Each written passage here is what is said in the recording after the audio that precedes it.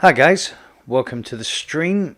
Usual, just going to do a quick setup of everything and make sure I've got everything working correctly. How are you guys doing today? I hope everybody is good. Again, I think we'll go on and we'll do a couple of little things, and then I'm kind of thinking I'm gonna do have a look at Gary, see if we can maybe come up with because there's only a couple of nightmare hunts that I haven't soloed, and not because I haven't managed to do them, I just haven't tried them. So Gary's one of them, and Omnigo's the other one. So Omnigo isn't around this week, so we'll have a little look at Gary. But there's a couple of little things I want to try and do first, because I have just had my dinner, and it was a splendid lunch, splendid feast of a KFC Big Daddy meal for anybody in the UK, for any of my American friends. I'm not sure what your version of a Big Daddy meal would be, but it was nice anyway. So we will we'll get it cracking. See if we can get some stuff done. I'm still making my way towards the dreaded Redrix.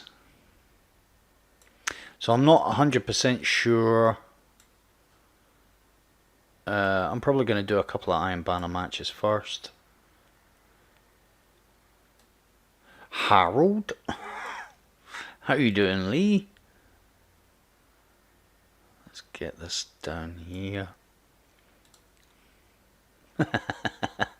How you doing, buddy?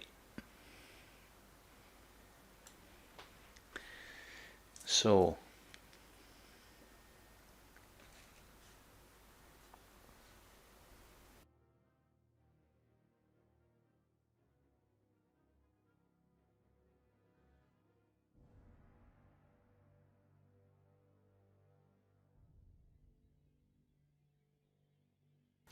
I don't know what's changed. I'm gonna have a look at this. Public. I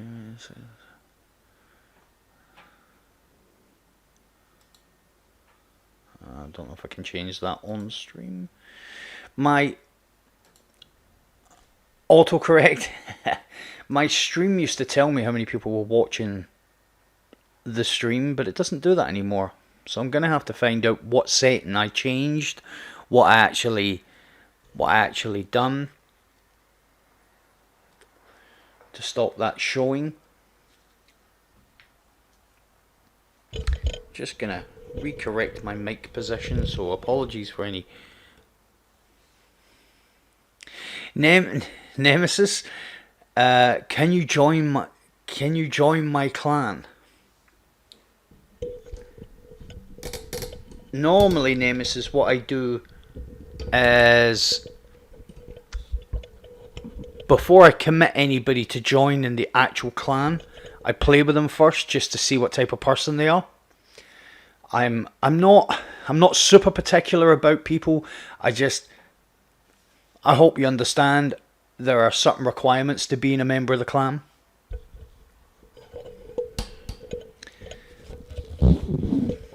I've still never found out.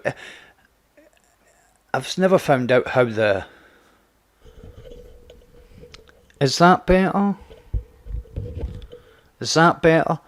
How does the that there we go. I have a little kind of move that over here a little bit. What platform do you play on, Nemesis? It's to protect everybody. It's not just, I'm not being narcissistic, I'm not being arrogant. It's not just to protect the clan members already have, is to protect the integrity of the clan and to protect your interests.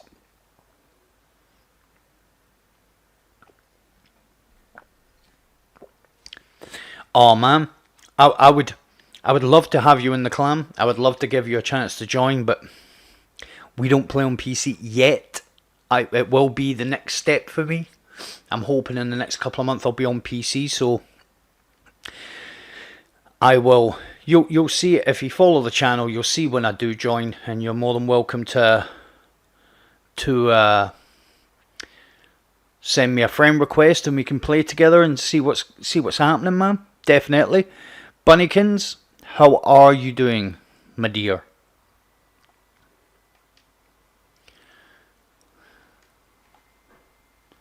Hey, dude. No problem at all, Nemesis. I am. You're still an Iron Banner lore? I'm just about to go in myself. Before I do Gary, I need to play a couple of matches. Try and finish that off. Ugh.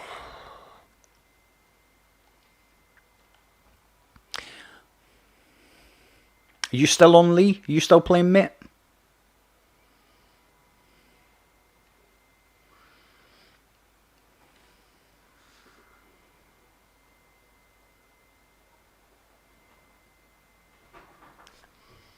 After this match, you guys want to hook back up? It's up to you. You don't have to. I'm going to be smashing it anyhow. So because I've got a limit to the amount of games I'm going to play, especially on my Titan, it'll be an easy shift. I'll do my best, Nemesis. I'm not the greatest Crucible player.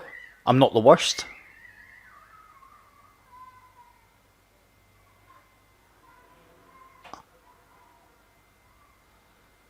I'm definitely right. Well, I'll play this match, and then if you guys want to go in, we can jump in together. I'm not the best Crucible player. I'm not the worst. I'm average to good. Is that fair? I think that's fair. I have matches where I'm decidedly averagely good, and I have matches where I'm decidedly not very good. I'd probably say I was a better Crucible player in Destiny.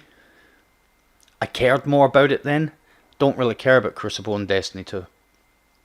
The experience has been ruined with too many parameters. But I suppose that's the way of the world. I'll tell you what I'm going to do this time. I like to... You know what? Yeah, we'll go with Pulse. We'll go with Pulse. I've been using flashbangs, basically. The old Widow's Court. First time I ever played Trials in Destiny 1 was in Widow's Court, I think. Might have been. No, it wasn't. No, was it? Might have been the first clip I ever made. Yeah. Top of the stairs. Top of the stairs at A, I think. Jump sniped a Warlock out of his super. That was pretty cool. Disclaimer, I don't do many jump snipes. Alright. Right here. Jumped over this building and sniped a Warlock. Silver-Res Warlock out the sky.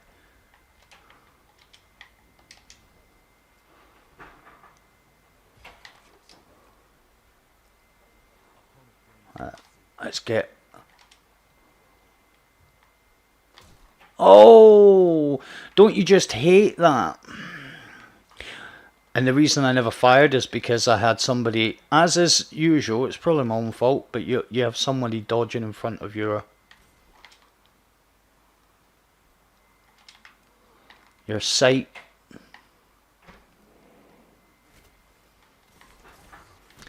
Yeah.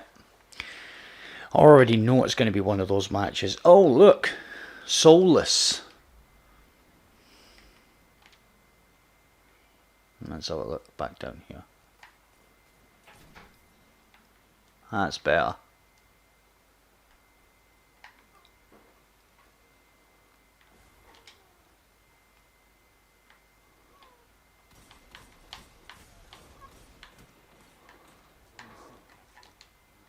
Slide.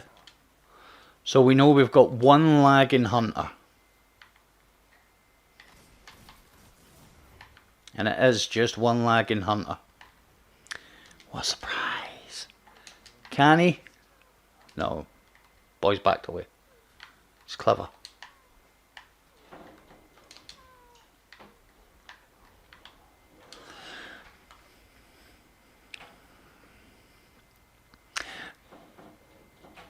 It's just love with Lee, that's all it is. You just...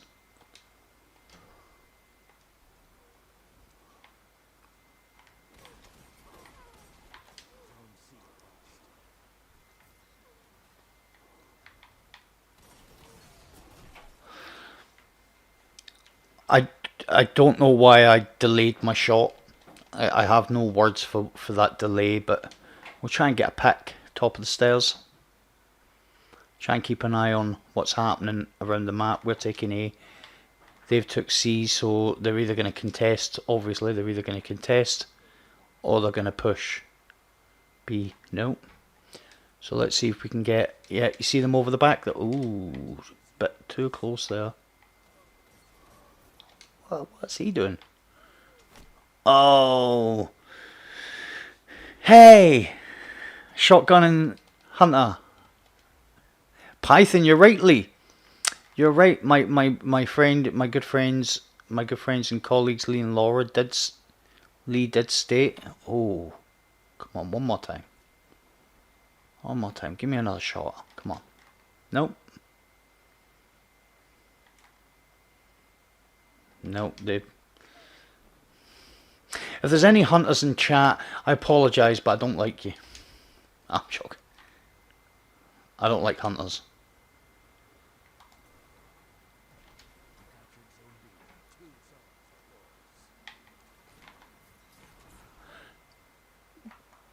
Don't judge me. That was a snipe.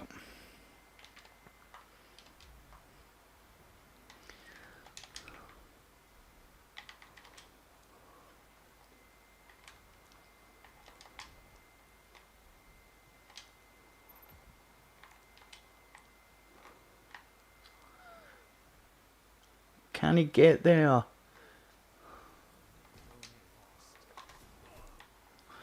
Yes, he can. And Callisto, the hunter with the python. I didn't just soullessly, armlessly jump in.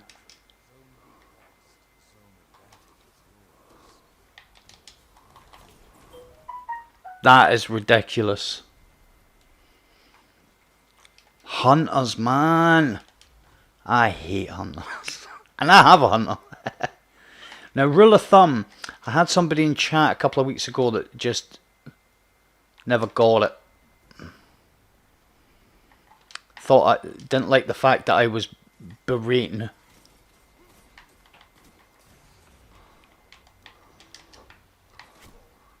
hunters. I don't berate hunters, right? If you main a hunter, Nemesis is like, not a hunter over here, sir. I love my hunter, Nemesis. I love my hunter. I'm just not, you know something. I'm a big purveyor of gun skill.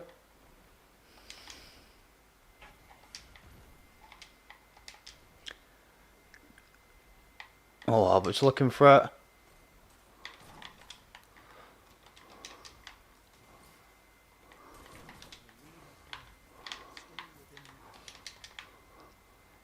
Callisto, how is it when... Right, so, yeah, so I'm a big purveyor of gun skill. I had hammers. Who popped hammers? They popped hammers. Oh. Oh, he ran again. I'm a big purveyor of gun skill. I think when people just, you know, whenever there's a...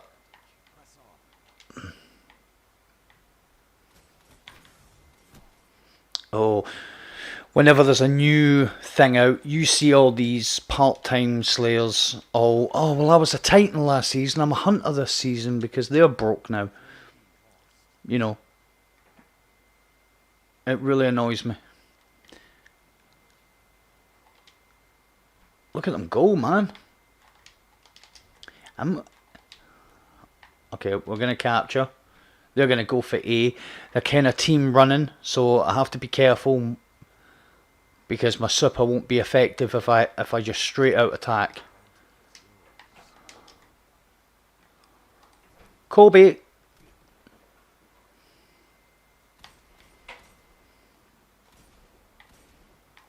What? Yeah, so no.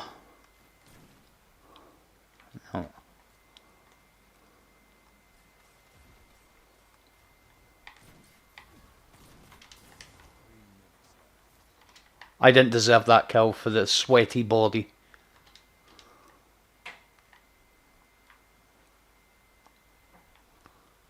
Oh, GG, our team.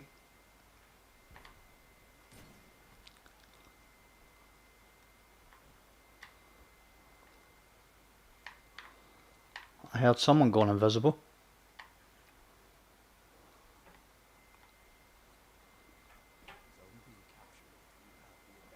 Alright. Doing bad work here, guys. I'm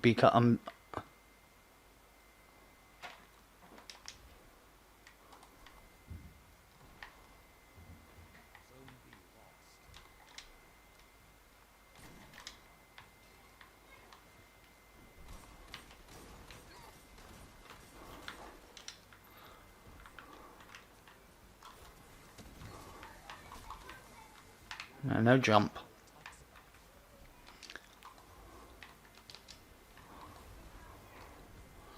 Alright.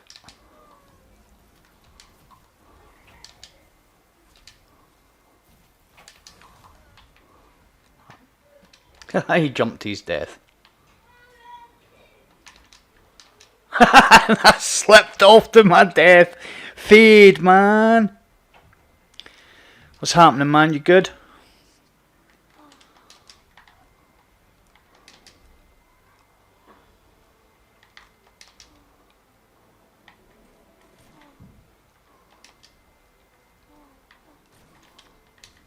Oh! Oh! Oh! Oh! Oh! Oh! Oh! No! No! No! I don't care. I got killed. That is getting recorded. Oh my god! Did you see that? Oh man, Denga.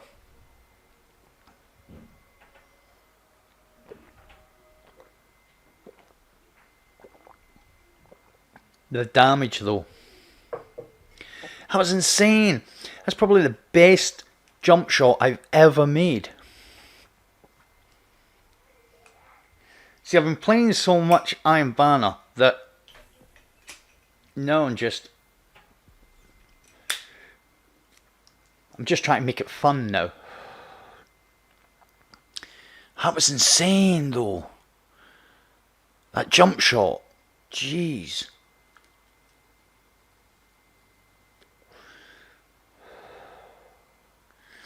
Yeah, Fade, man. Them slippery rocks. It's because I took my shoes off. Trying to sneak about.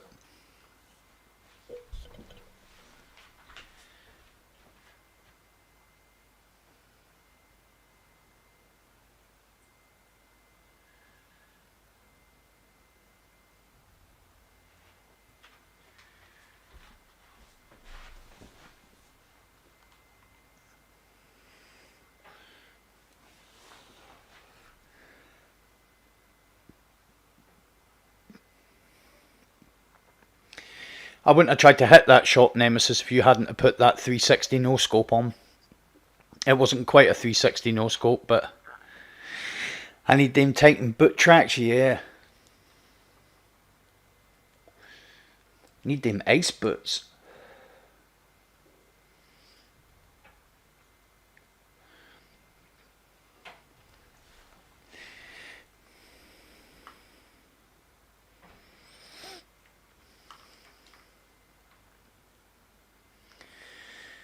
I'm actually kind of messing about. I'm doing the Redrix, but kind of messing about because I've started collating clips. I've got a lot there.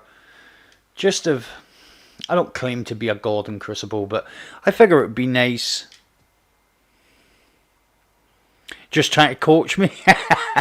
Come on, Nemesis. Nobody's even reacted to that jump snipe. That is ridiculous. Come on. Bit of love in chat. What's it they say on Twitch? Can I get some hype in chat, guys? Can I get some hype in chat? That was a ridiculous jump shot snipe, and it was a headshot. I missed the first one, so I tried to lead him. You looked away, Fade. Oh, I clipped it.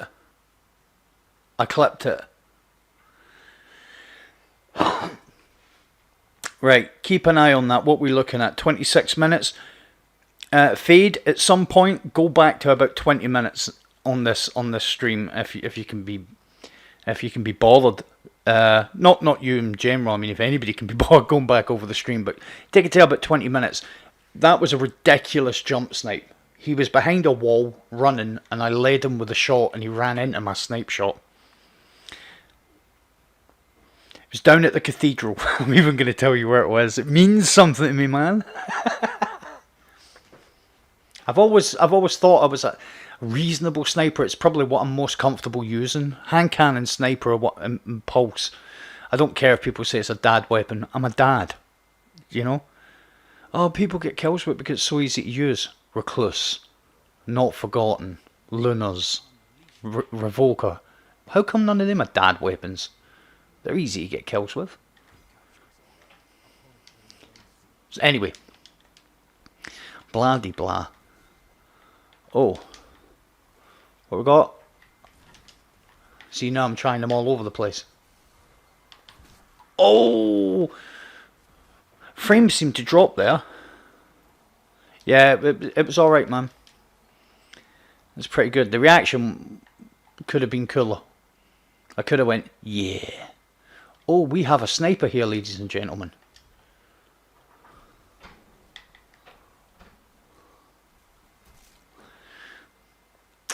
Wow. We have a real sniper here. He's using the trophy. Trophy hunter. Okay. I like a sniper battle against a decent sniper. Oh. Oh, missed. Oh, I never had any ammo. I must have hit him then. Right, okay. I've had my fun. Let's go and try and get B. Although I think my team are scared off by this sniper now. He's on the edge of his grenade. I thought I was just on the edge of it. I got killed by Randy's there, but funnily enough, it's fight. Oh, people are departing the team now. I got killed by Randy's, but it had an distinctly hand cannon-esque sound.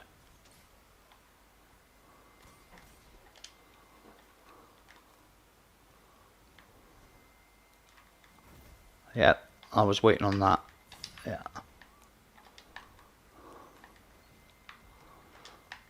Yeah. That's that AC 130 Warlock build, right?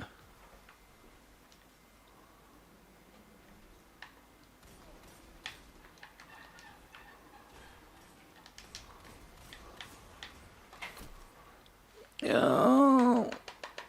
I felt like I got some ghost bullets there, guys. I felt like I got some ghost bullets there. Hacks. He might just be a really good sniper, you know. Or are you on about the AC 130 Warlock build? Right, I see you. Move it my way.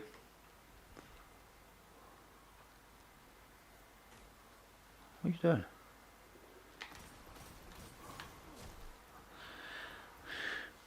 I feel like I don't know if I'm aiming. Right, I'll tell you what.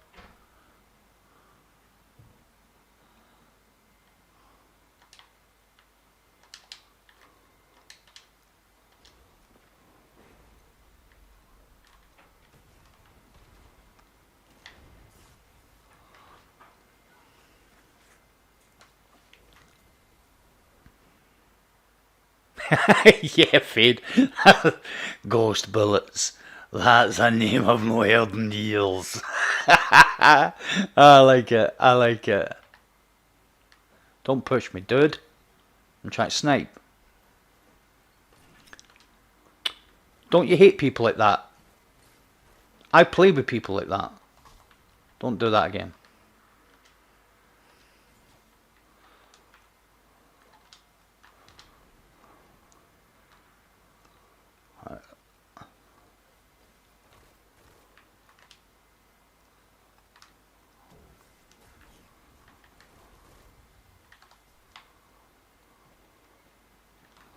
How's a hunter be off?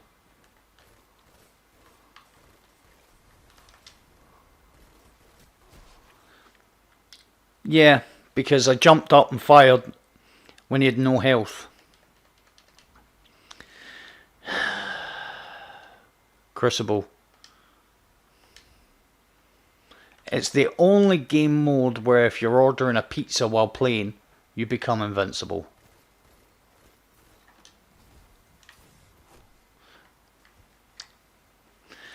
That Warlock build, I can't really get too... Oh, is it that ghost guy? I can't really get too angry at it because it's literally what the subclass is supposed to do. It's just the great thing. The great and the bad thing about it.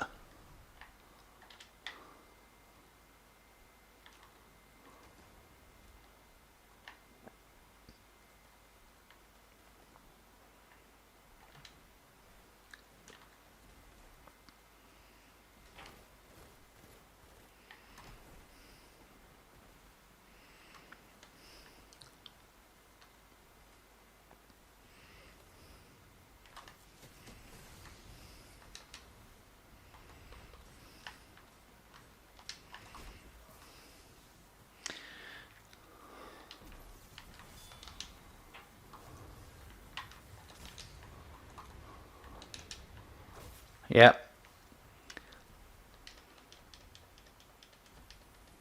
I hate playing against that build is one of the worst for me to play against.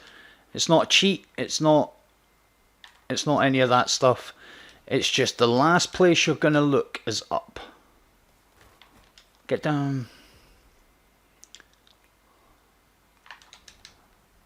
And then saved. Saved. Alright.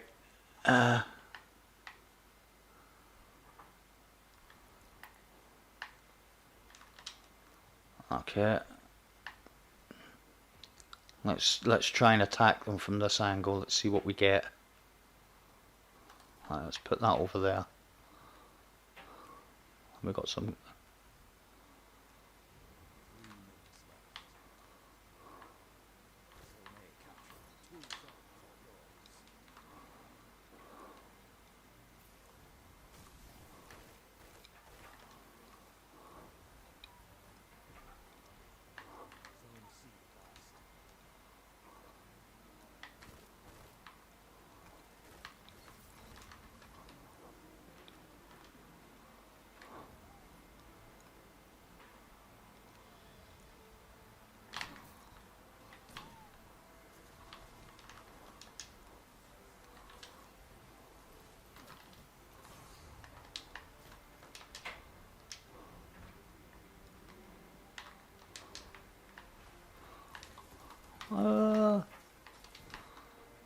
No way I'm getting out of here alive.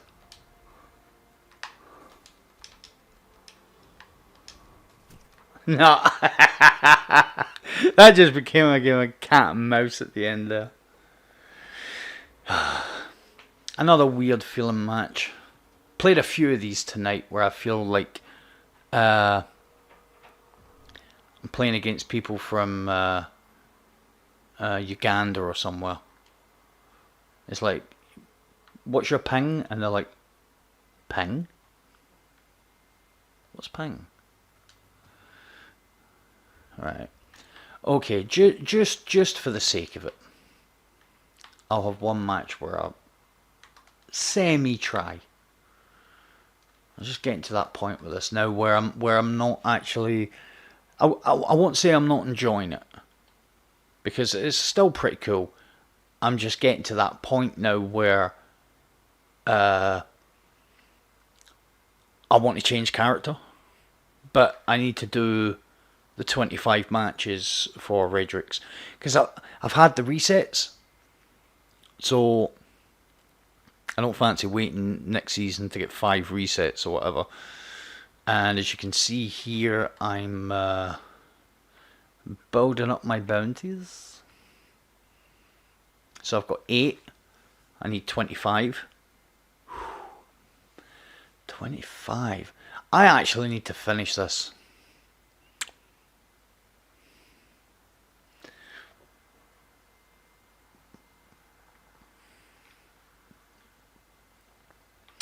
That needs to get finished.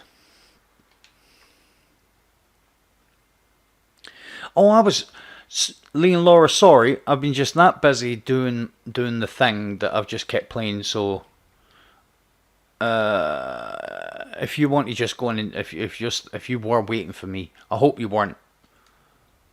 Yeah, the survival playlist is. I like survival more than I like this, because this is a meat market. I think Iron Banner, quick play in general, has just become a circus. Nobody plays any strategy. It's just, get a bunch of your mates and get, because I've come up against a lot of fire teams tonight. A lot of fire teams.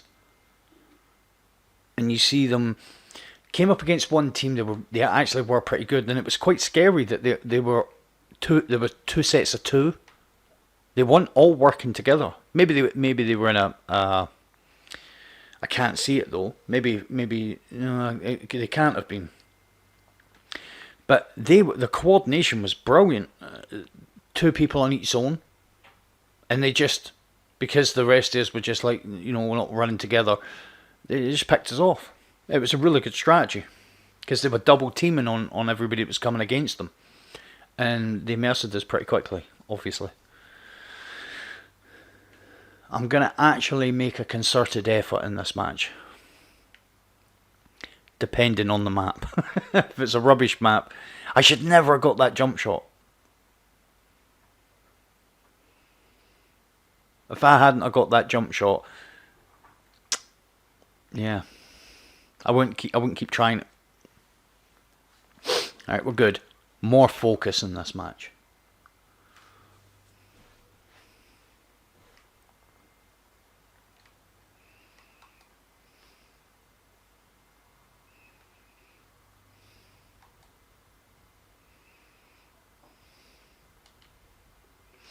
Distant Shore. Now, hand cannon's not great for these maps, because what they've done with hand cannons is, because they've brought the range in, sidearms can quite easily outgun you, so they're almost making it more ranged.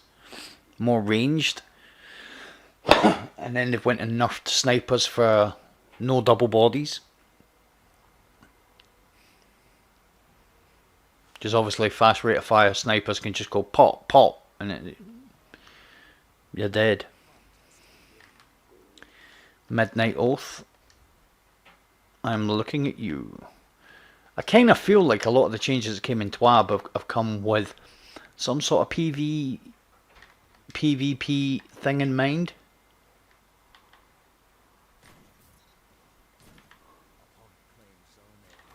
Alright, okay.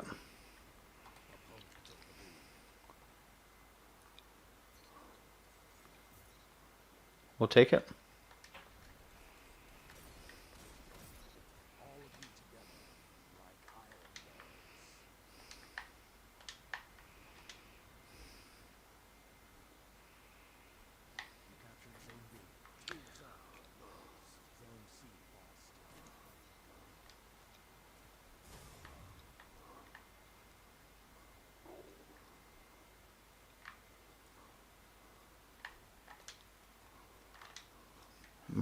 C. We need to go and capture C. Oh.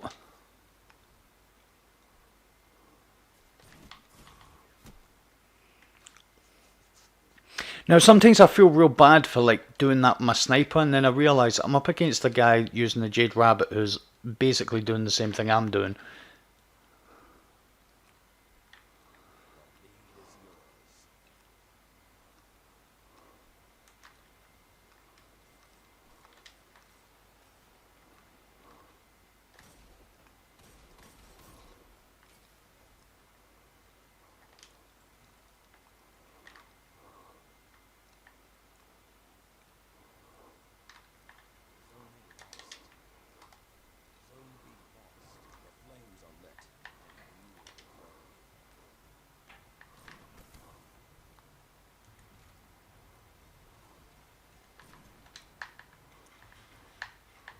I'm right up against the wall.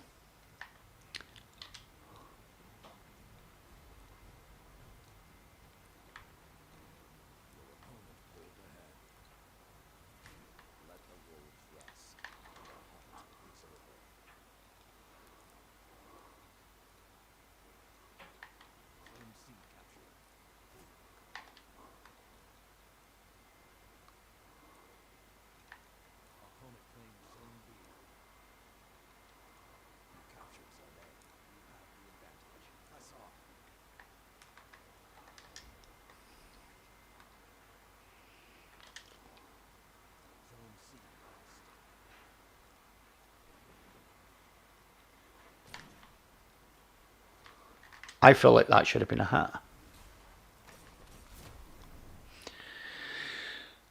The time I want to pull my sniper out, I don't. And the time I don't pull my sniper out, I should. They're going in there. I hit them.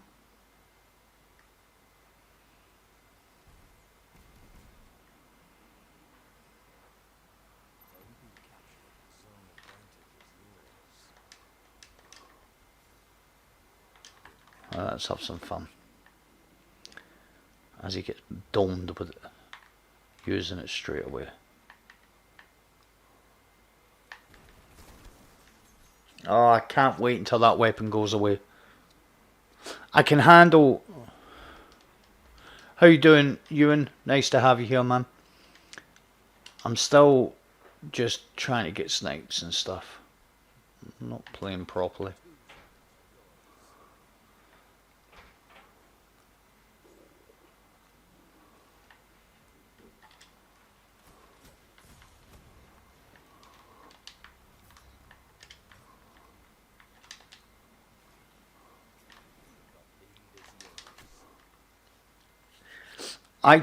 I find another thing, and I don't know if anybody else finds it in Crucible. I feel like I die like a lot faster than I expect to.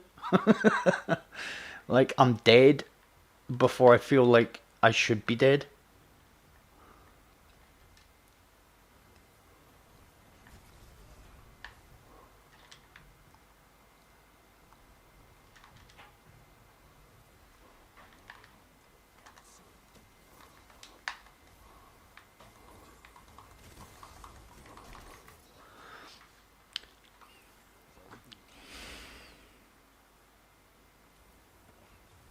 A sniper doesn't do the same thing, Ewan. A sniper takes a little bit of skill.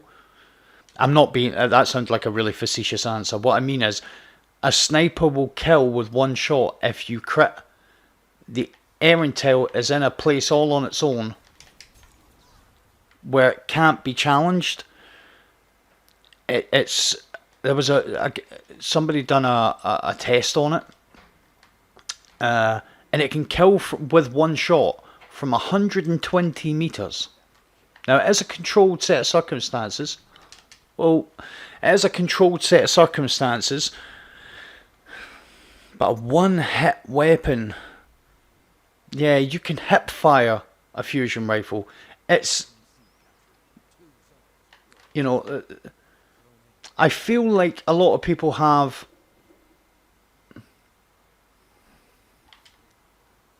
reasons why they like the Erentale. But I feel like getting teamed all the time, is that... I feel like people well, yeah. I feel like people are going to have an issue with the Erentel getting nerfed. But I feel like the only people that are going to have it's like a lot of the weapons. I feel like the people that are going to have being taken from the people that are going to have an issue with the Erentel getting nerfed are and literally it's no detriment or anything. The people that will have an issue are the people that are using it. If you're not using the Erentel or you're going to Crucible enough, no ape, you'll understand that the Erentel's problem is it's very low skill to be proficient with it. You can pick it up really quickly. You just...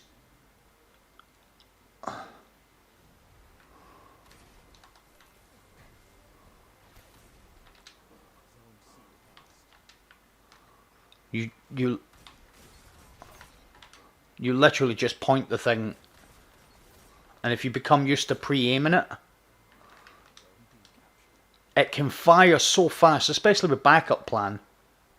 It can fire so quickly that nothing can challenge it.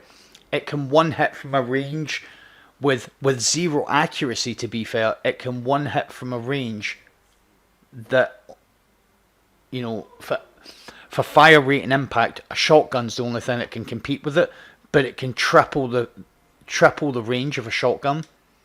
A sniper needs to be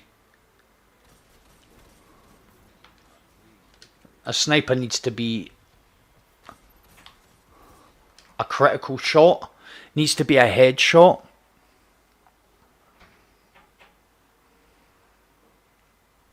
Yeah, it's... Listen, this is my way of describing the whole Erentel thing, right? And before Erentel, you had other weapons that I can think that were like super sweaty because they'd done a lot of the work for you, couldn't be really challenged. Was Sleeper Simulant and Gambit, and then after Sleeper you had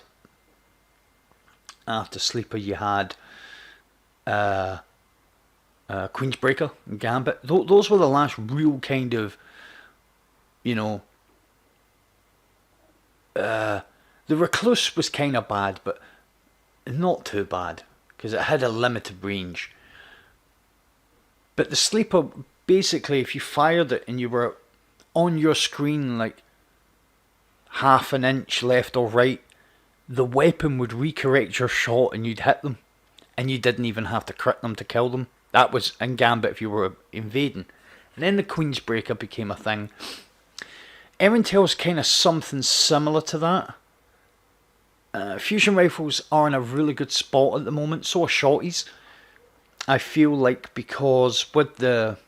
If you have intrinsically high mobility or intrinsically constantly bent knees, you're hard to either chase or pick up on the map. So a sniper can't react with the same accuracy or with the same lethality as a shotgun or a fusion rifle, because he has to crit to get that one hit kill. Fusions literally just have to fire and hit them. You know, if you're in a close enough proximity, you don't even have to hit them with a full spread.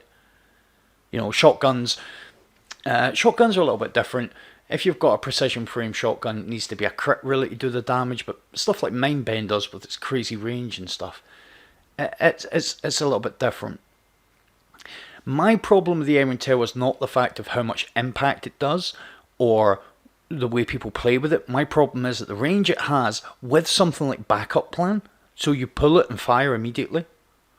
It's like, listen, all of us kind of D1 guys will remember the Fist of Panic. Well, the Erentel with backup plan is the new Fist of Panic, because you can shut supers down with it. Any weapon that you can basically run about in the special slot. I mean, the special ammo. So you're going to spawn with ammo for this thing every time. And then you can put modifiers, mods on, where you pick up more special. It's it's a dangerous place. If you want to keep the Erentail being as lethal as it is and as effective and efficient as it is, it needs to go into the heavy slot. Make it do more damage, but put it in the heavy slot. You know, which, if you remember correctly, that's where they were to start with. You know, snipers, fusions, they were in the heavy slot. It was a bad idea, but that's where they were. But if you know, the errant, if you take something like Loaded Question, which doesn't have backup plans, so it has to charge, right? That charge time gives you the ability to do something. And it might not be get the kill, it might be, oh, slide into cover, or it might be I'll throw a grenade, anything to put off their aim, give them something else to focus on. If you can do that, but Erentail with backup plan, which is literally what you and I think it takes 5 seconds to proc again. So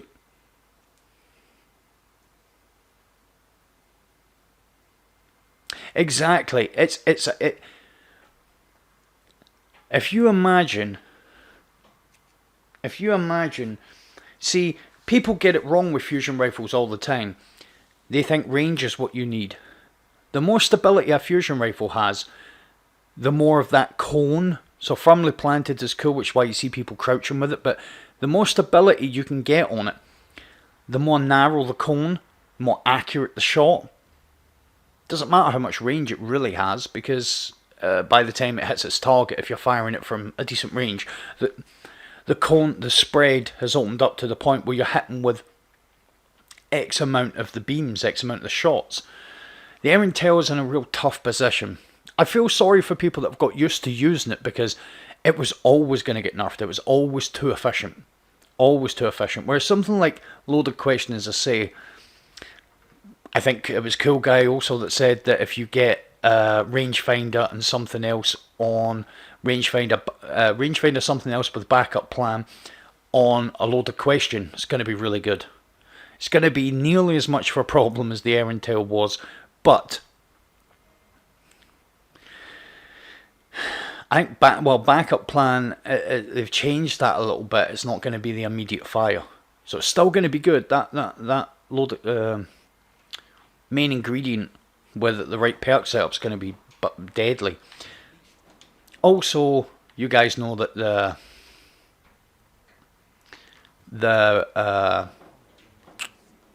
150 RPM grenade launchers are getting nerfed, right? So that's all the good ones, right?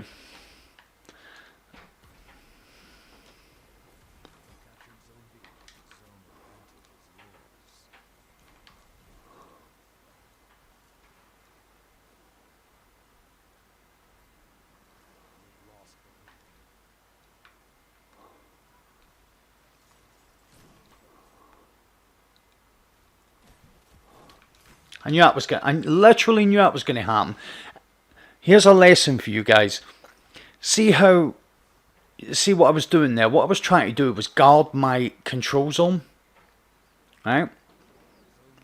See how many people ran in front of me? They won't try to guard anything. Look at them. Look at Hunter. 4 Hunters and 2 Titans. Wow. He killed me with that. He fired at all of them and killed me. So what I was trying to do was, because it's control. If you want to slay, go and play Clash or something else. But control is about controlling the zones. And I'm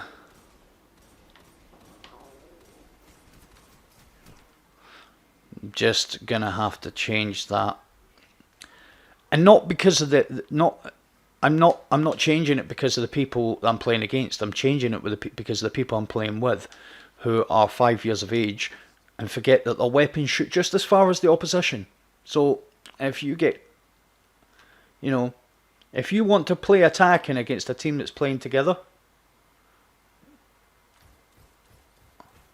you will die 100% of the time. Alright, where are they coming from? We've got B. Have they went round? Nice. No, not nice. Got hit from somewhere that I wasn't expecting to get hit from. And I literally just caught sight of where I was getting hit from. If you're playing control, the idea is to control a set of zones, right? The other team then has to get 3 kills to your 2 if you control one zone more than they've got. Something like that. Oh man. What did I get burnt with? Knife? You reckon?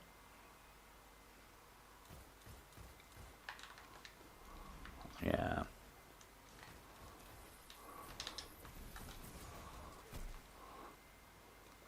I jumped up in the air there and got pushed to the right. Do you think somebody ran into me when I jumped? Look at them. Oh my god. Right, I am going to change. What are we going to go with in my special? Let's go with a bow. Come on. Let's have some fun. I'm not taking this seriously because I'm literally playing with 5-year-olds. Oh.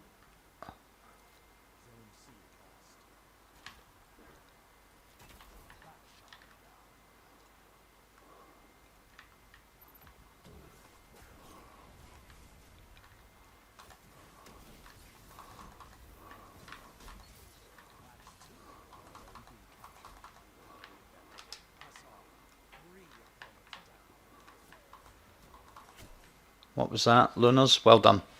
Got a couple of kills. Happy with that.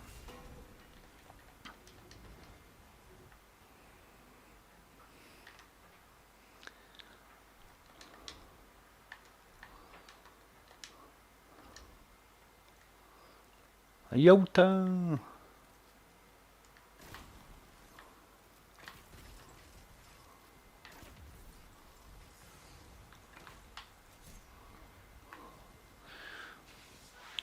Yep. Oh, go and kill him. Go and kill. Thank you. I don't normally say it about my own team, but when you see someone firing, and this is a lesson to everybody that does this, if you see someone firing in your team, don't go try and run in front of them. You're not playing as a team member, you're just trying to get more kills than the rest of your team when you do that. And nobody is fooled.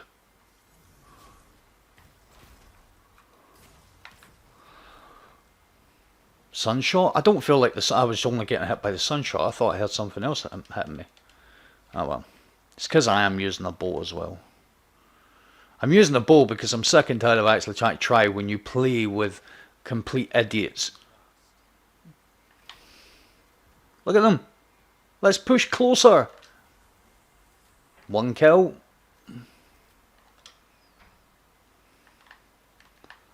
Let's have a look and see if we can get a pick from here.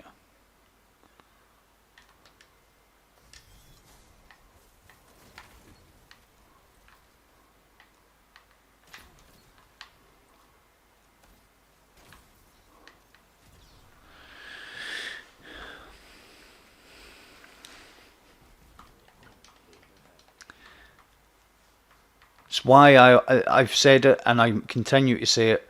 I prefer comp to quick play because quick play is where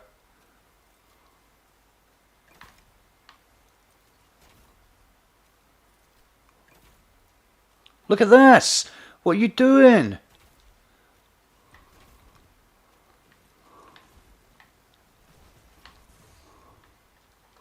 Right, kill him.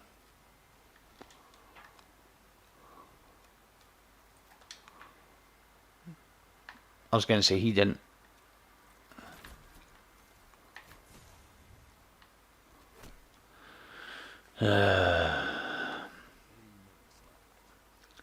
Kind of getting. I do get sick of Crucible. I really do get sick of it. I get sick of. It's hard to stay positive. It's hard to stay positive in Crucible when you're playing Is,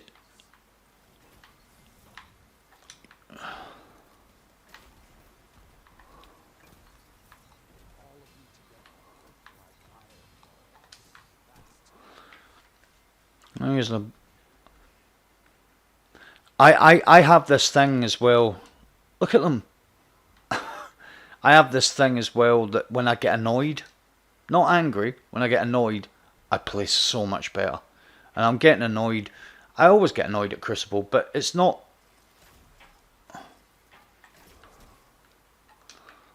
Crucible itself that annoys me, it's the people that play it.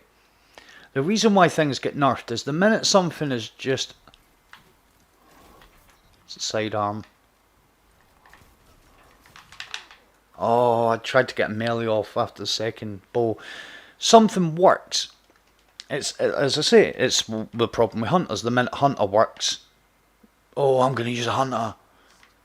Titan was working last year. Oh, I'm going to use a Titan. It's such a, it's an people that play that way are not skillful players.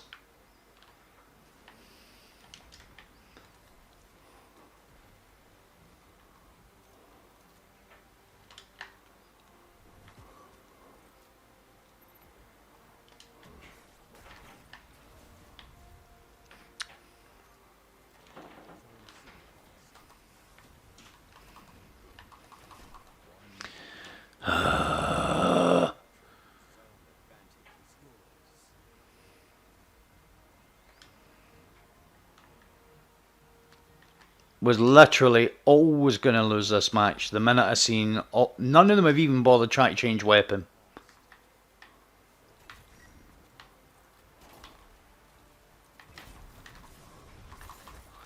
None of them even tried to change weapon. They all just stuck with their primaries and their snipers. If you can't snipe proficiently and consistently, put the sniper away.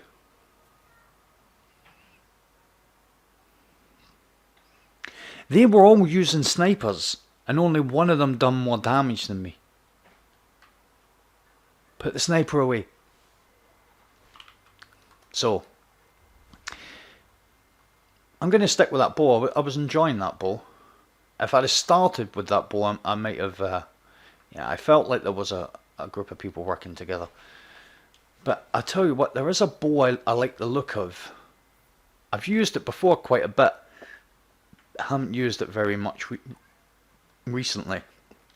I actually done a couple of Nightfalls with it. Back last year, when the simpler days, when Nightfalls didn't involve you having to get out a spreadsheet to find out what worked. Bye. Alright. I'm going to keep that, actually. I'm going to get rid of that. But I'm going to keep that just in case... Because we've heard about the... Yeah, sorry, Ewan. Jotun's slightly different, I think. Because it's very easy to counter. It's very easy to counter Jotun because it's got a real long charge time. It's more of a ranged weapon.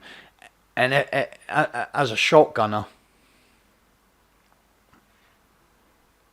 Yeah, bows are okay. Bows are okay. I do enjoy using bows. This bow right here, this is my baby.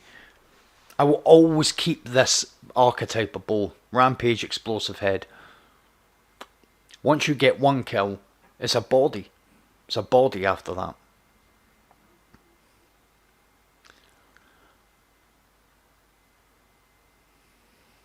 You know, actually what might be good on that bow is the perk that keeps Rampage, got the mod that keeps Rampage going a bit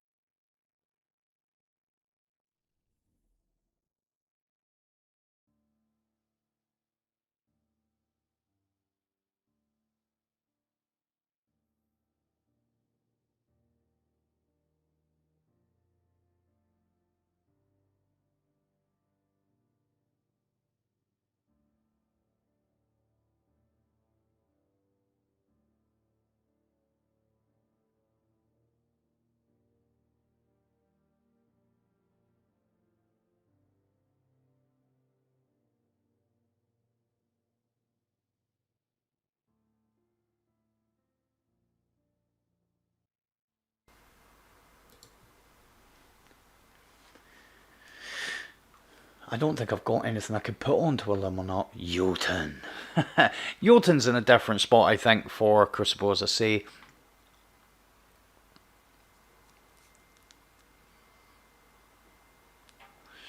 And as I was saying about grenade launcher, sorry, I got caught on the match.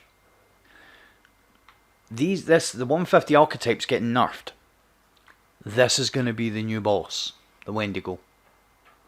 120 RPM. They're not going to nerf the damage of it. That's going to be really strong.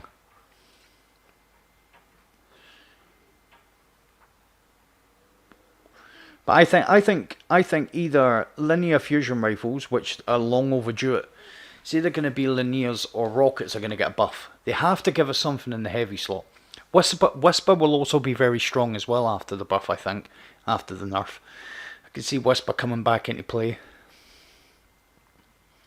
It's already still an accepted way to do the Garden of Salvation. It's either Izanagi or Whisper. That's the two weapons that most people use to do DPS. What pinnacle are you chasing at the moment, Ewan?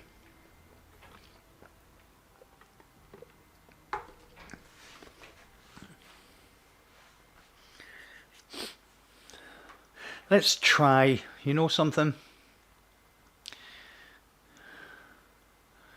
Should I?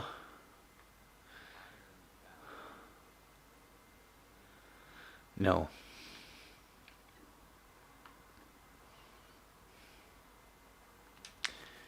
Should I? No.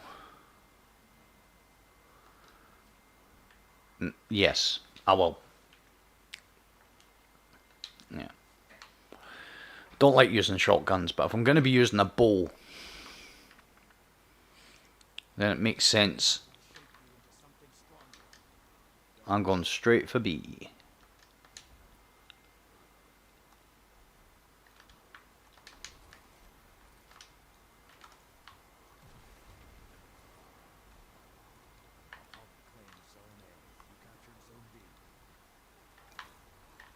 Oh, invisibles.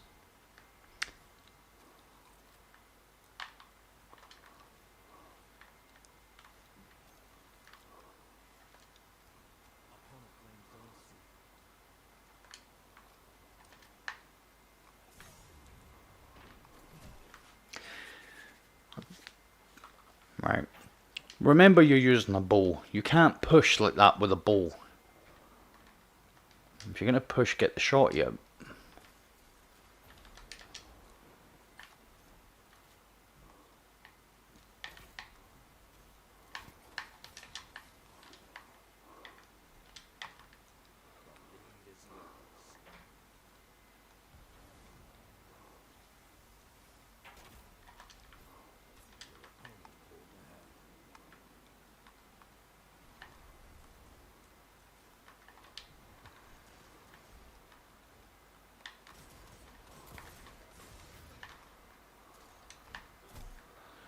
Round the corner much?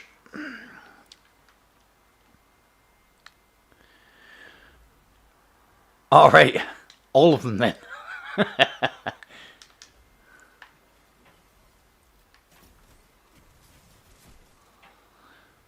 feel like that's a I'm starting to feel like it's a me problem that I haven't changed my loadout, because I'm coming up against the same sort, not the exact same weapon, but the same types of weapon, and it does make for a faster gameplay, but I've never really enjoyed sidearms.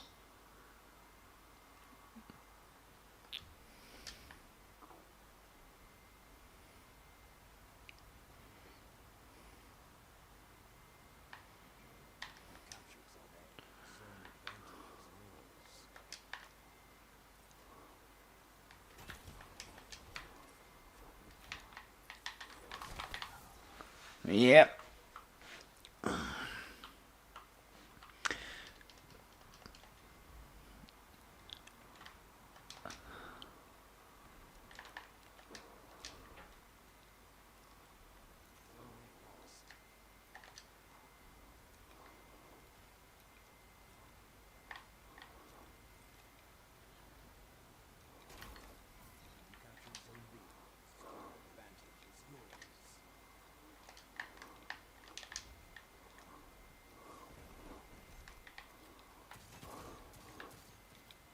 Oh, that's... I thought I could go drop down that. Okay. Whoops.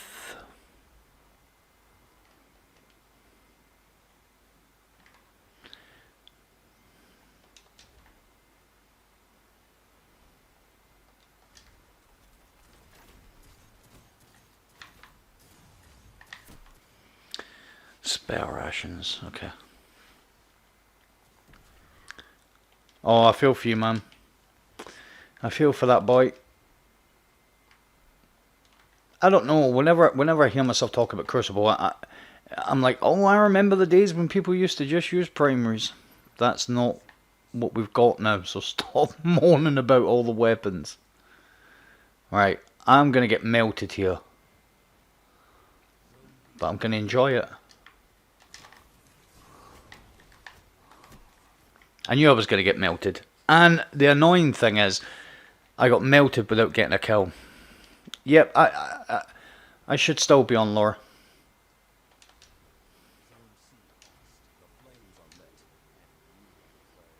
Yeah.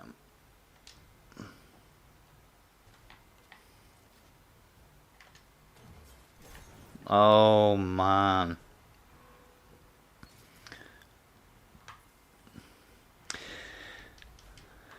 I'm not having a good time.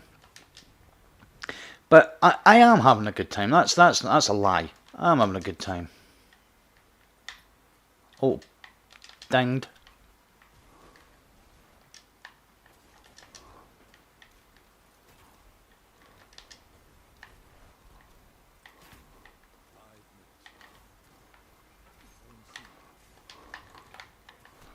Titan! If that literally had been a hunter, he'd have been dead. It's quite hard to hit. I don't know if anybody really knows this, so I'm going to say it because it's true. Hunters are actually harder to hit in Crucible.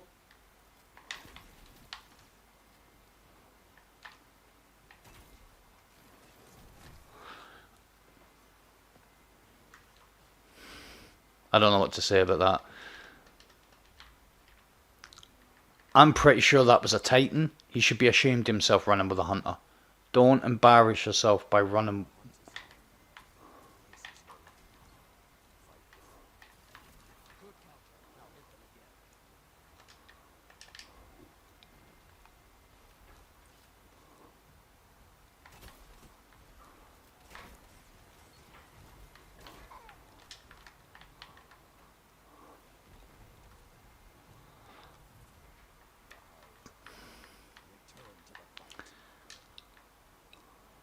Yeah, Hunters are actually harder to hit because they've harder to crit. Yeah, I was thinking something was going to happen. No idea why. This happened the same time last night.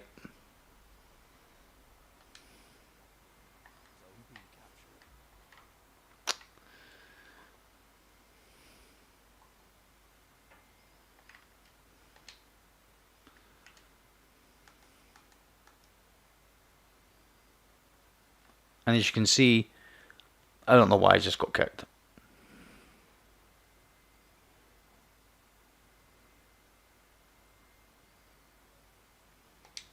Check my internet. I don't think so.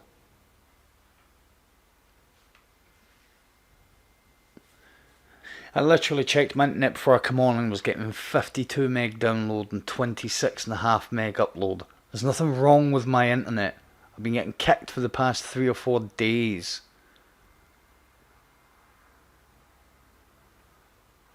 Loading times to the tower have got longer. Playing a lot more laggy, glitchy players in Crucible.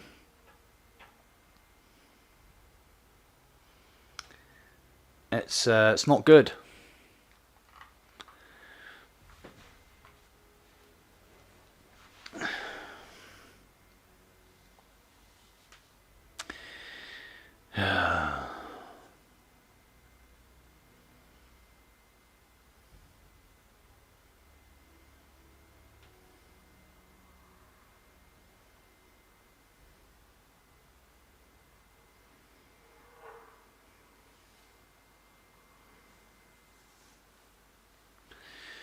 It didn't feel right. I felt like I was missing shots, and I felt as if they were moving faster than. But that happened earlier. I spoke to a guy earlier. I messaged a guy earlier. The servers can't handle your style. I don't know about that, Lee. I would love to think that, but I'm going to be honest. The last week or two, the last week that I've been playing Crucible hasn't felt like it felt like before I stopped playing. It feels horrible. I can see why everybody's moaning about it. And I mean, I do get. A lot of people have said. I say a lot of people. People have actually noted that I have done some complaining about Crucible. So over the past couple of weeks, I've been looking at a lot of Crucible videos. A lot of people giving their take on Crucible. Yeah, my connection's really bad. Look at that. Nothing wrong with my connection. Change your algorithm. That's what they need to do. So let me just verify, because there was a guy that was watching the streams for a couple of weeks, and he ended up having a little bit of a go at me for having a go at Hunters. And it's not after 10, so I can't swear. Really annoyed me, because basically, as a streamer and as a content creator and as someone that plays the game, I can't have an opinion, although it's negative, about a certain thing. I've got to be positive about everything. No, I'm not going to be positive about everything. I've maintained it that I'm kind of annoyed with constantly seeing Hunters in Crucible, but that's not Bungie's fault. They took away some abilities that were really strong before, and then all the Crucible peasants just jumped on the Hunters and just, oh no, I mean a Hunter now. I mean a Hunter. And then the more people that done it, the people that stuck by their guns were like, you can't beat them, join them. And now, this was a point I made, and it's the last time I'm going to make the point. I'm not going to keep banging on about it, to be fair. Titan. Exactly, Ewan. Exactly, mate. So if you look there, on my Titan, I have defeated 7,000, just slightly over 7,000 opponents. Almost half of those opponents, give or take, 1%, 2%, have been Hunters. Warlock. Look at that. Now, Titans will be high, because last season Titans were, the meta, if you like. A Hunter won't tell you how many Hunters I've defeated. But I'm a Titan main. I main my Titan, and then my my Hunter's my favourite after the Titan. As you can see, don't like the Warlock. I don't care how broke the Hunter or the Warlock get. That's my baby. It has been since D1 started. You won't see me changing character to go and run a main as a Hunter, because now it's strong. Because I excuse me, sorry about that, guys.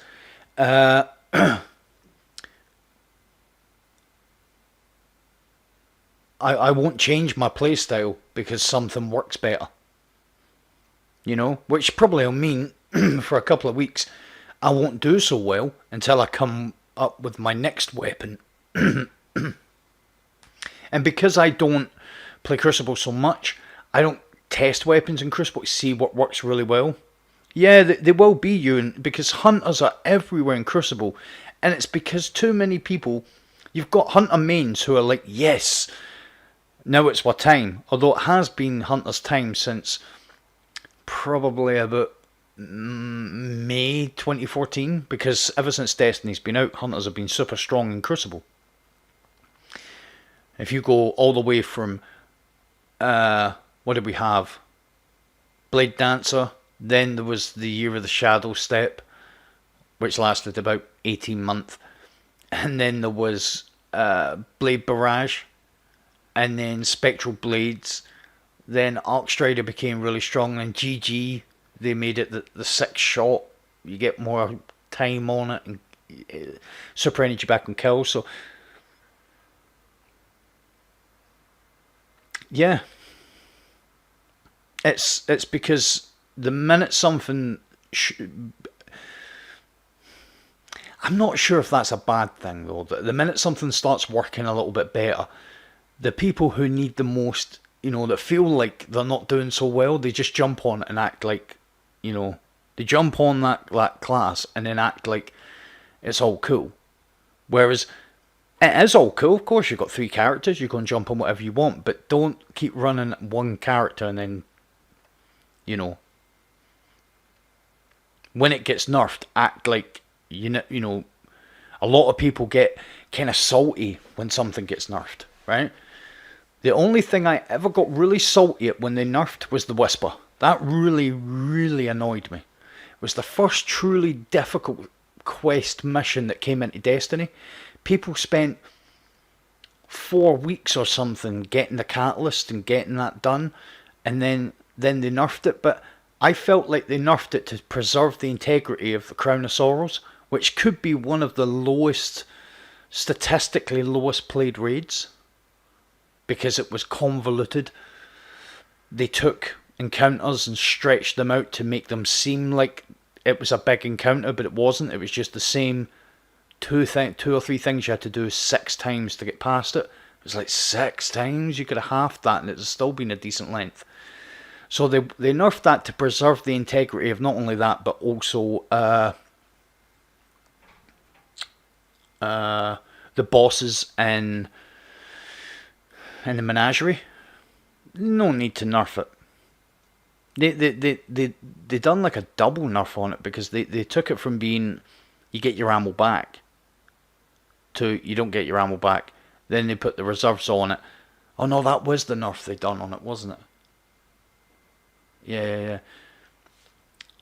The other thing that they've done, and I don't know if it was in the TWAB, but it's definitely Bungie that have come out and spoke about it, that with what they're doing with Izanagi and the sniper buffs, the nerfs in general, the exotic snipers are going to get their own work done, which will be separate from that. I wouldn't be surprised if the Whisper sees its day again. Darcy, maybe. Darcy's more underused probably than the Whisper is, so the Darcy could get a look. But if they're going to be reworking the snipers, don't be surprised if next season you see No Land Beyond making a return, especially if Trials is out.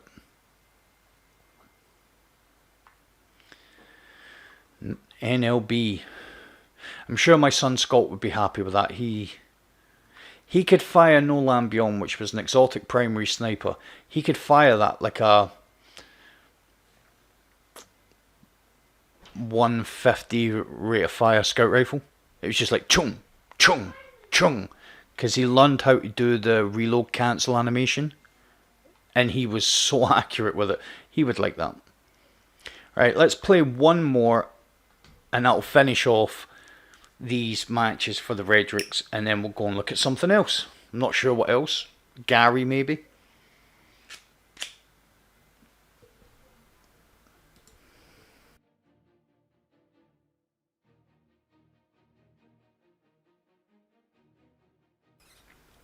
What do you guys think? What do you think the PvE activity is going to next season? What do you think it's going to be? I know a lot of people have been kind of making noises that it could be Prison of Elders. Do you think, which would make sense, because Prison of Elders came in at the same time as Trials? And if I'm not even convinced Trials is going to come in. I mean, looking pretty likely. But Bungie have been saying a lot of things in tweets and twabs about setting expectations. Yeah, there he is.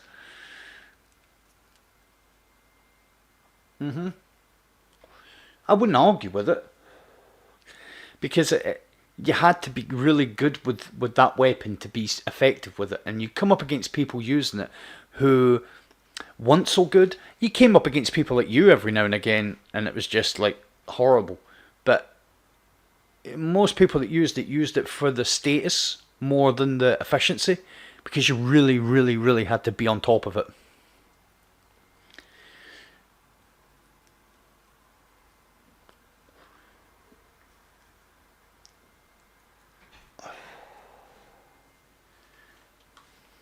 I enjoyed using that bow. But I think... Now, some people might say I've got 2 ranged weapons on there. And that's true, I do. I have very little intention of using that very often. It's all going to be this.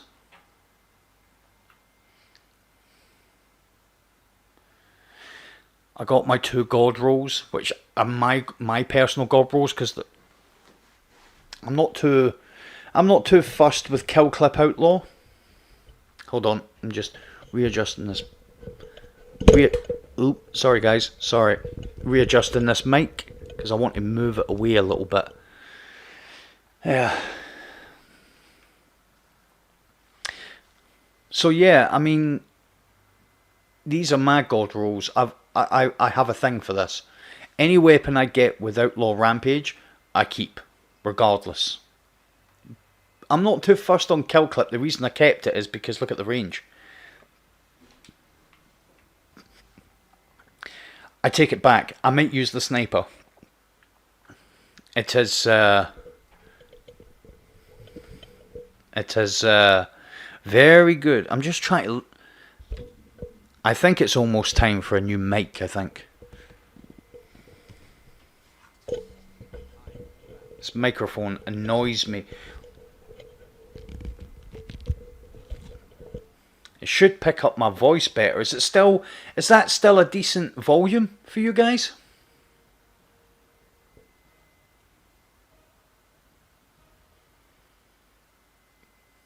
You can never tell.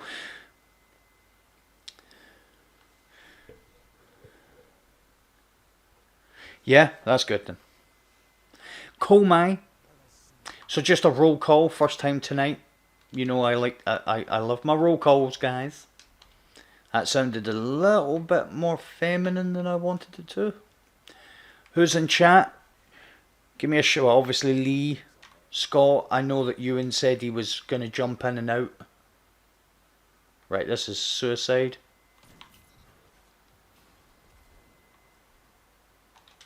Alright, I can hear.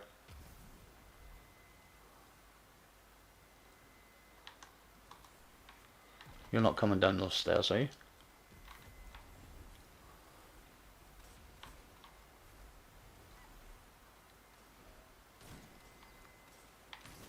Well, that was a horrible shot. Is there... Oh, I nearly got the fire off there.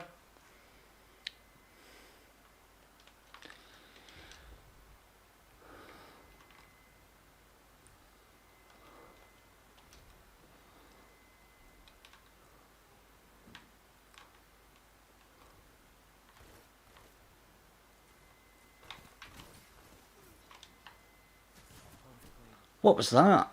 Oh, fixed odds. Rennie, how you doing? No problem. I have no issues with lurking. I just like to know who's here. That's all. Because it shows a ton of people are watching sometimes. I say a ton. It's not a ton, but it shows a number of people are watching. And then I say, who's here? And then nobody replies. I'm pretty sure I nailed that shot. You just put the kids to bed? Oh, bless, man. I think my 2 young'uns are sleeping now.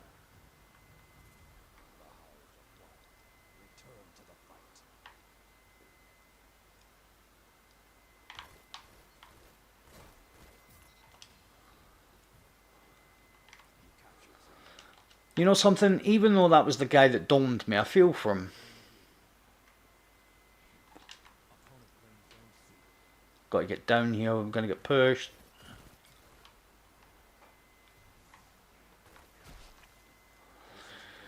Right, I don't feel for him. Oh, look at that. I'm just going to see here, because this would be really cool if I have... Yeah. We'll switch to the old dragonfly.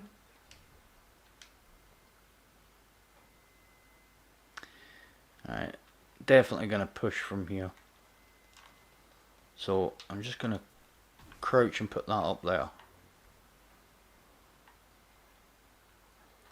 And then we're going to push through to B and see if we can get some picks through the centre.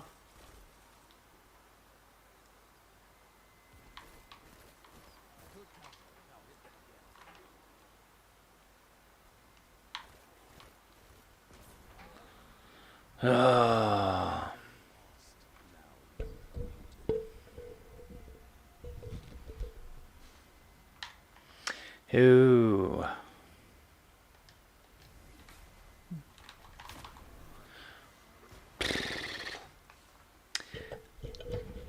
The other problem this game has with fixed spawns,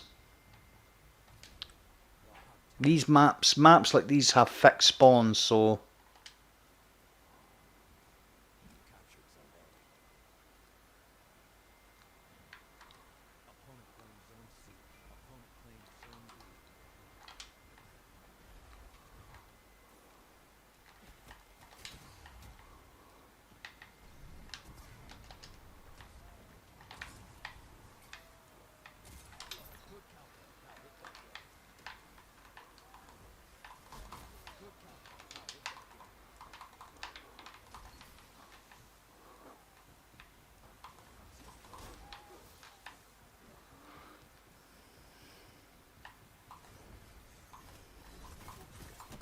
oh, okay.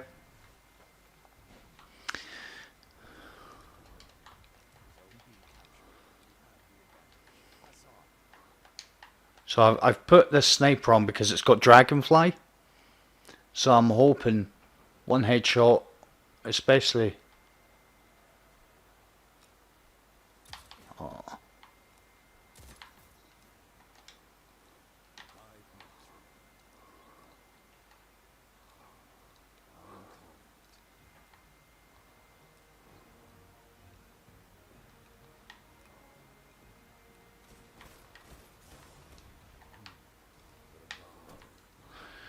How did he have that amount of health left? It's been a bit of a horrible night tonight in Crucible.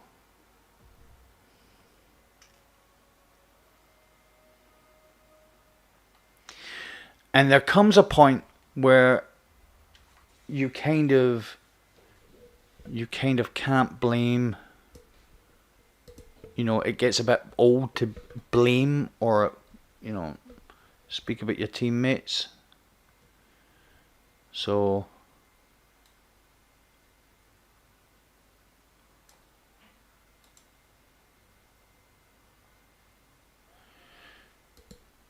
after a while you just have to accept that you lost the match. It didn't matter.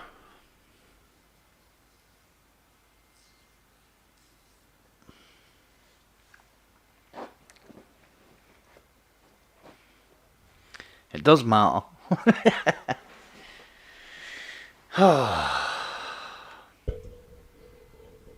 It's all part of the fun, I suppose.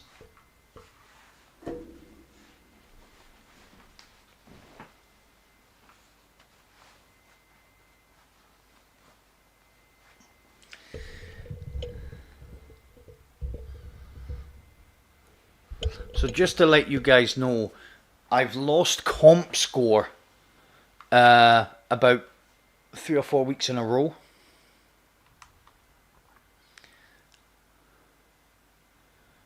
So I don't know if I can be bothered actually doing Gary tonight. I don't think I can.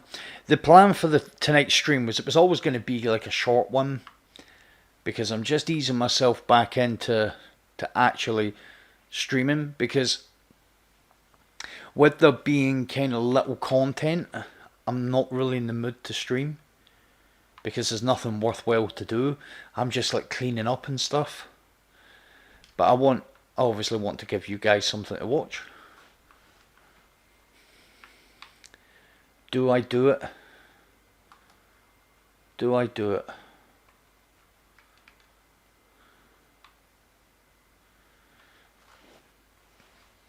Comp?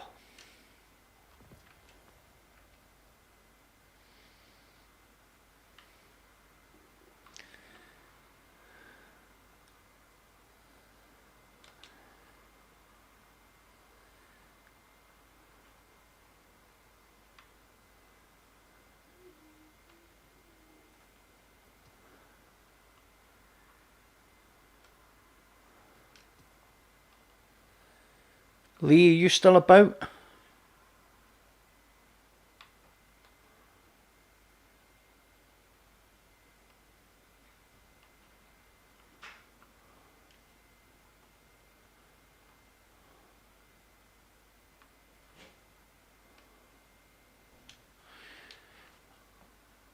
You fancy carrying me in some comp?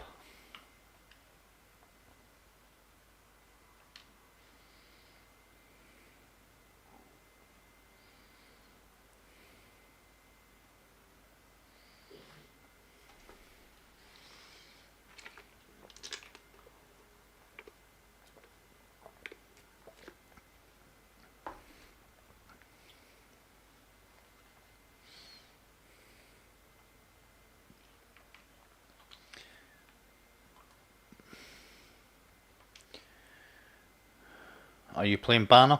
I'll go and get a game of comp while I'm... Oh, wait a minute. Did I see...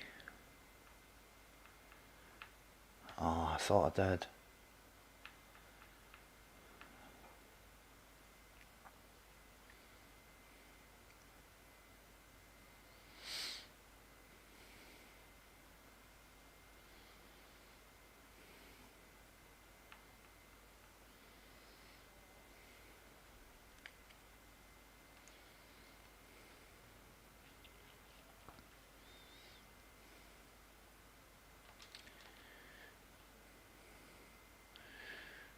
I'll wait for you then.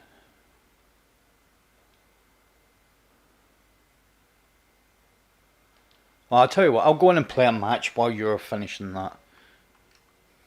I haven't played comp in 5 weeks. And I was a considerable amount higher than that. I think... Sorry about this, guys. Thoughts a little bit dodgy.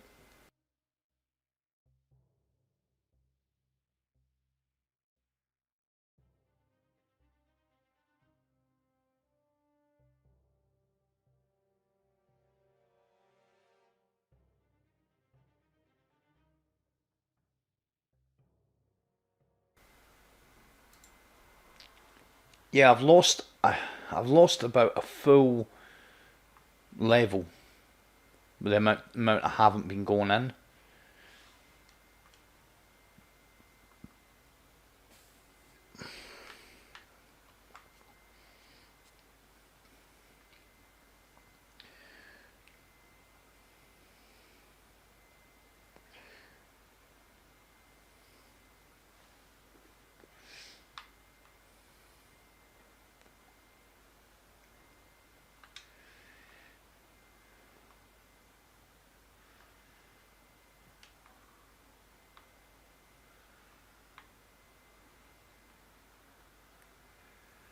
Let's level this thing off a little bit.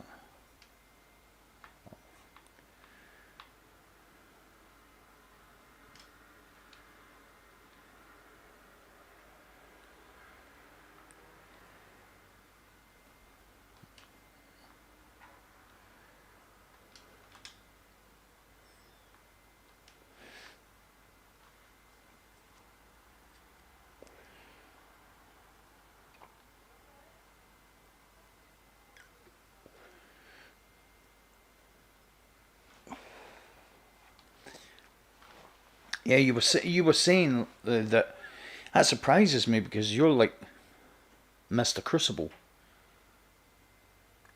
No, when I say surprise me, I don't mean oh you haven't done that. I mean, I thought you'd have done your comp every week, son.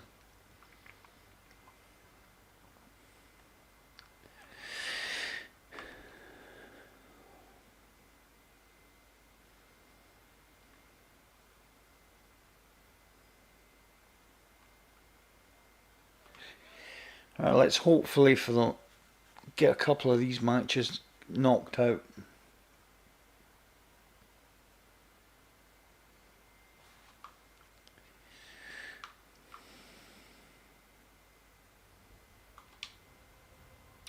Altar Flame. Really good for a hand cannon. We'll make it work. We will make it work.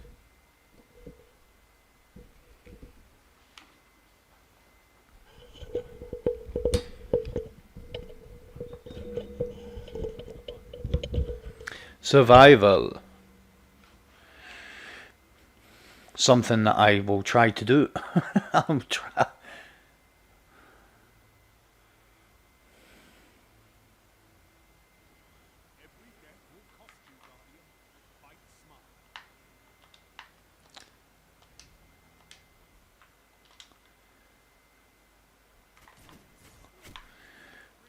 Wow. You know that way when I don't know if you guys know, when you're a sniper, you kind of get a feel for what's a headshot and what isn't. And I had a feel that this isn't good. Again. Right, okay.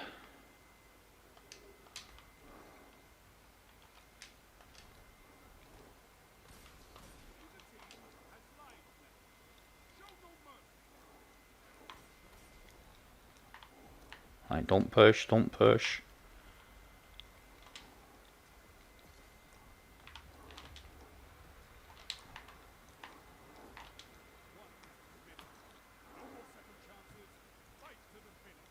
Oh, I could have hit him.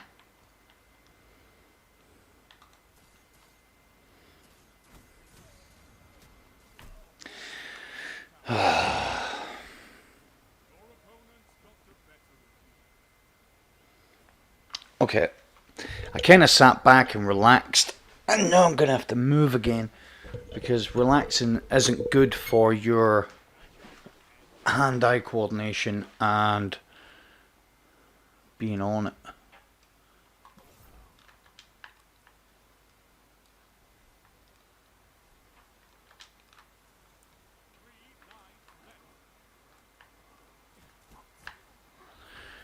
Jeez, oh, I'm just not on it at all tonight. Jesus Christ.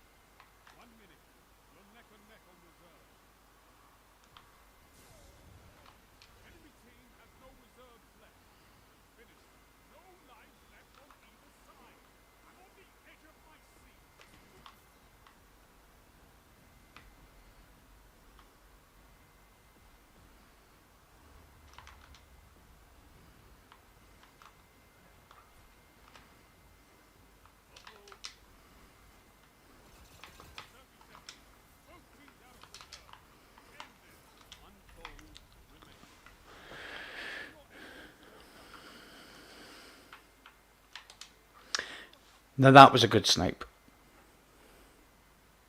Take it easy, Ewan. Thanks a lot, mate.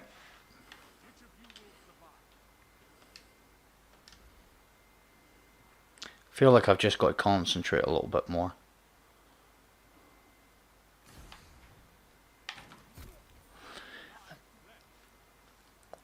I felt as if I hit him with that shot.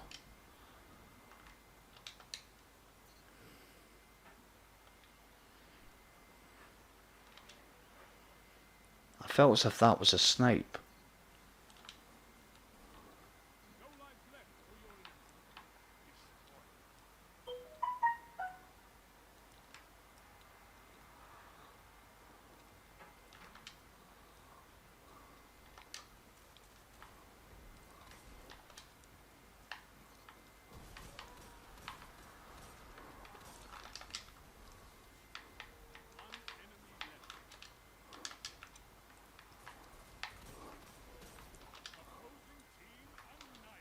And it's a hunter running for his life.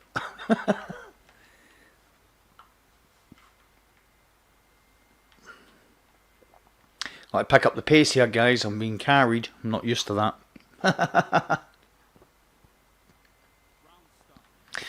I'm actually not. I'm just not. I'm just not playing very well.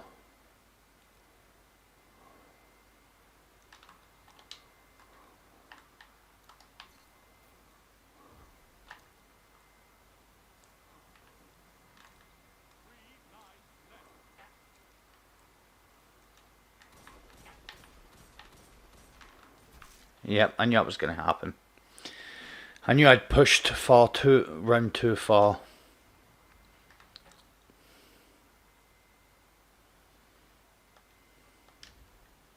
I'm just wondering how long it's going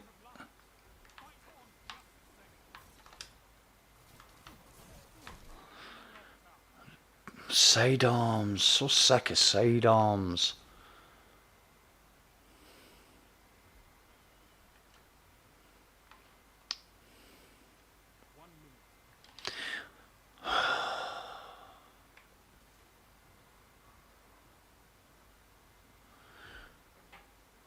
I don't know why I bother actually playing Crucible anymore, because Destiny 1 was about who could get the kill.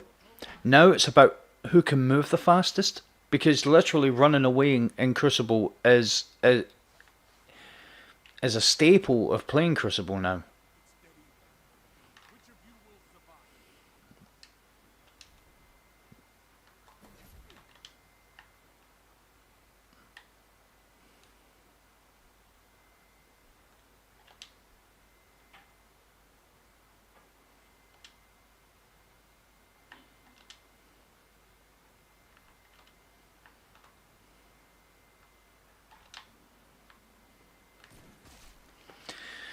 I am not hitting anything, and I swear I am hitting some of these shots. They just feel like I should actually record them and see, because I feel like I'm hitting these.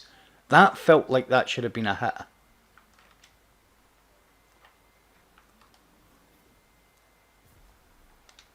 Right, okay.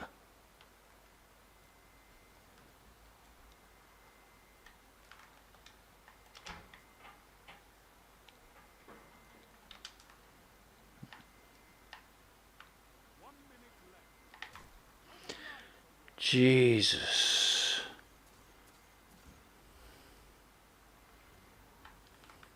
I'm really not having a good time.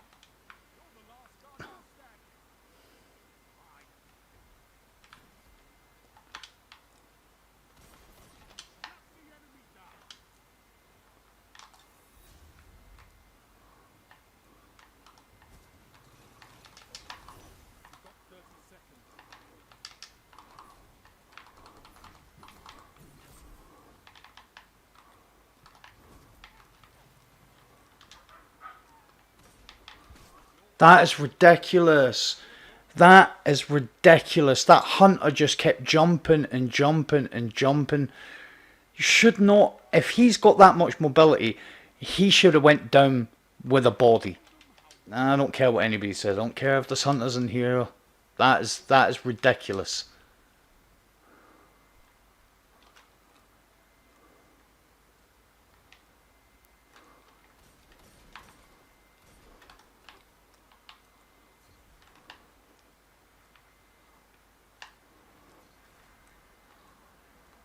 Right.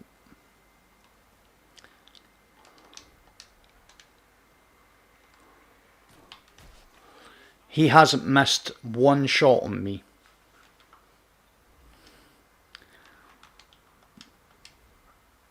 Hasn't missed a single snipe on me.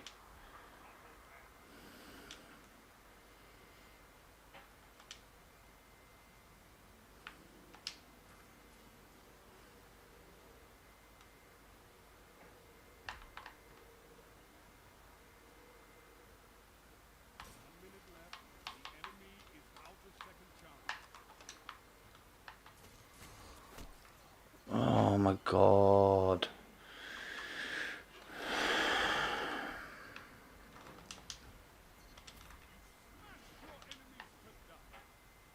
I need to lift myself, because at the moment I'm not having a very good time playing Destiny.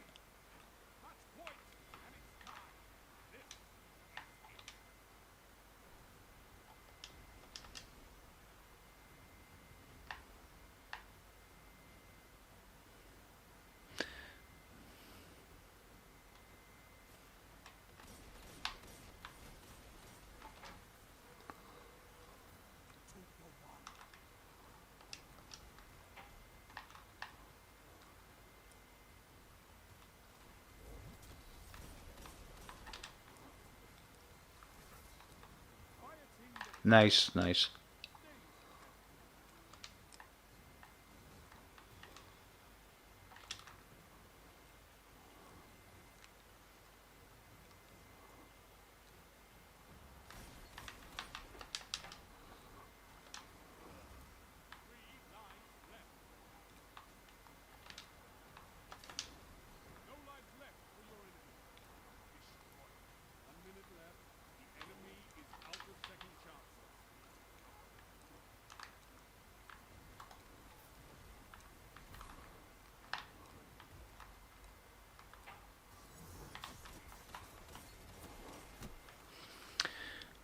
If,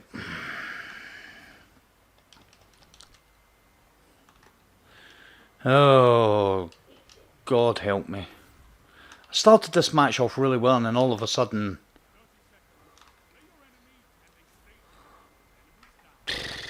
I was doing really well, and then all of a sudden, I felt like I couldn't hit my shots.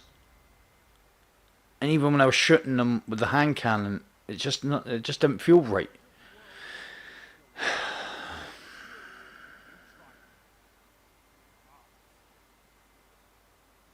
Jeez. Need to lift my mood, man. It's just, I knew this was always going to be tough. I knew that this plain 75 Crucible matches was always going to be tough because, you know, my non-salty self would say that I'm not kitted out to play Crucible, but my salty self would say that there's too many different weapon variations that create a skill gap, and I just don't use any of them. And yeah, I suppose if I was a clever player, I'd start using them, right? So shut up, Hugh. Stop moaning and just play the game. Right, this is it, guys. Mood's lifted. Determination's kicked back in.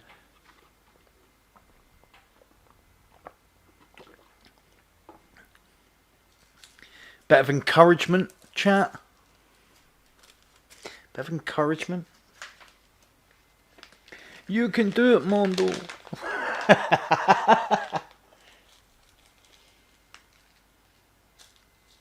I need that inspiration from chat that I'm always hearing about.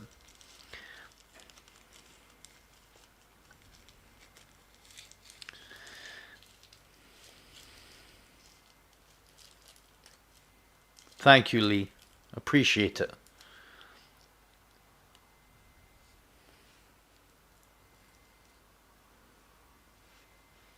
I feel like as well, I hate being negative when I'm playing Crucible. Because it, you know, it is a grey area for me in Destiny. I've never really got back into it.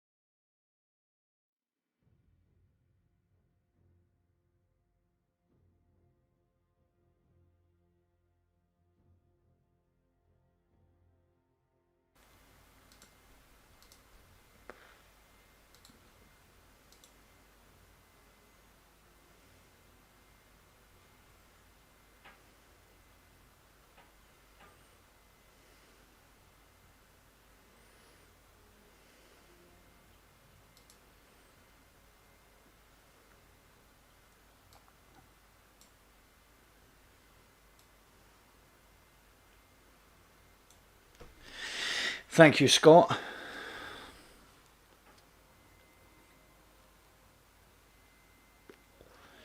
I don't know. There must be another imminent attack. Right, this is it. I'm really gonna have to kind of get my head on a swivel with the Titan, the Hunter thing.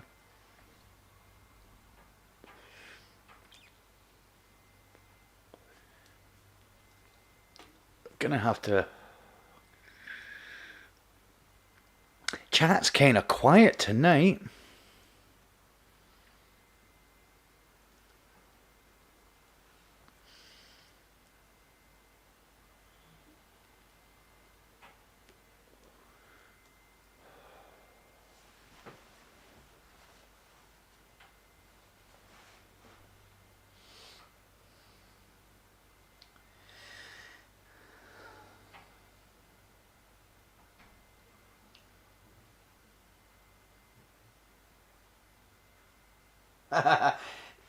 Thanks, Rennie. Appreciate the support. I know you're lurking in the background.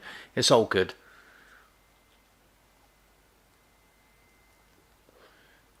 It's probably just because I'm playing Crucible, to be fair. Man's got needs as well. Got to play a couple of these comp matches just to stop myself, stop the rut.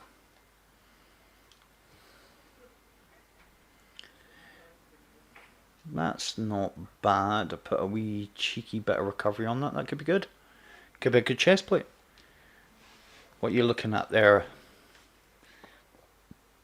79 masterwork. Right. I'm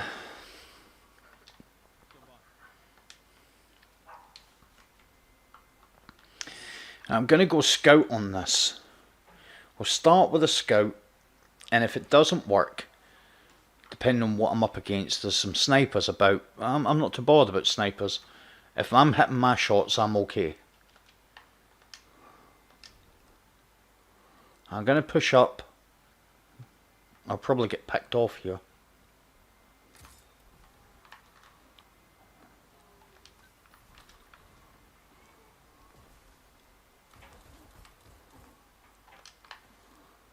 Arbalist? Did I hear an arbalist? Yeah, I did.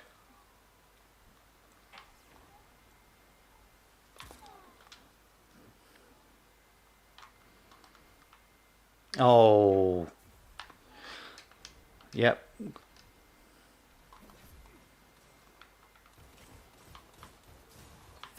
Nah. The minute I take a flinch, my scout's going to go up in the air. Oh, look at that.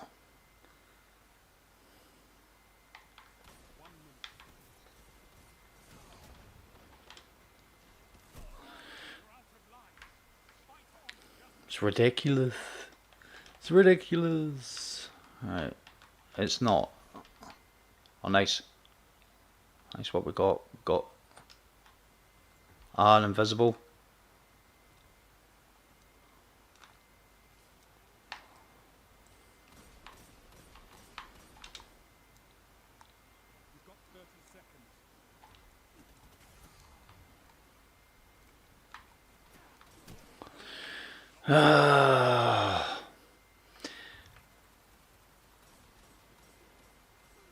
Exactly the same thing that happened to me. Because pushed up, because they're playing well, we're not. Right, the mighty Plum. No kills. Going off on his own. Yep, you guys go together.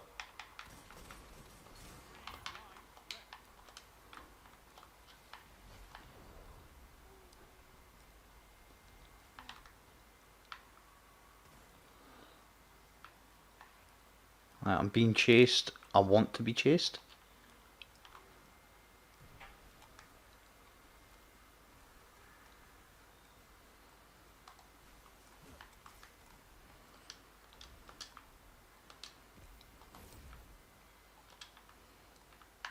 Oh.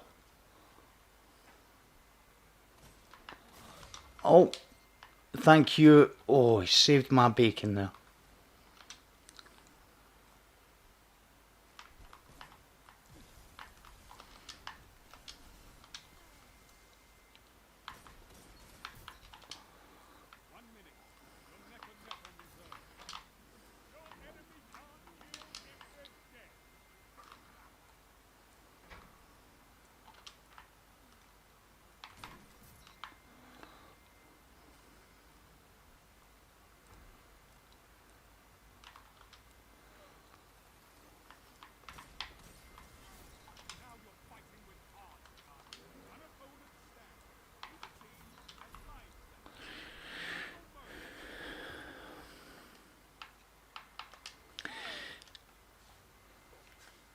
Now that's what happens when I play properly. Not getting involved in stupid engagements. I have a feeling they're going to push this way.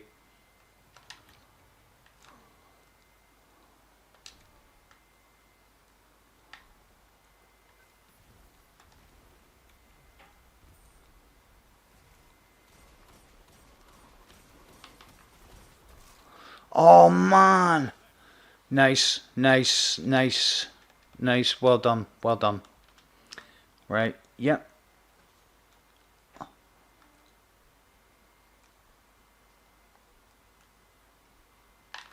I thought it was their team that had the Arbalest. It's not.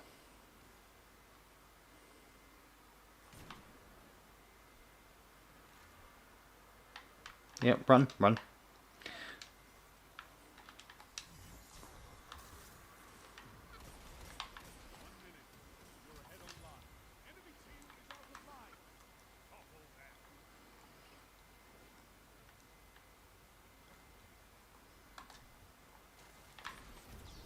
Oh man. Kind of the worst when you get killed from behind.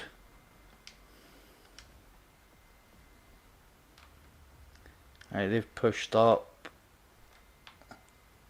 Smoke.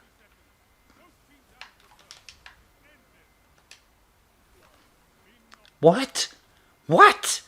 Oh, my bloody stupid teammate jumped through the arc web and... Oh, go on, Sam. Come on. Watch out for the sniper. Yeah, nice, nice, nice, nice.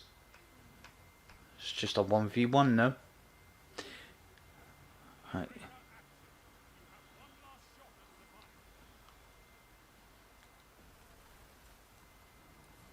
Put down your rift. Nice.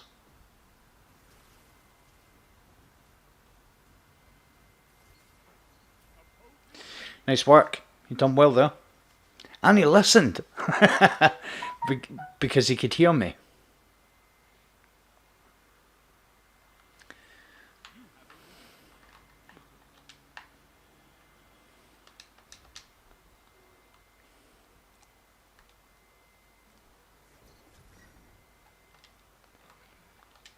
Alright.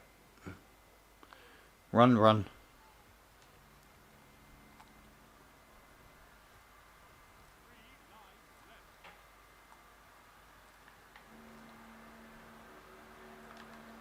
Alright. Let's get in here.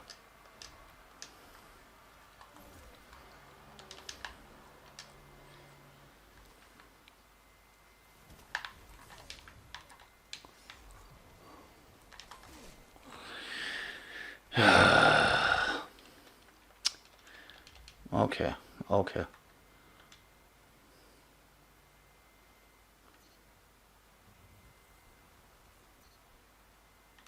Nice work. Push, push, push, push, push, push, push, push, push.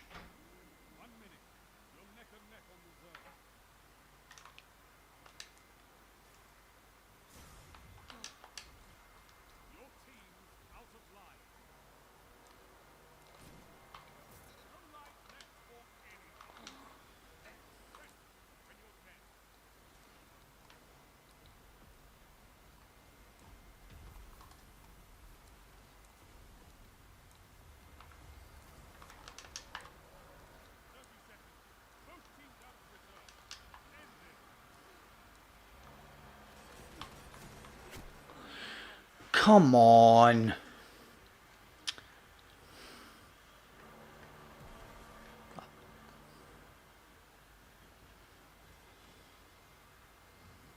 There he goes.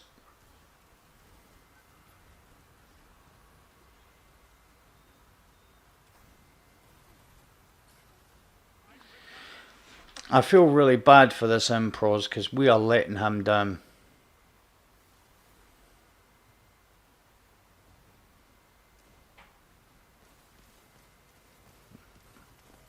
Yeah, we let him down there.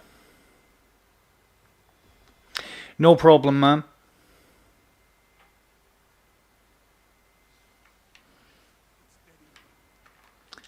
How you doing, Fade? Right, let's do this. They've got a super, we've got a super. I'm going to push up, try and get a quick pick. Get away from me! Get away from me! How do people not know not to do that? It's that other idiot. What's his name? Yeah, him.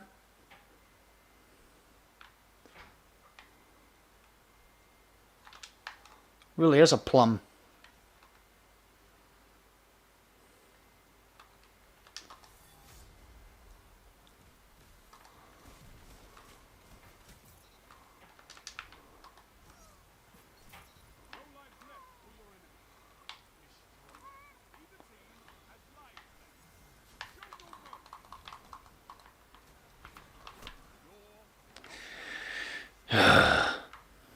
Hunters, yeah, doing some survival matches, mate. I feel like I feel like I was doing okay, and then it's just going up and down. But this guy I'm spectating, he is how he's just an idiot. I hate to say it, and he just doesn't know what he's doing.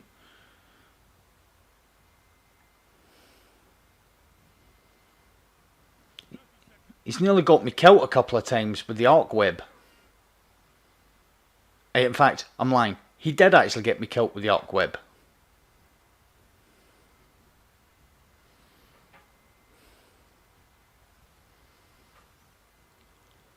I would sacrifice that plum because Improv is a decent player.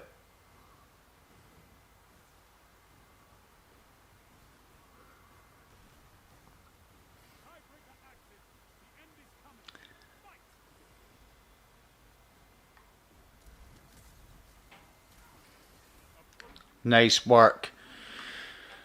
That Improvs is a decent player.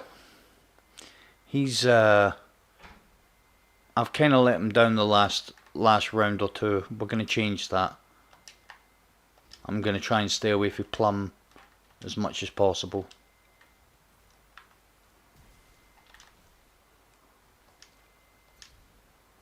We're going to follow him here. Try and help him out.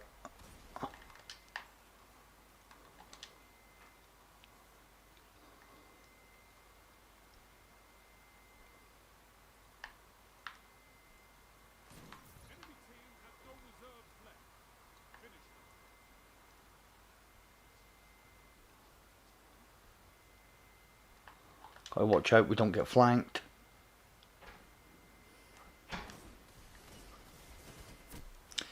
It's exactly what happened. Oh, it wasn't just Hardlight. It was another Destiny player, surprisingly enough, clutching on an ability.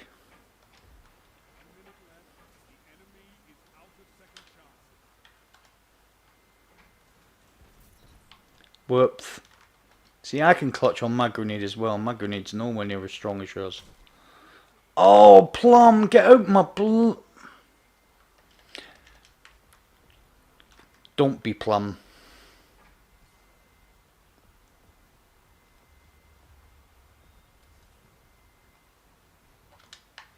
Alright, watch out. Oh, Plum got a kill.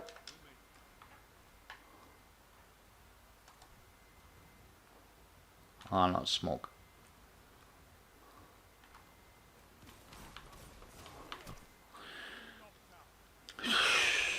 I'm gonna have to change the hand cannon. Plum. Yeah. I'm gonna have to change my hand cannon because I'm being outshot by just about everything.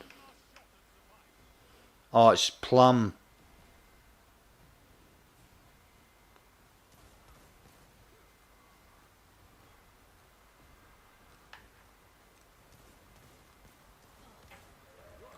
There's no way Plum was winning that.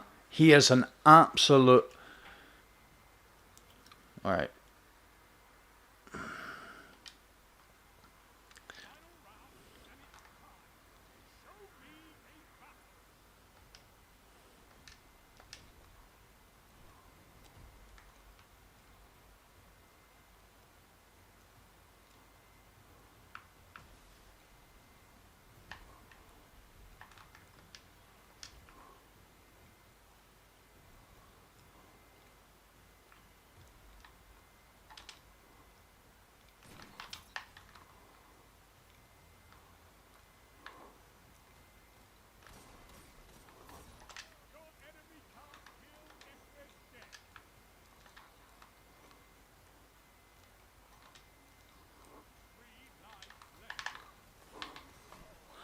trigger lock. It's always nice to get trigger lock on.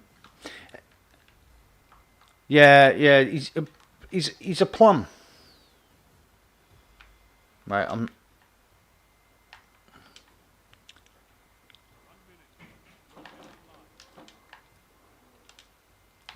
Oh, he always does that. Every time I get into position for a shot, Plum's in front of me. I wouldn't mind if he was a good player and he was like, don't worry guys, I've got this. A hard light, man. Right. Okay.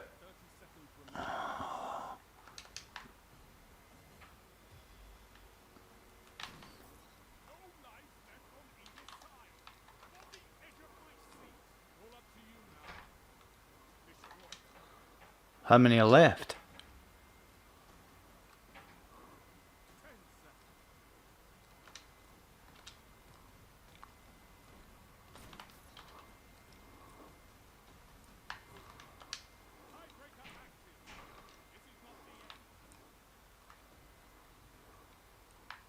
Oh, damn.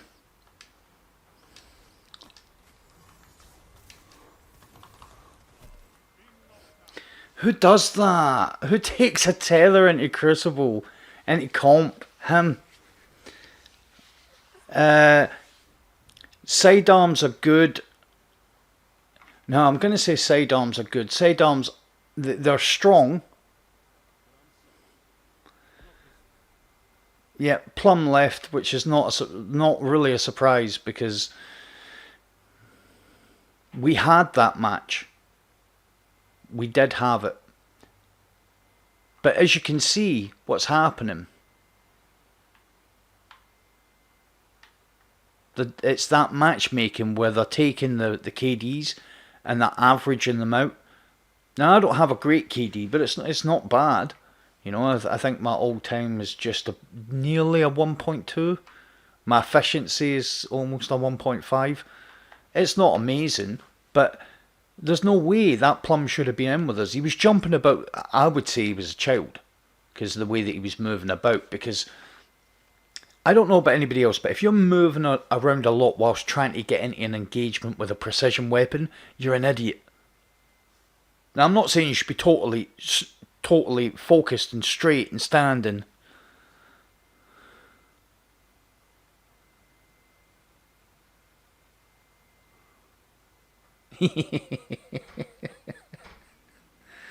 Plum is one of those guys. He's come in.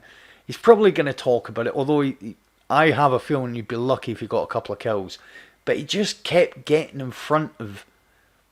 Like even when I don't know if you've seen. Luckily, the other boy had a heavy, and he was waiting on the guy coming out with the heavy, and Plum just kept blocking the doorway, jumping up and down with his arbalist and God knows what else.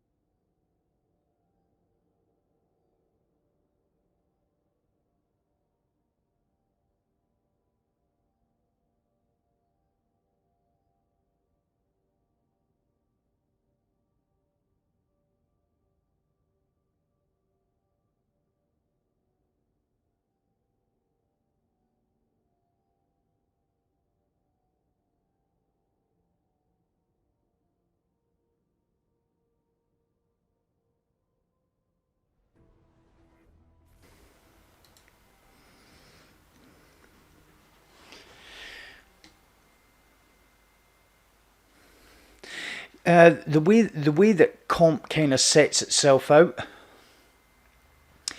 is it averages out KDs and tries to come with an average KD. So if you get people on slightly the higher level of that KD, it'll take the two teams, and it might add, if someone's got a really good KD, it'll put two really bad lower KDs together with them to average up the other team.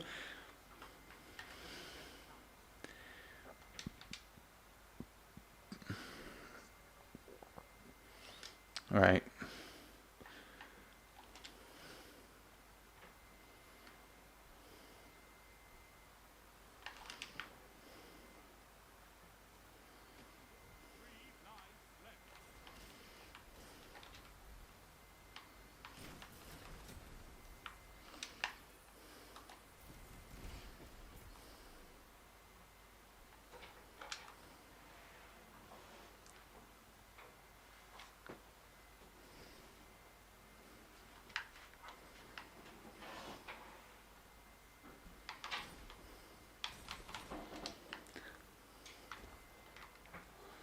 Don't take your eyes off the prize.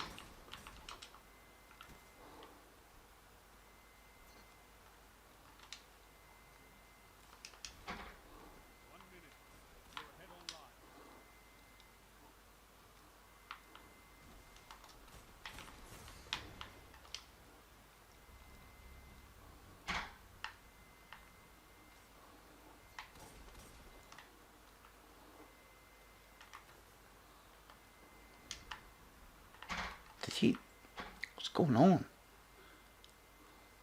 They're just running away when they get shot.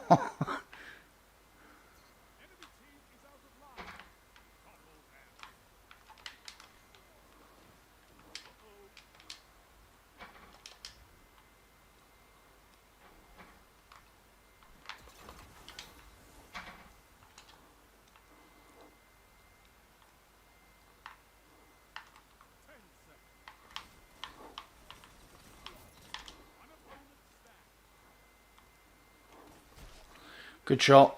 Oh, it's improvs. Oh man, I feel like I've been cheated. Oh, I feel really bad for him now. That was the boy I was Yep, enemies get shot once, they're out.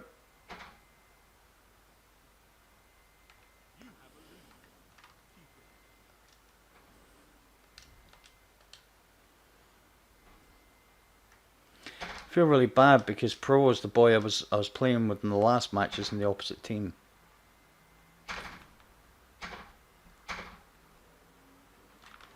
He deserves better after playing with.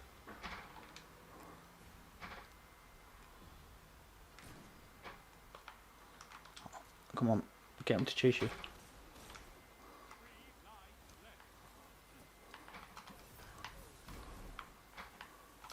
Oh.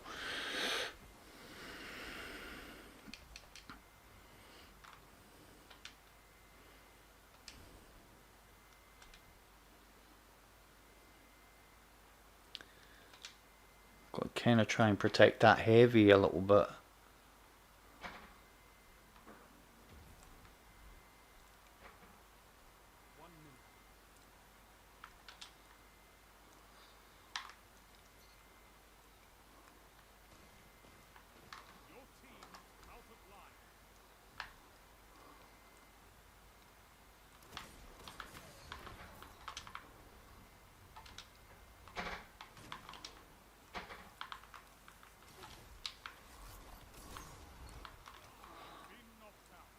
Oh man, well done, well done.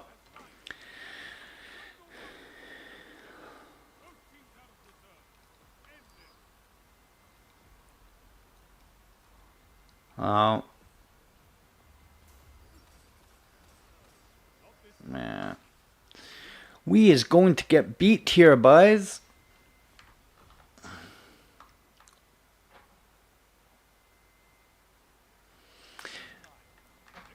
Me and Improv's doing work.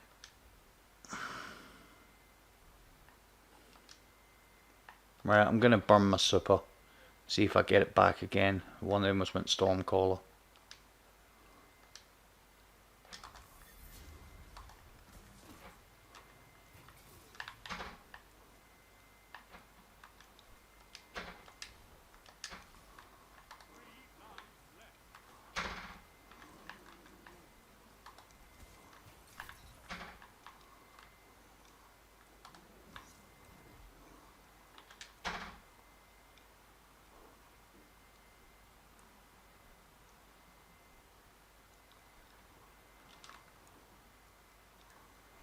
Oh, the minute I put my sight down and move forward.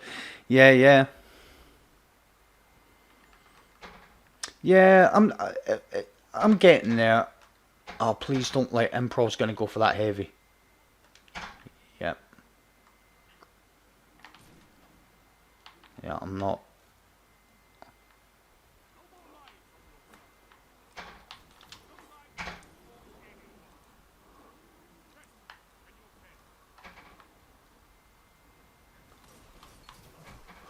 That's what I'm talking about. That earlier on in the chat, I was speaking about that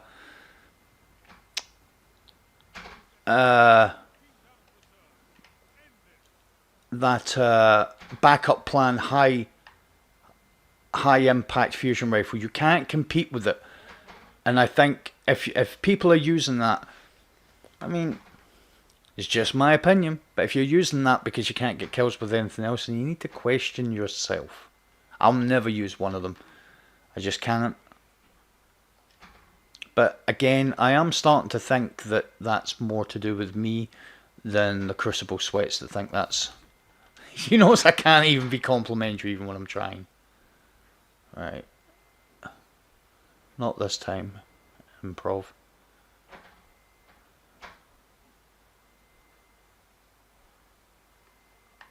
Okay.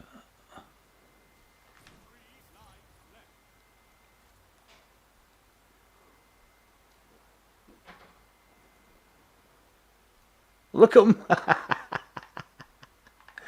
Oh, Hunters, man.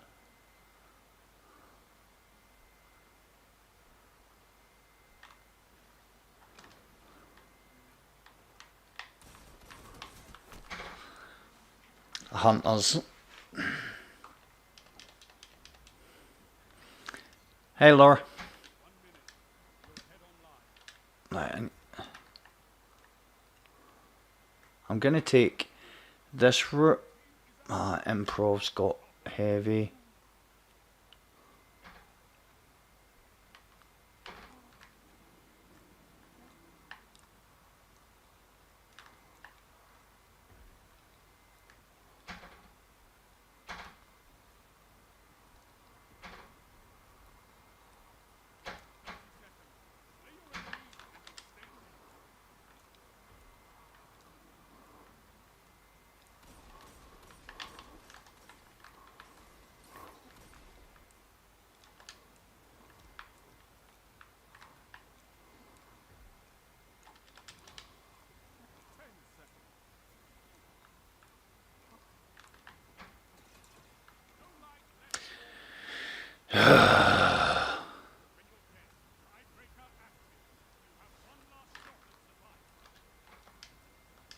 I knew he still had that heavy as well.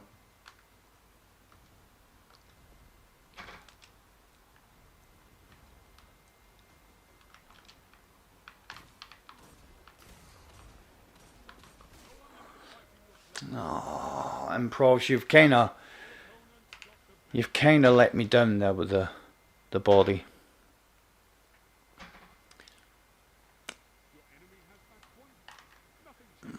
Right. I don't really know what to do now because the other team are splitting up and that Improvs. He's a decent player. And he got the bead on me there.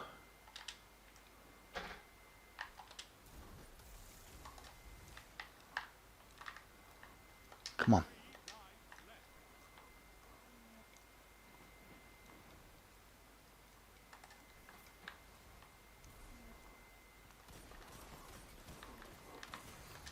Not this time. That's why I wanted to bait him, because I knew I was going to get my grenades in.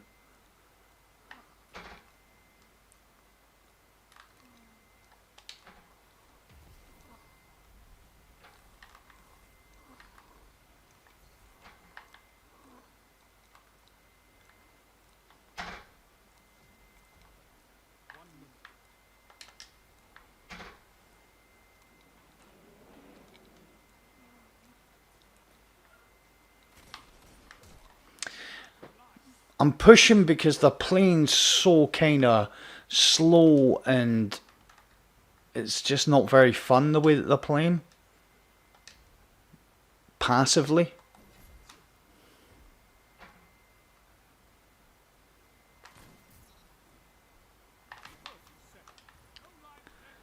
Because if you don't play passively, I am going to do that to you.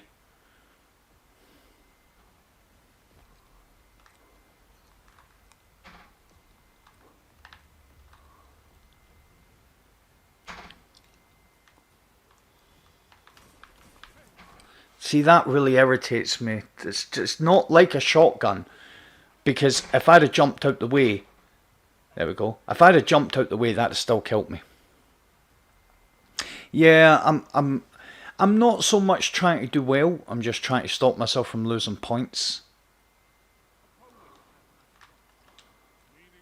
Right. I'm not sure. Has that boy got Blade Barrage? He's got Blade Barrage, right? So he's waiting for our supers.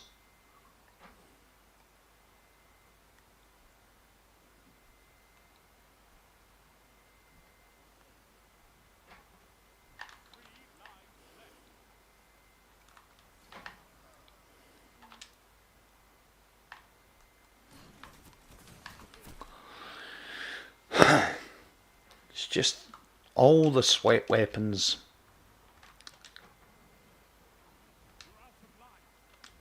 Oh man.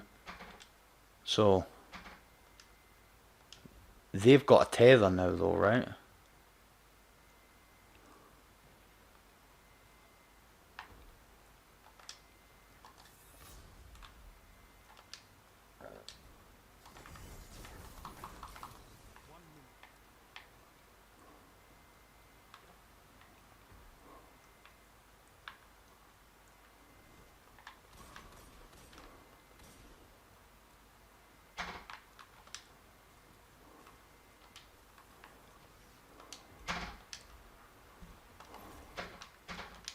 Why was I not expecting me to damage him and him to run?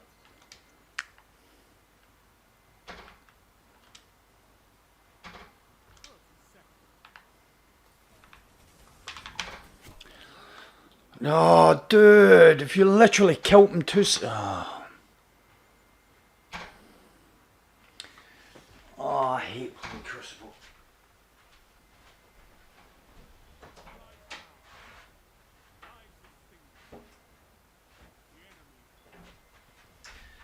Of course they have.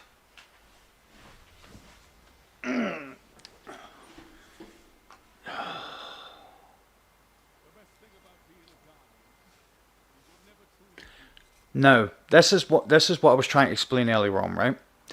So it's took my KD, and it's took maybe improvs and that the boy under him, and it's matched me with two players, matched him with one to make an even score of KD on each side, and you can see how uneven it always ends up being.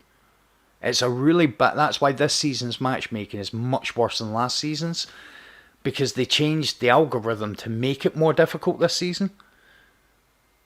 So you can go in and you've got a 1.4 and your man's got a 1.4 and the other team has got, one of them's got a 1.8. And maybe it matches us with a 0.9, it will then fill the other dude's team up with lower KDs than him, much lower, to make his average KD the same as ours. So basically, he's in with players that should never be matching in with him, against players that can take those players out easily, and against one or two of them, you're going to have a hard time against. If it was one-on-one, he would stand a chance against them. And it's just not. It's not a very good. It's not a very good algorithm for deciding, especially in comp. Especially in comp when there's pinnacle weapons at stake.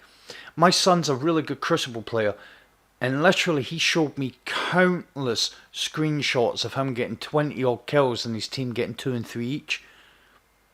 There's no way Scott. There's no way he should not have hit legend, except for the algorithm. He's like, It's like diamond tier for Crucible. A 1.86 efficiency, nearly a 1.5 all-time KD, and it probably his KD would be higher if he didn't get matched with the worst, you know? And it sounds really bad saying that, and I apologise if it does, but there should be some protection on both sides. Good players don't get bad players don't get good players. Exactly.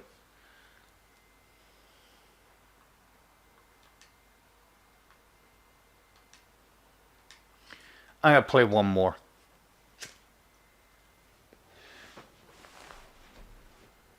I feel like I'm not having too bad a time in competitive.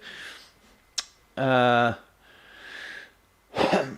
of the reason I feel like I'm having, and I hate making excuses, but it's not, is literally, if I play Crucible for so long, I'm not bored. I start to get very lethargic. I start to get like tired, like mentally tired, because I just don't enjoy it. And it literally is because of the amount of stuff that happens in Crucible, not just the matchmaking, but the fact that one weapon with one perk set will be stronger than everything else, and everybody jumps on it. And if you're not someone that plays like that, you get left behind very quickly.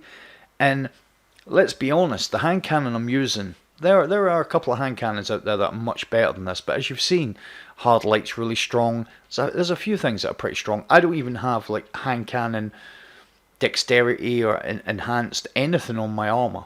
I don't have a Crucible setup.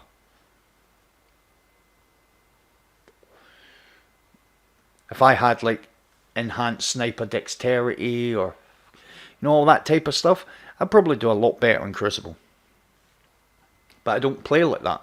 I just go in with my whatever I've been on patrol with. So I suppose I've got to get with the times, right?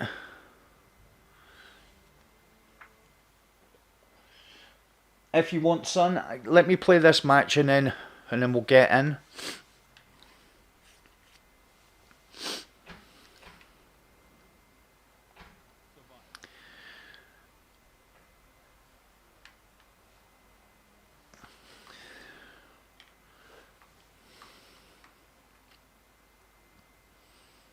I feel like I'm also being, I can't lay the blame, even though I have been, but I can't lay the blame on my team totally. I've been far too aggressive. Right, come on.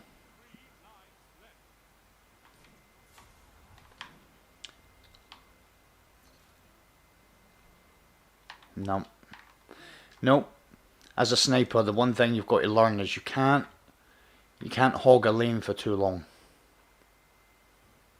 Right, what we got down there? Oh, I hear pulses.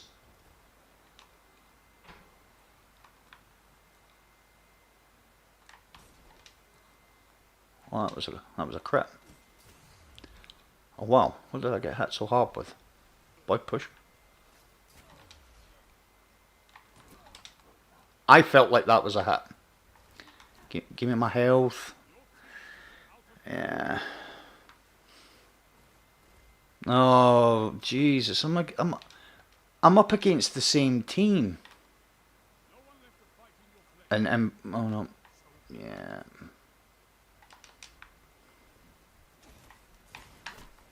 Yeah. Super attacking. This is not going to go well. Not if I have to change my strategy real quick. I went the wrong way that time.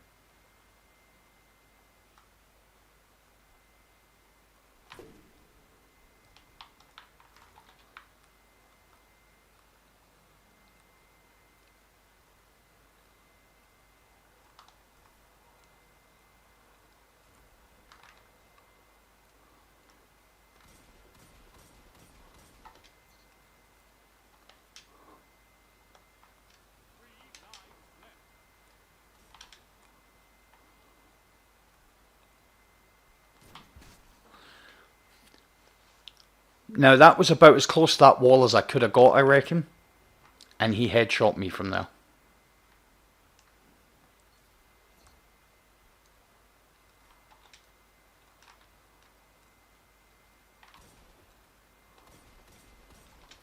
just outside of my range.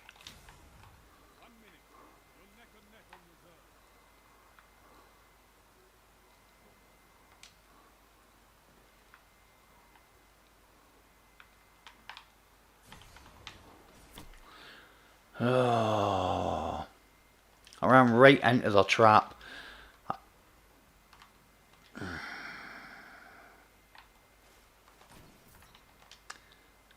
And then I done that. And then he done that. I'm going to record that because that was quite a good snipe.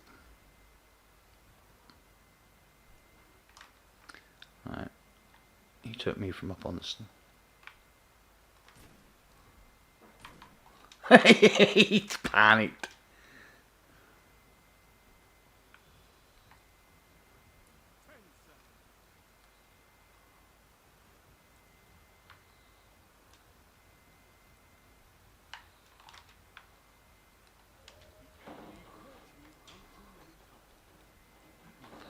Really, really passive play. And I need to get better with that style of play because I'm not very good at passive. No. Yeah, what are you doing?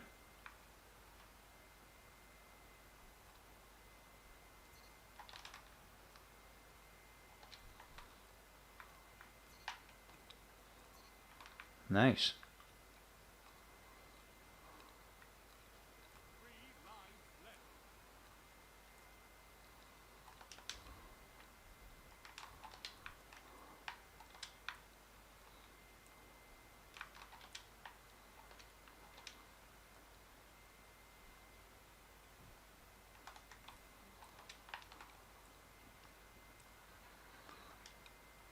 Run, run, run, run.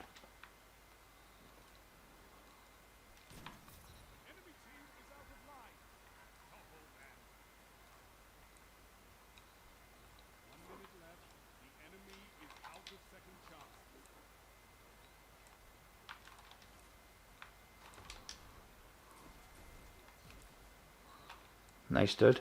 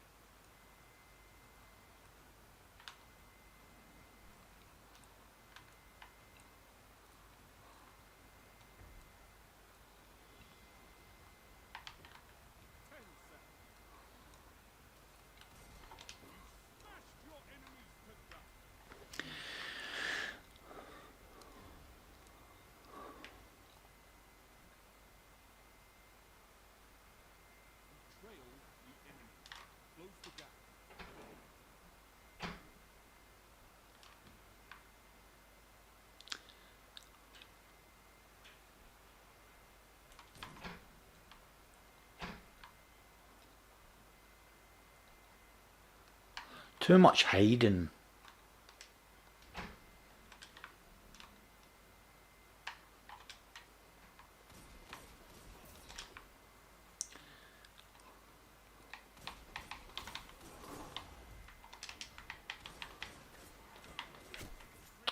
Dude, what are you doing? What are you doing, mate?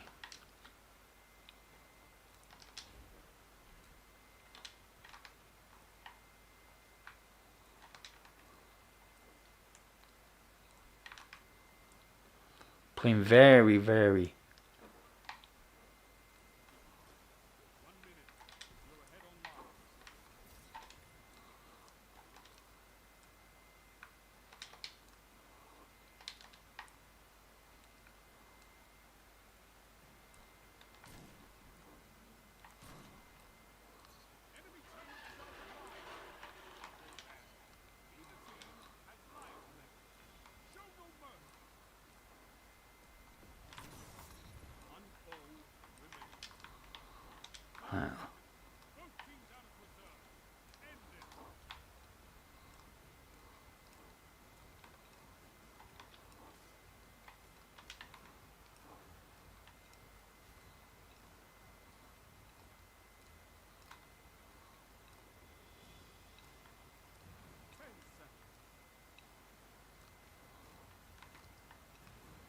being baited here.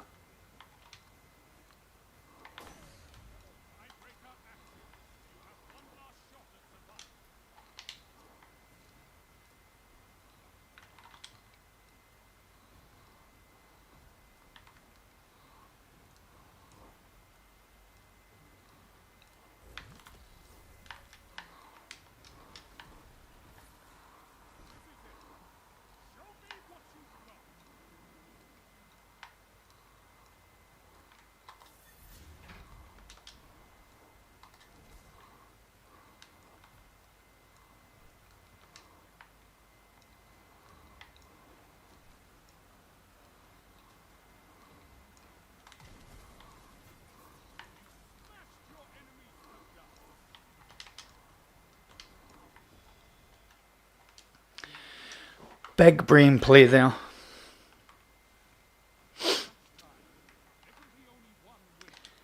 Right, he's gonna go.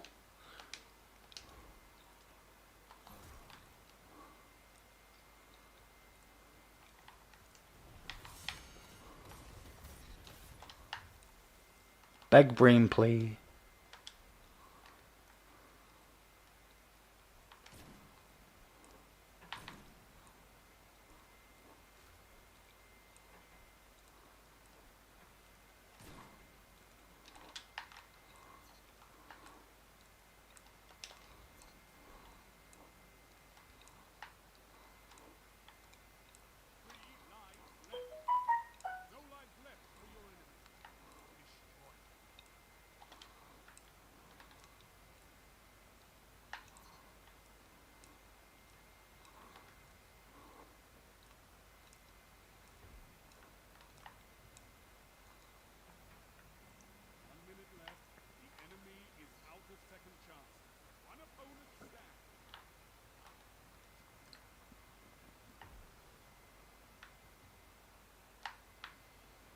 Oh.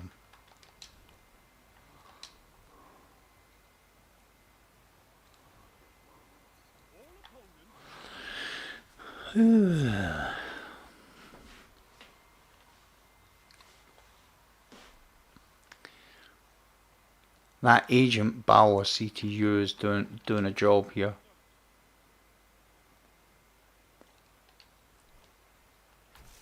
Nice snipe. Nice snipe. And it's one of my favourite snipers he was using, Tatara's Gaze. Oh man.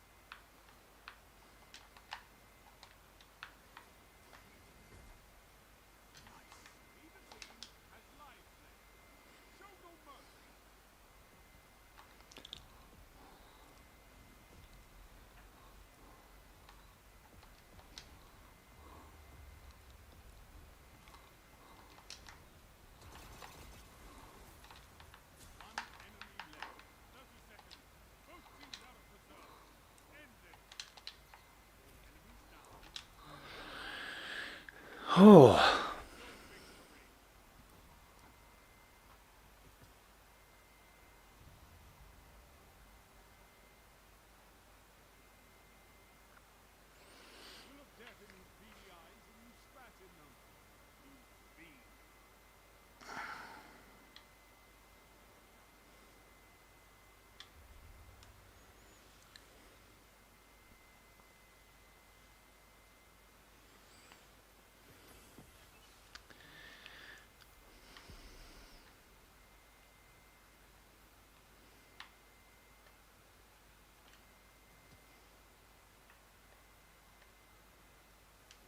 Right, Scott, I think I've got maybe another match or two left in me. So if you want to come in, I'm cool with that. But yeah, I reckon I could do another match or two.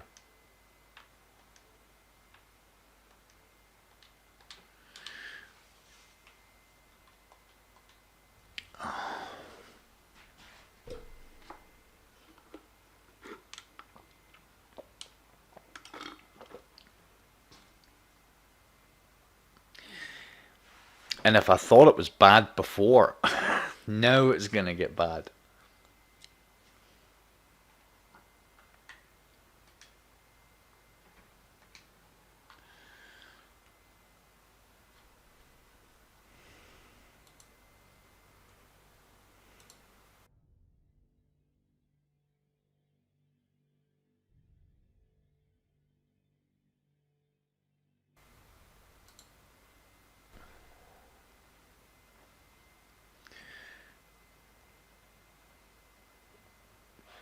I don't know if you've seen it earlier on, son, but I pulled off the best jump shot of all time.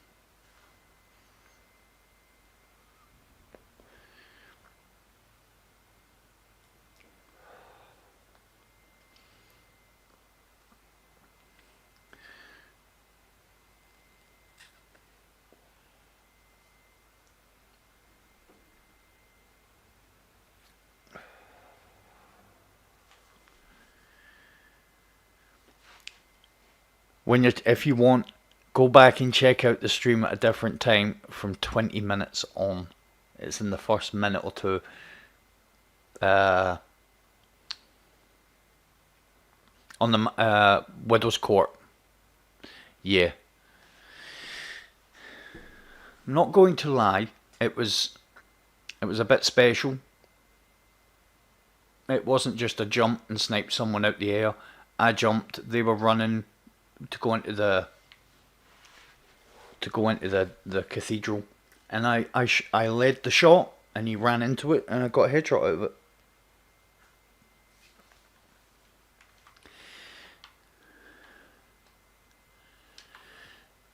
I would go so far as to say I think that's the best snipe shot I've ever played.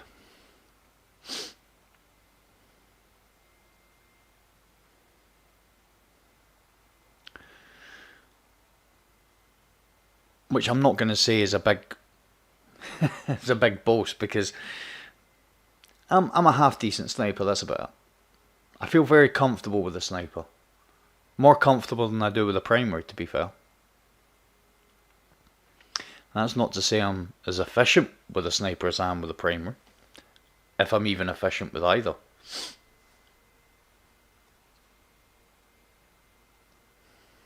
Give us one more.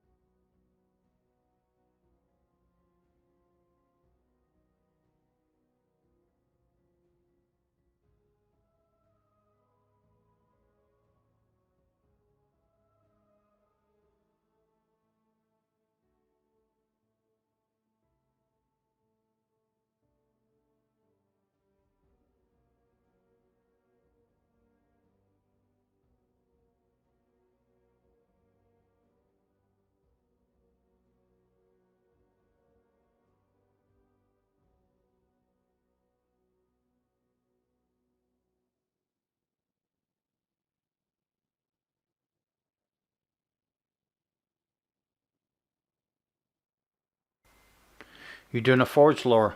Nice. Get that Yotan.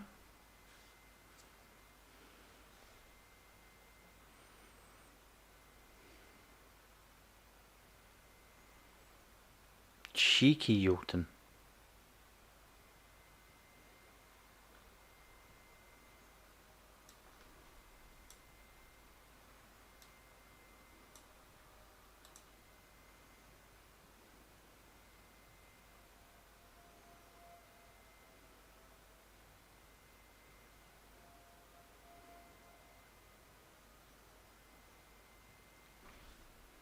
Yeah, it's getting a bit late. It's getting a bit late for me, actually.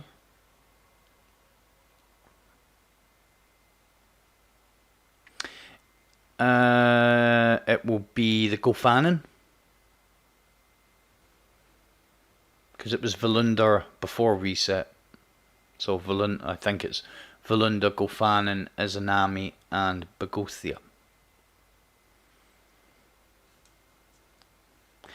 The amount of time it's took us to find a sixth is worrying that this is Destiny's infamous algorithm.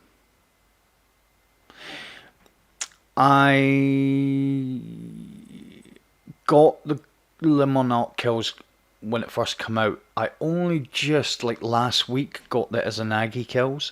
So I need to go into Volundr when it comes back around and just stay in there and get the Jotun kills.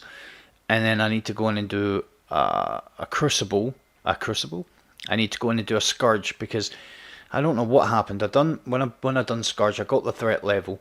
I got like 360 kills in Bogosia with the threat level, and then went to play on PlayStation, come back, and I think I must have got rid of my threat level.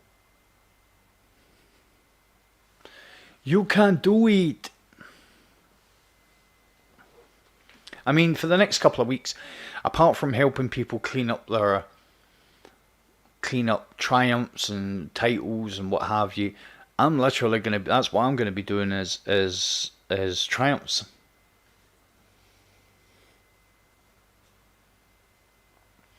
I have high hopes for next season. I have high hopes because they've announced that there's going to be another tier of ordeal, which is tons more content for me.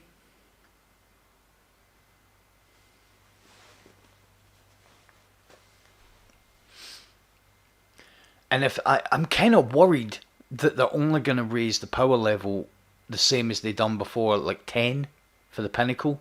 That's Distant Shore, son. Distant Shore.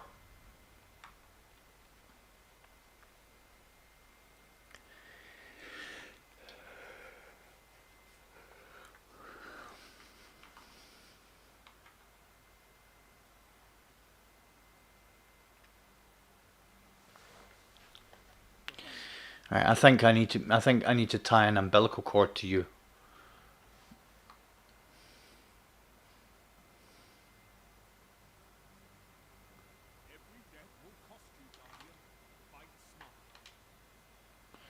Cave?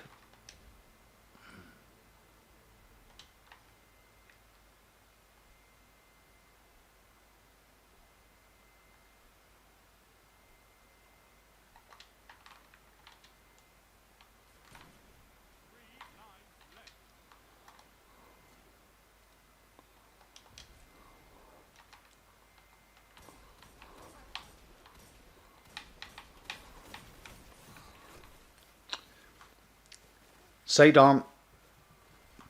There's a surprise.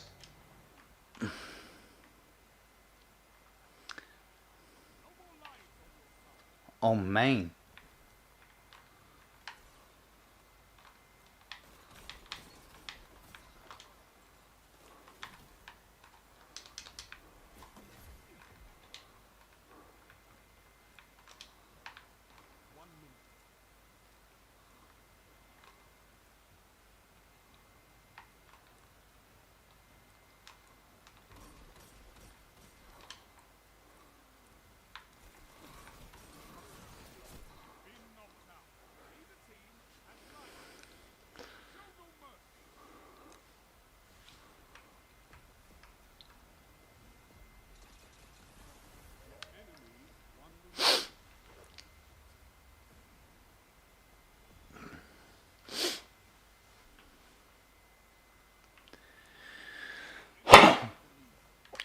Sorry about that. I apologize profusely. I don't really like getting stuck in there. So we're just, yeah, because they're pushing the cave.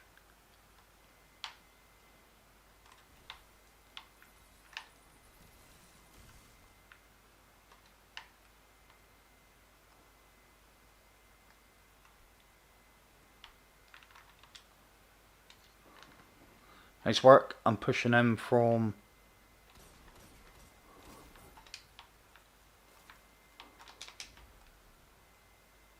Where did he go? He's running.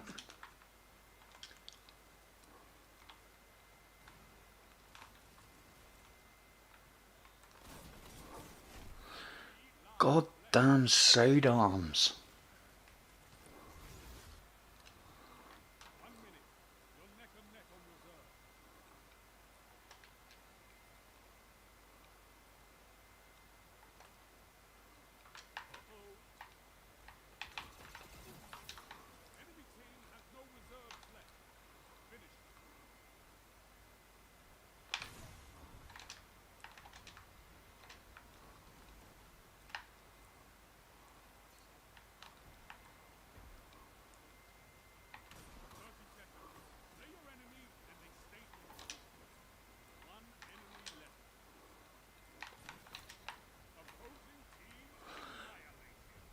Yeah, boys.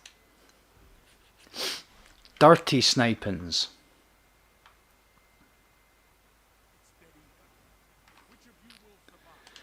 Alright. I'm going to push to B because every time they're pushing that cave from the outside.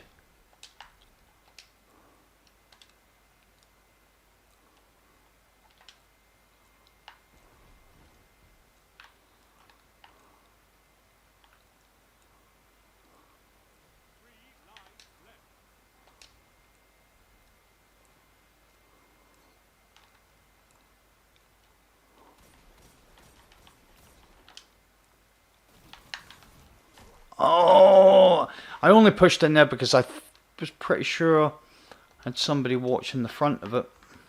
So good, so good.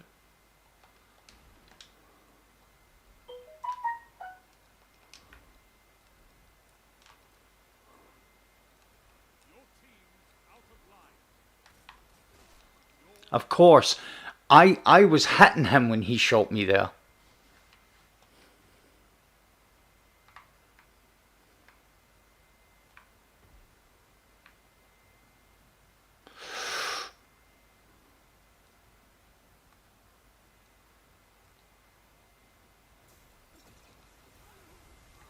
Oh no. Mondo, get a little chubby on. Oi, Ewan. What do you mean little? I get this thing out, this whole room's going dark.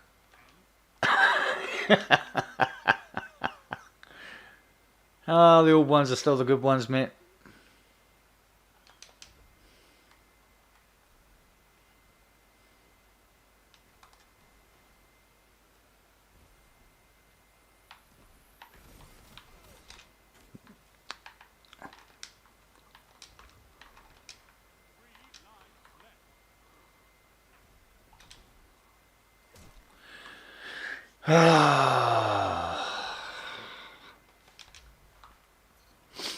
Nice work, nice work. I'm pushing.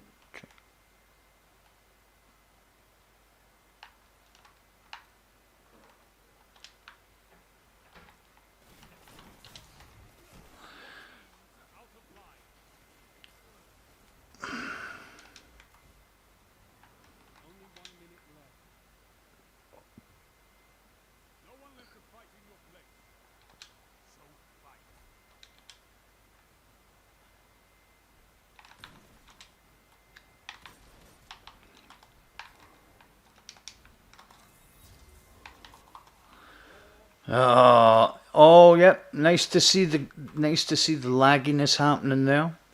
Bit of glitching. Yeah, just hunters in general. Just hunters in general. You know, it's cool to see all the people that were, you know, oh Titan, oh Warlock for life, and all now running hunters.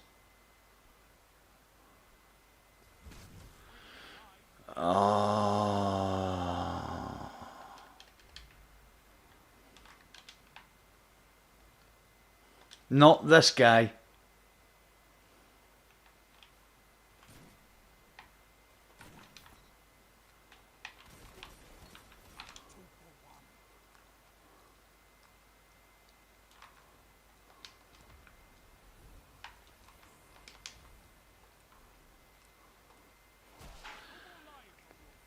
I really want to know how people. There are some people in this game, and it's happening like quite often that don't miss snipes.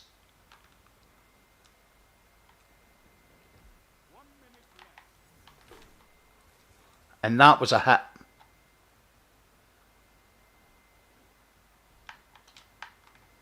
I'm not.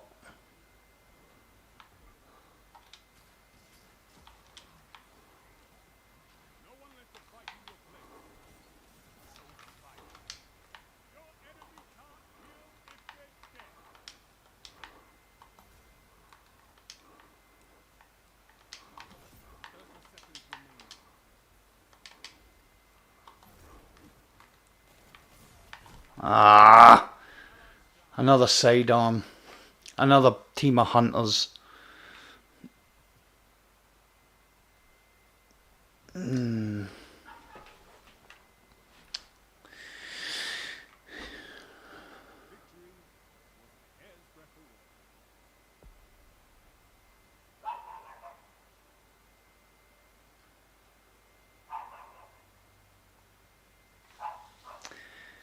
Hunters. Hunters. Dirty hunters. Dirty hunters.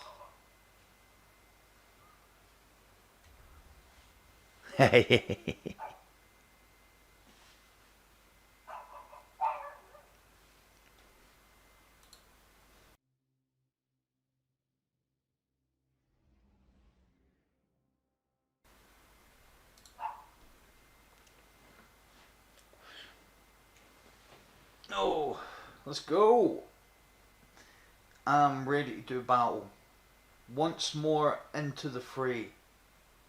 Mike's probably went a little bit low because I've just leaned back, getting comfy in my old age.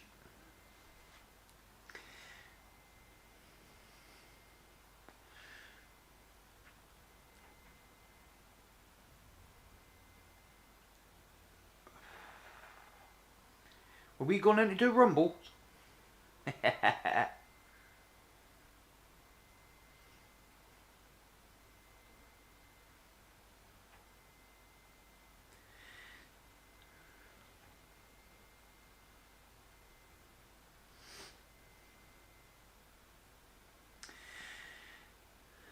Crucible, man.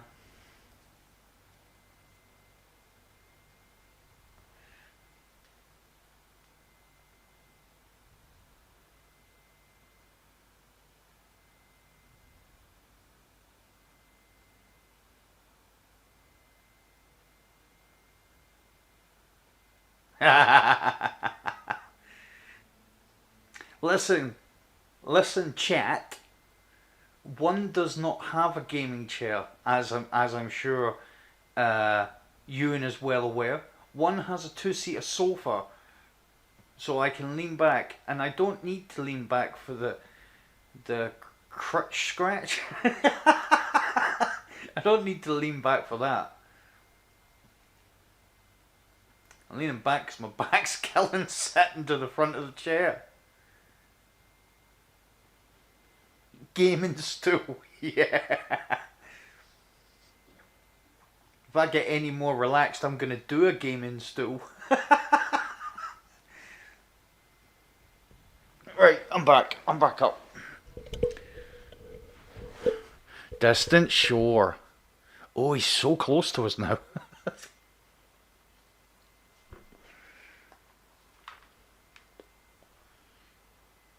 Come on, Sam. Let's go get it. Big Love the Beast. Shotguns, Hunter. Oh, there was a Titan on the other team. I know it's not me because he's got fancy shader on. My Titan looks like he's been kicked through a car boot seal.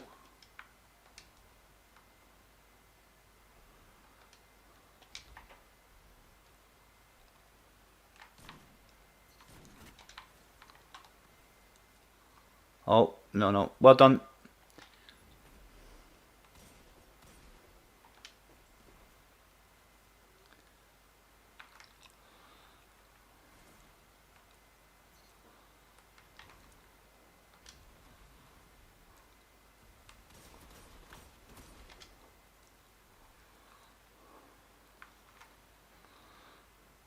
Be marked for vengeance.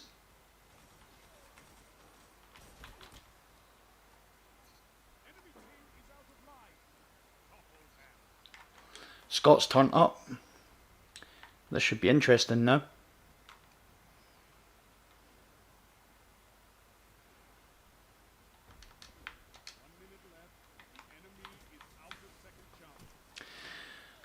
Crimson. What are you doing? You're giving us Titans a bad name.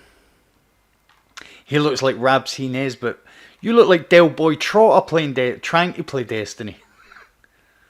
You're going round and round a bit.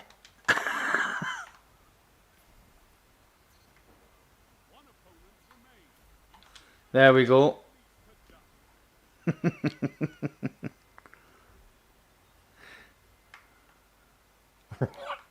Alright, Dave.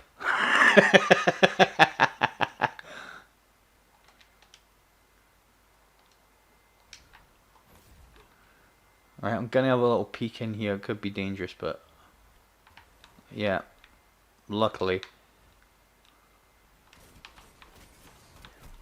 What's he? Chilly Willies. You're gonna get them kicked off you in a minute, son. Don't let honestly, don't let the big man come out, because if the big man comes out,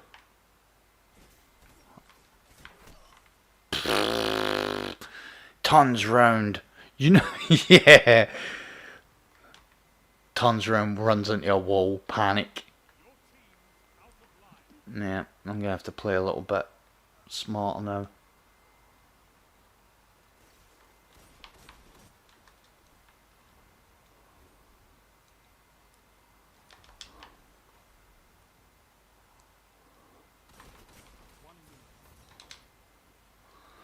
Right, left hand side.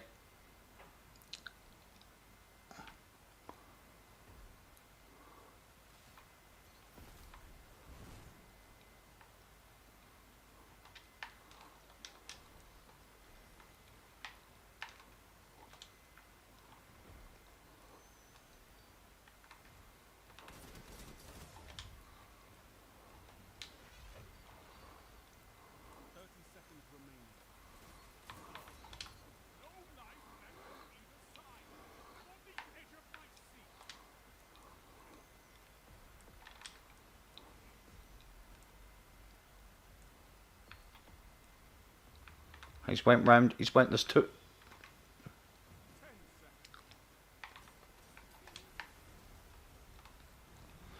Push him round the other side.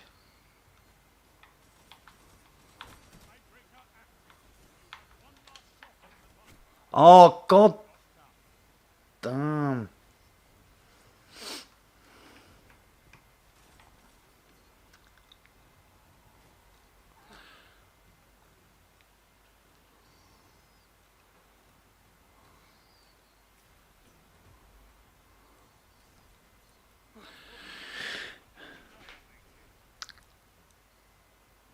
So, bonnet de douche. That's what I was meaning about Scott being a decent player. I don't know what he was doing in the first game.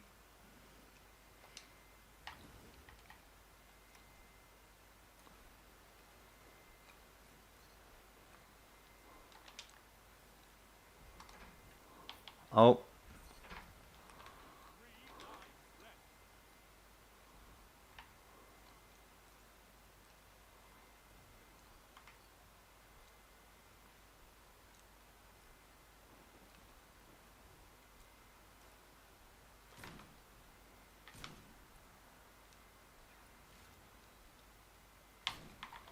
Right, okay.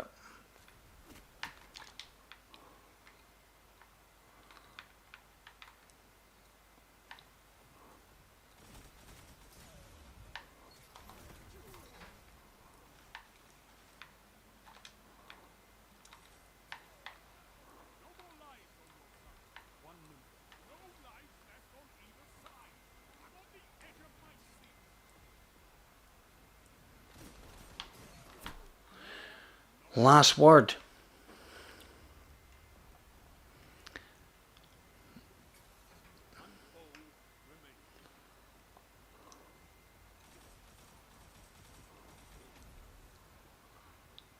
Right, he's up at the stairs. He's coming into cave.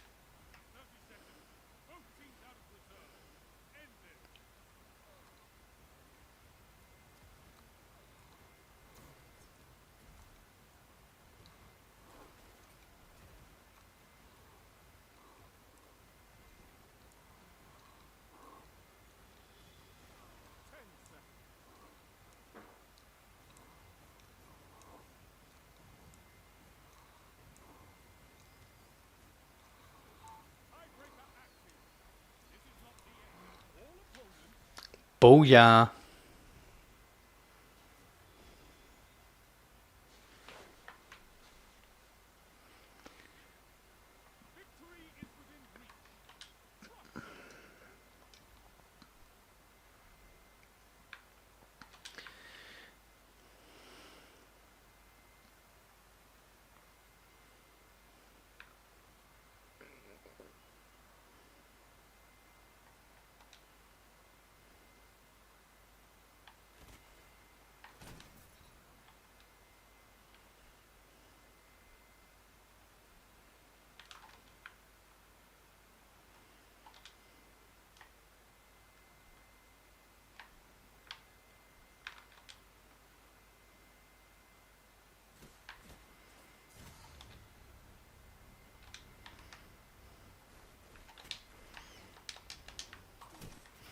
I literally thought that you guys were engaging them from the other side, which is why I pushed.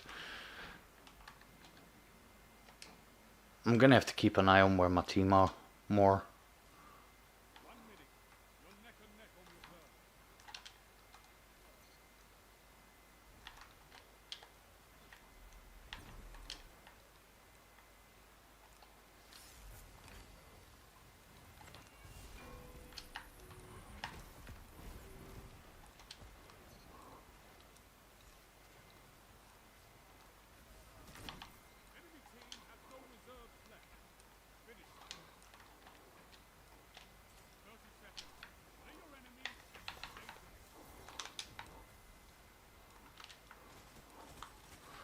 Oh, I've got my sniper out. Nice, nice, nice, nice.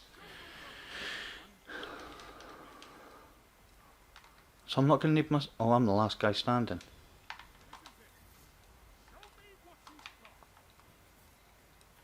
That's what I've got.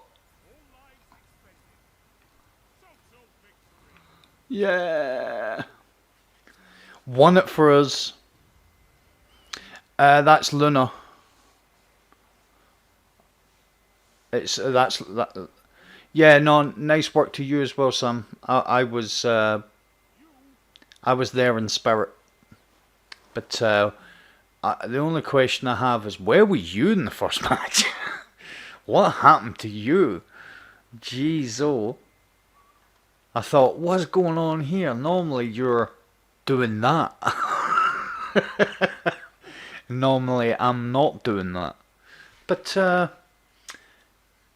it worked out okay. Yeah, it was. It was. Well, you know, Ewan, I tried to keep it. It was a strategic decision and all the rest of the rubbish that I could say at this moment. But the truth of the matter is, yeah, it was a little bit leggy. Let's go. Let's go and do another one.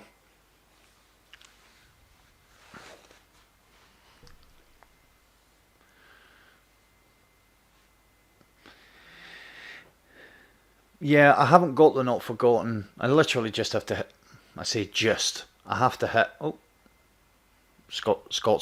I thought Scott was away and without me. He's just realised I'm not there. He's come back.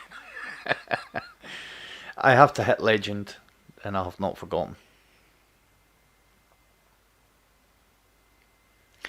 But you know something? I want it. I obviously want it. But if I didn't get it, it wouldn't be the end of the world. You know?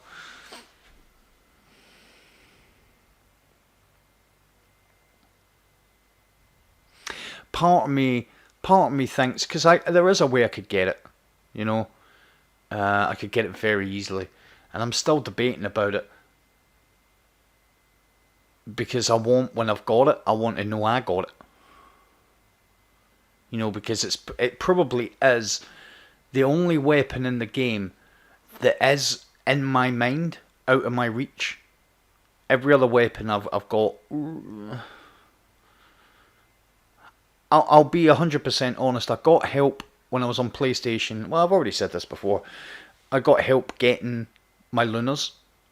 And then when I came to Xbox, I was like, oh man, when I came back to Xbox, I was like, oh, I really want the Lunar in here because I use it all the time. And I solo queued which pinnacles do I think have been more than the quest was worth? Take your pick. Edgewise. Edgewise is probably hasn't proven itself because you see the Python getting a little bit of playtime now. The Buzzard was a bit ugh. Hush without, and I'm a bow guy. I love my bows, you know, and I'm reasonably proficient with bows. And the Hush is just a hot pile of stuff. Get what I'm saying? Edgewise comes a close second. Now, I don't think I've got it on this character. Collections, go to weapons.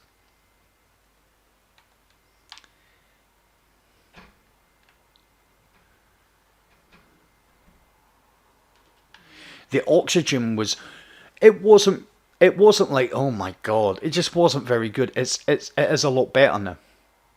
So I can't include that in the conversation. Yeah, Hush number one, Edgewise, and then for me personally, I think the Buzzard and the Python are on a level par.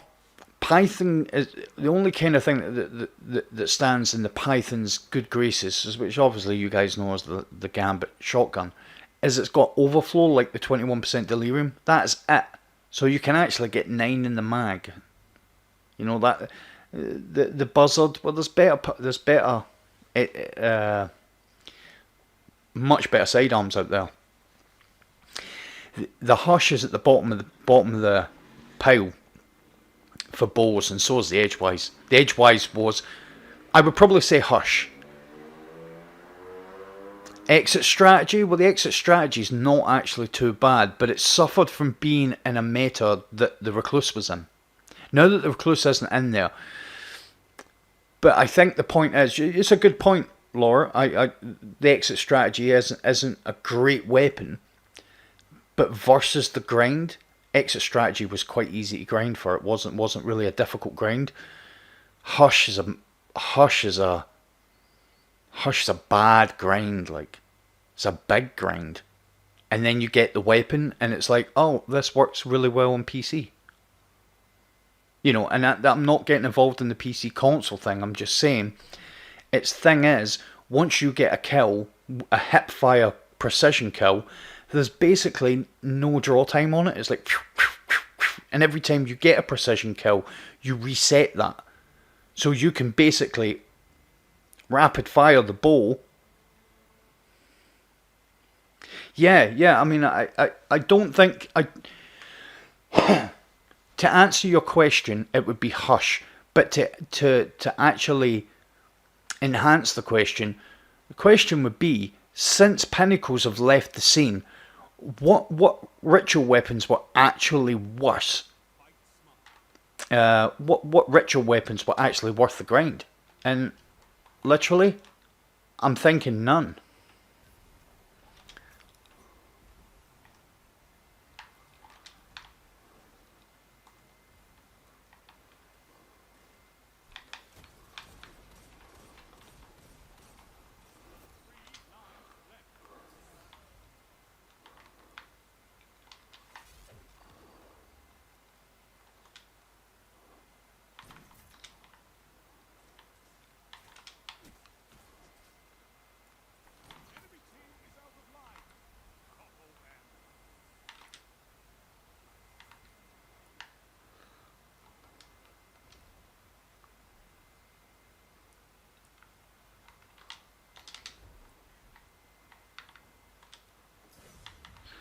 Oh, god damn it, I'm an idiot.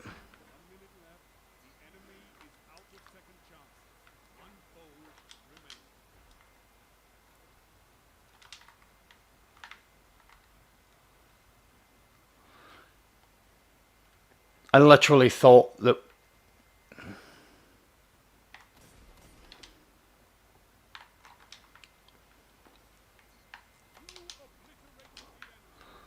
I'm going to record that little passage because there was a couple of really good snipes there. Yeah, the Python's getting a lot of playtime, to be fair, Rainy. I don't think it's any better than any of the other weapons with 1-2 punch on it. In fact, it's... Ooh. Chili Willies with the Randy's Thorn Knife. Getting off... I'm doing my eye frostbolt here. Getting off the first play, now maybe trying to push for the high ground. Scott's got advanced high ground here.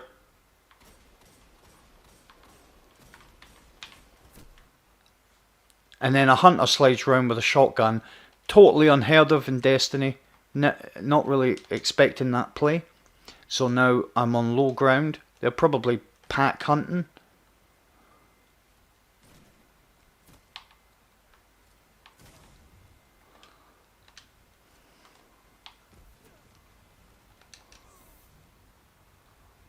Can't get away because I'm trapped on a wall. And that's where I... Yeah, okay.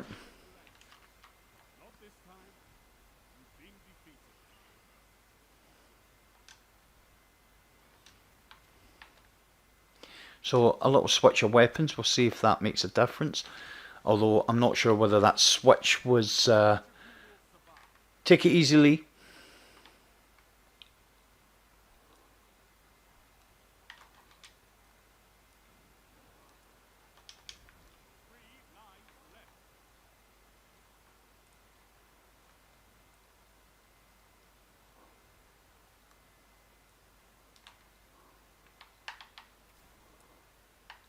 Alright.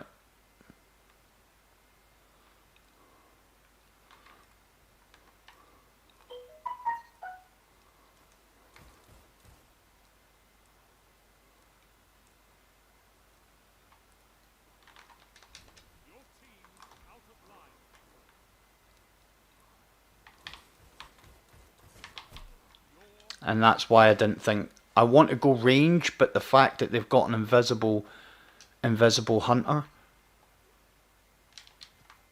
I don't feel confident in pushing.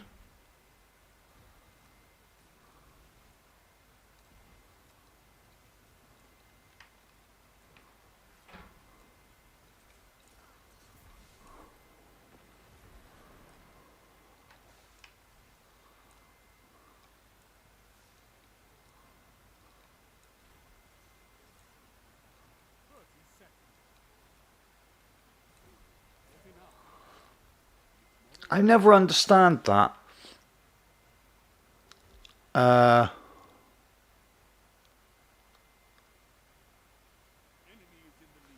never understand why when people get flinched and that person's got a bead, I do it as well, but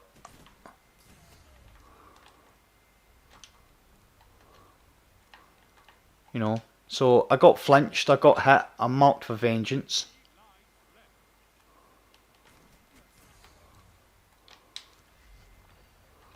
Now I'm being pushed from behind.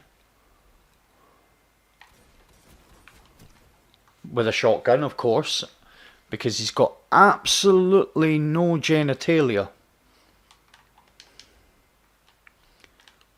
Only way somebody with a shotgun.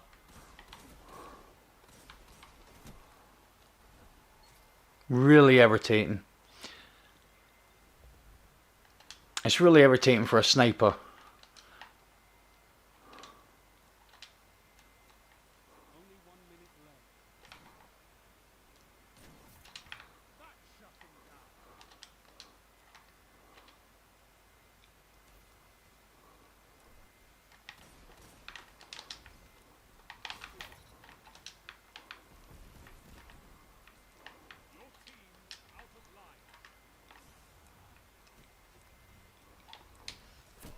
I didn't even know actually where I was getting shot from to start with.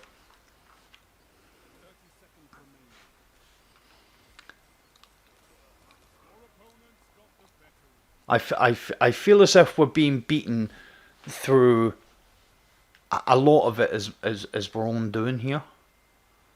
I don't think. I feel as if we're not getting beat because.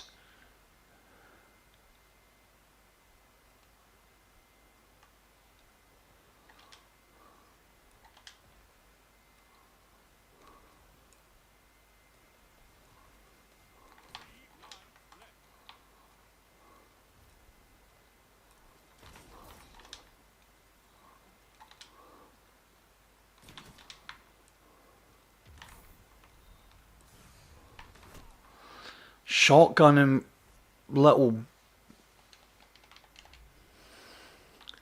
I don't know.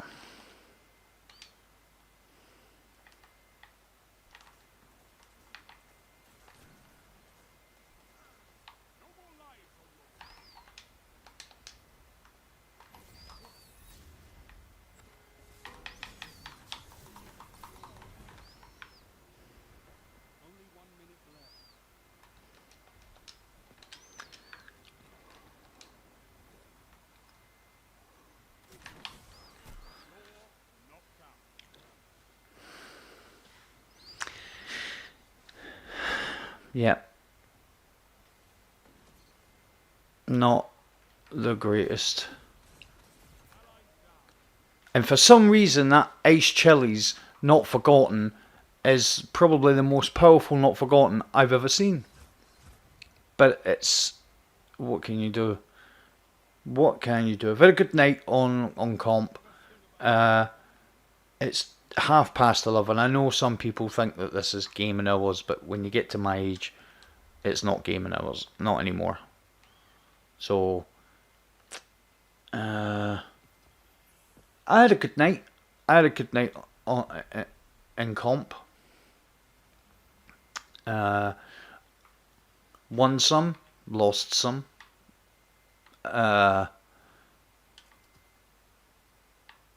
Learn. You know, you've always got to learn when you play. When you play computer games, and what I've learned is that there's some. I don't need the Horlicks. I need a cup of tea, mate. You making the tea? I definitely need a cup of tea. No, this is gaming hours for me, but it's not. It's not gaming on stream hours. After I come off stream, I normally end up doing another hour or two. You know, I find that doing anything super challenging and learning how to do stuff, or something that needs focus, it's horrible to do that stuff on stream, especially when if you're a streamer like what I think I think I engage with you guys quite a lot. Oh yeah, man, that'll do. I feel like I engage quite a lot with you guys. I feel like we talk. I feel like that's the purpose. But I'm not 100% sure. I'm still. There is a lot of the Destiny streaming malarkey that I don't really get. So I'm not sure if I should just be sitting here playing and ignoring you guys, or whether I should be talking to you. I think I should be talking to you guys. So when I'm doing that, it's kind of hard to focus. Go on, Sam. We won't leave it on a loss. Let's go on and do one more. I'm feeling one more.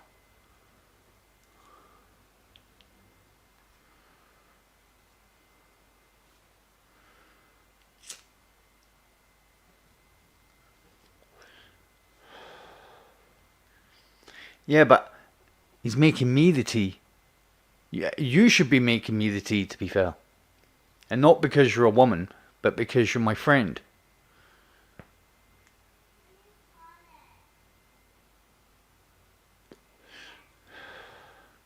I don't. PG Tips has got a weird taste off it. Am I right? It's got. What do I drink? Scotch blend. The dreaded one more. I don't like to finish on a loss.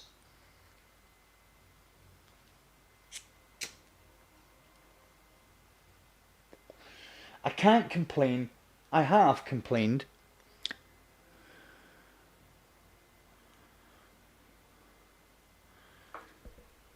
Yeah, yeah. I'm probably still, and it's a thing. I'm probably still a little bit self-conscious about playing on stream. You know, I enjoy the banter. You always bring something to the party, mate. You're a lively character. You're a good laugh, and you seem like you're a nice guy. So I enjoy the banter. Uh, Cup of tea. There you go. That's what it's all about. I'm literally choking for a cup of Rosie Lee.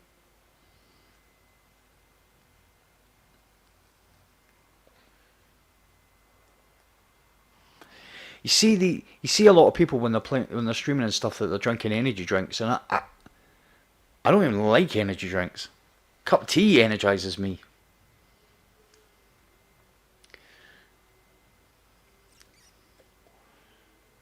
Let's go on a high, son. Let's have a look at this quest. We're getting there. I want to finish my Crucible stuff before reset. So I am going to be playing a considerable amount of comp, but I'm tomorrow night. I have another. I'm otherwise engaged. Yeah, yeah. I don't think they're very good. Nice. I don't think they're very good. I don't think they're good for your stomach. I don't think they're good for your system. I think it's real bad that gamers actually advertise them with codes. I don't think it's very good. I try and make my content and my channel for adults. And even though I don't swear in my videos, I don't swear on stream. I swear a lot. I've got some bad habits, but I don't think I need to advertise them on stream. You know, this isn't about me as a person. You know, I've got an absolutely ridiculous sense of humour.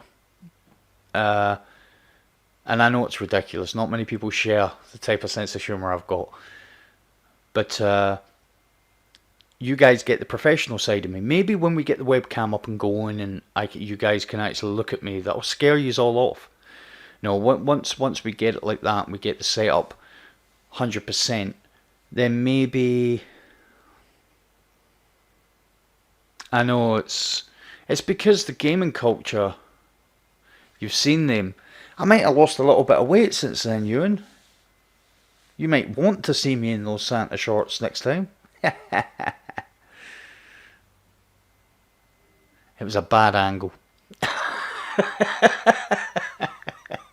I was having a bad short day. So, you know, my on-stream persona is slightly different to who I am. Whoa, 3 Aaron tiles, yay.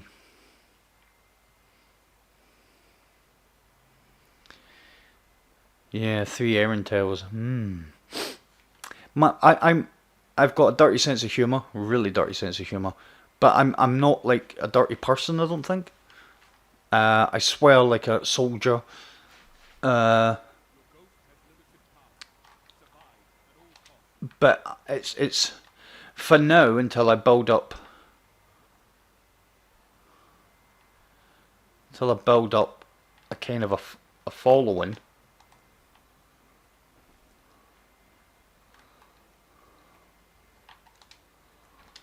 I watch out because there's a guy waiting just up there.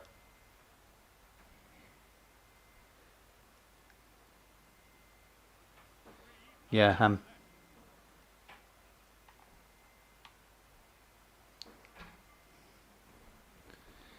Um,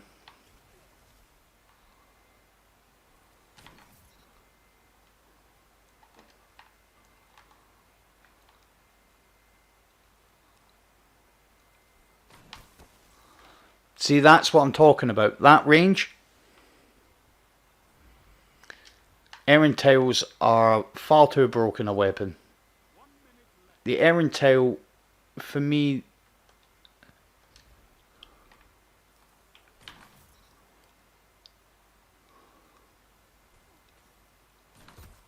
Oh!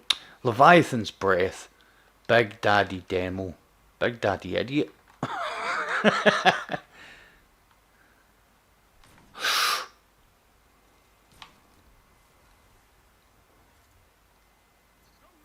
Nice work, son. Nice work. We just patient with these.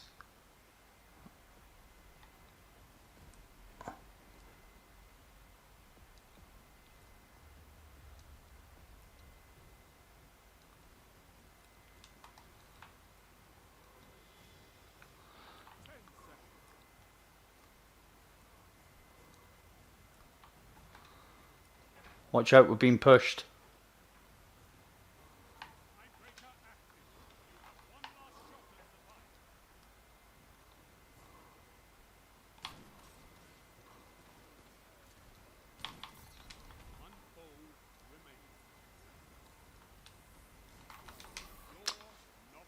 Handheld Supernova to go with his Leviathan's Breath.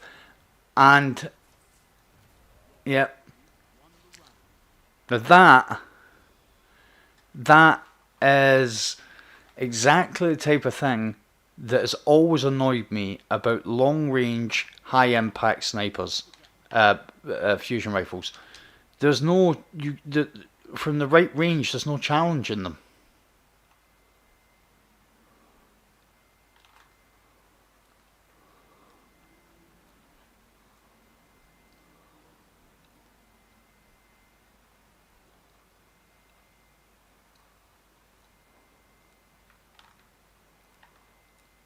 Look at them, they're just going to wait there.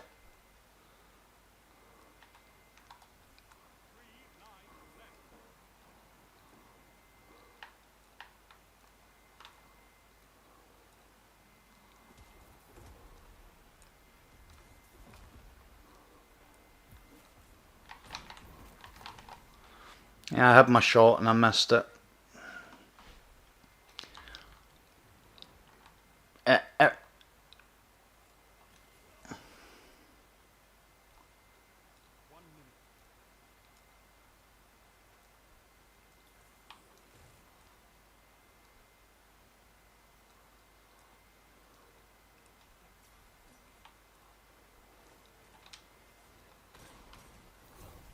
See, that really irritates me. I don't think that's a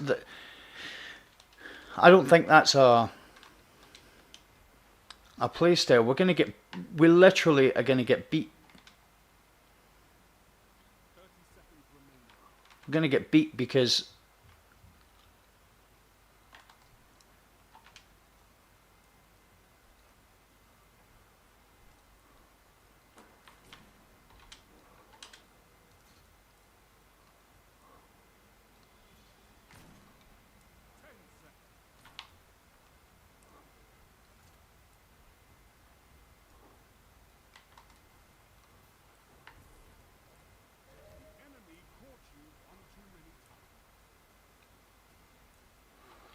just such a horrible way to play. Wait with Erentails. If we can't get them, let them run out of lives.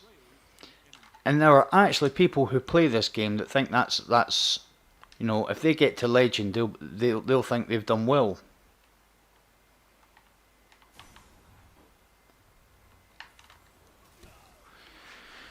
I really want to start swearing loudly. Nice. You know something? By the looks of things, what we're going to have to do, it's not going to happen with players like him.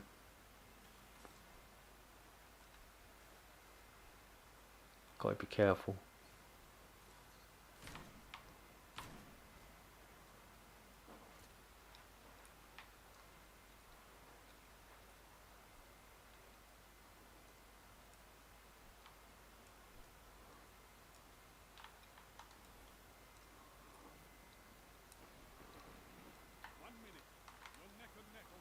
Watch out.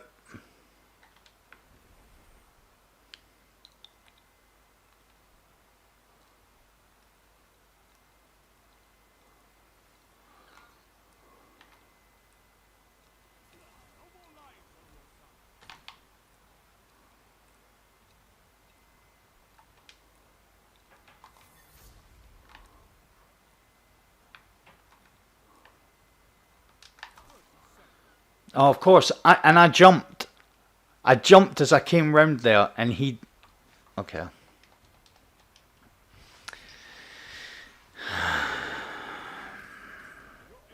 And as soon as they get life advantage, they pull out their primaries. As soon as there's one player left, they pull out their primaries. Yeah.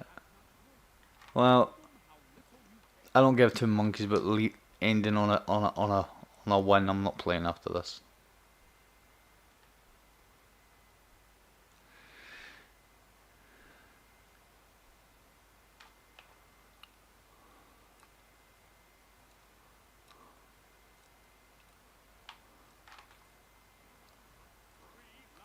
What is this bloody idiot doing?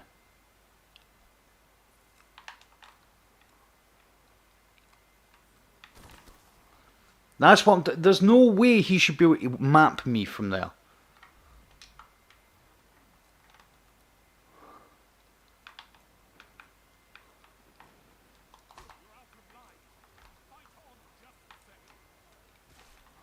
Yeah, head's not in it.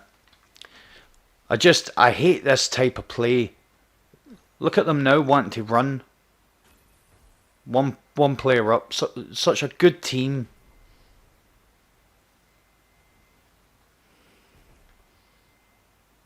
But oh, look at this! They popped us supers for one player.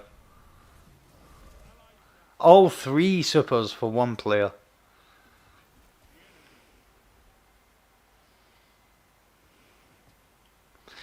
You know something? It really makes me want to message them, but what does that achieve?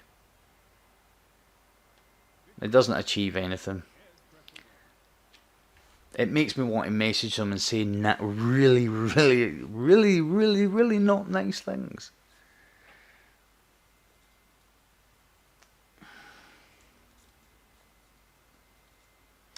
The answer to your question, Ewan, that's why they're nerfing it.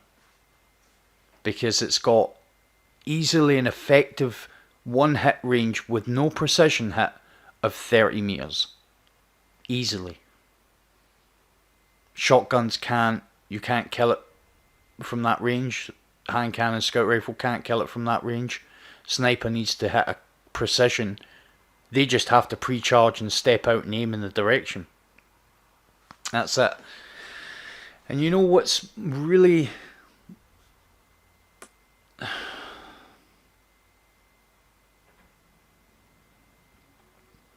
trying to put this in the right words, because I don't want to seem like I'm salty about it, but it's the facts. It's just the facts. That's all we're talking about. Bungie leaves these things far too long. Far too long. See if they could just jump in after 3 weeks of something being this bad and going, oh, yeah, okay, we need to address that.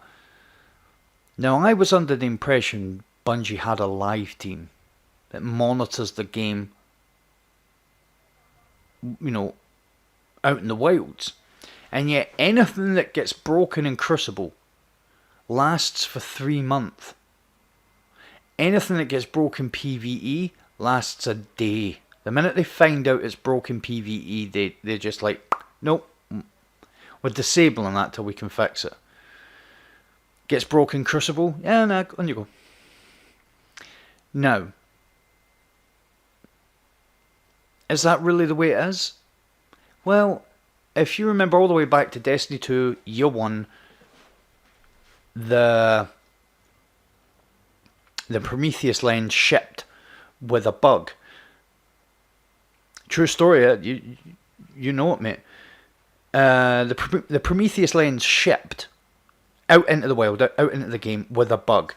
Kind of a side note is the bug that it shipped with was the exact same bug that the Vex Mythoclast shipped with. So whatever it was that they couldn't, however they made the Mythoclast when it first came out, they made the exact same mistake with another solar burn energy type weapon. The Vex Mythoclast, they allowed it to stay in Crucible for, what, about 6-8 weeks? Maybe 3 months, 2.5 months, something like that. They allowed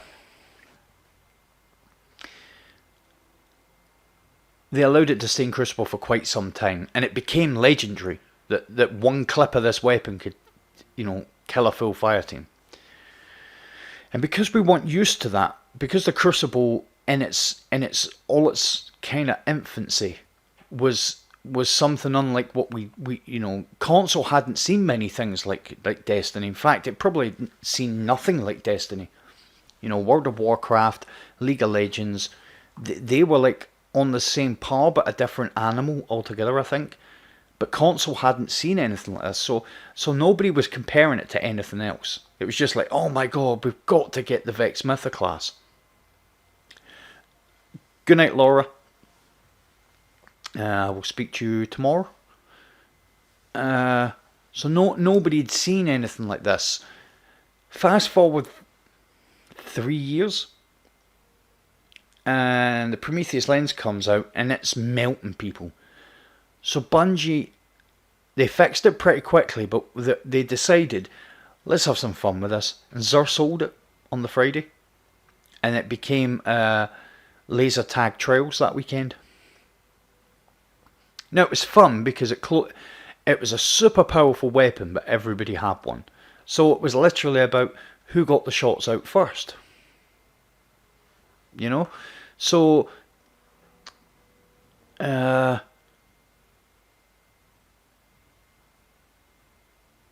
yeah, they have a history of things getting broke, and them kind of see. They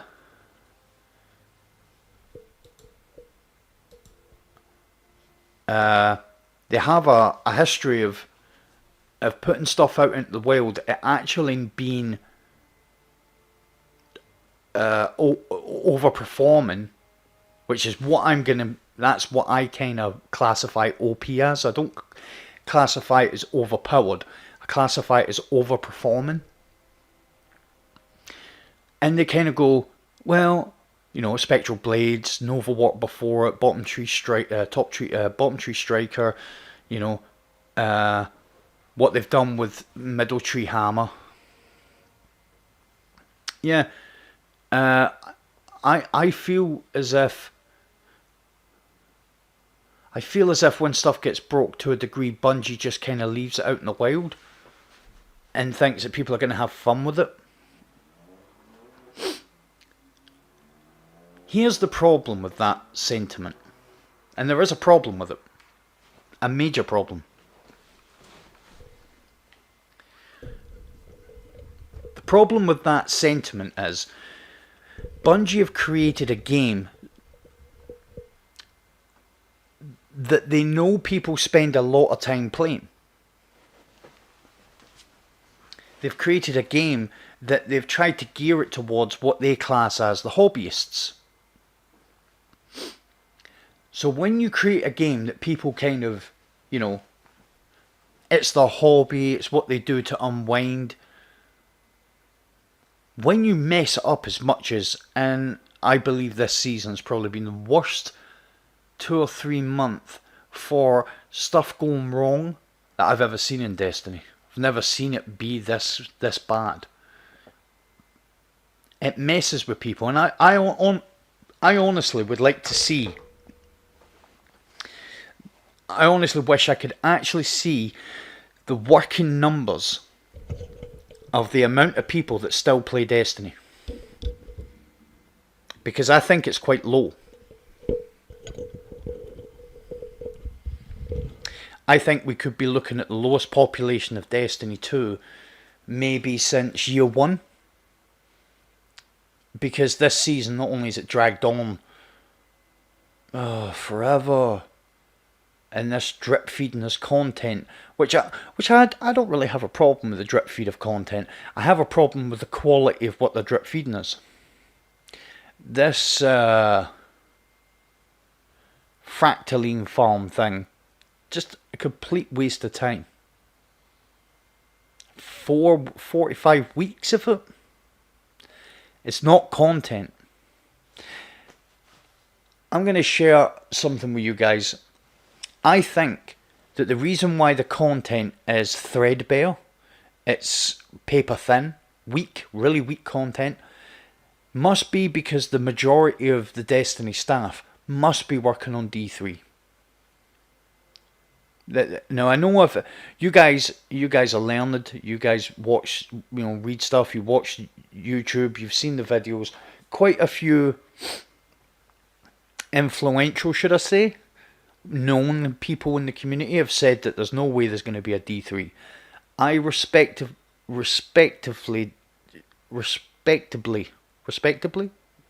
can't even say the word. I respectably decline that notion, to the point where I think it's ludicrous to suggest it.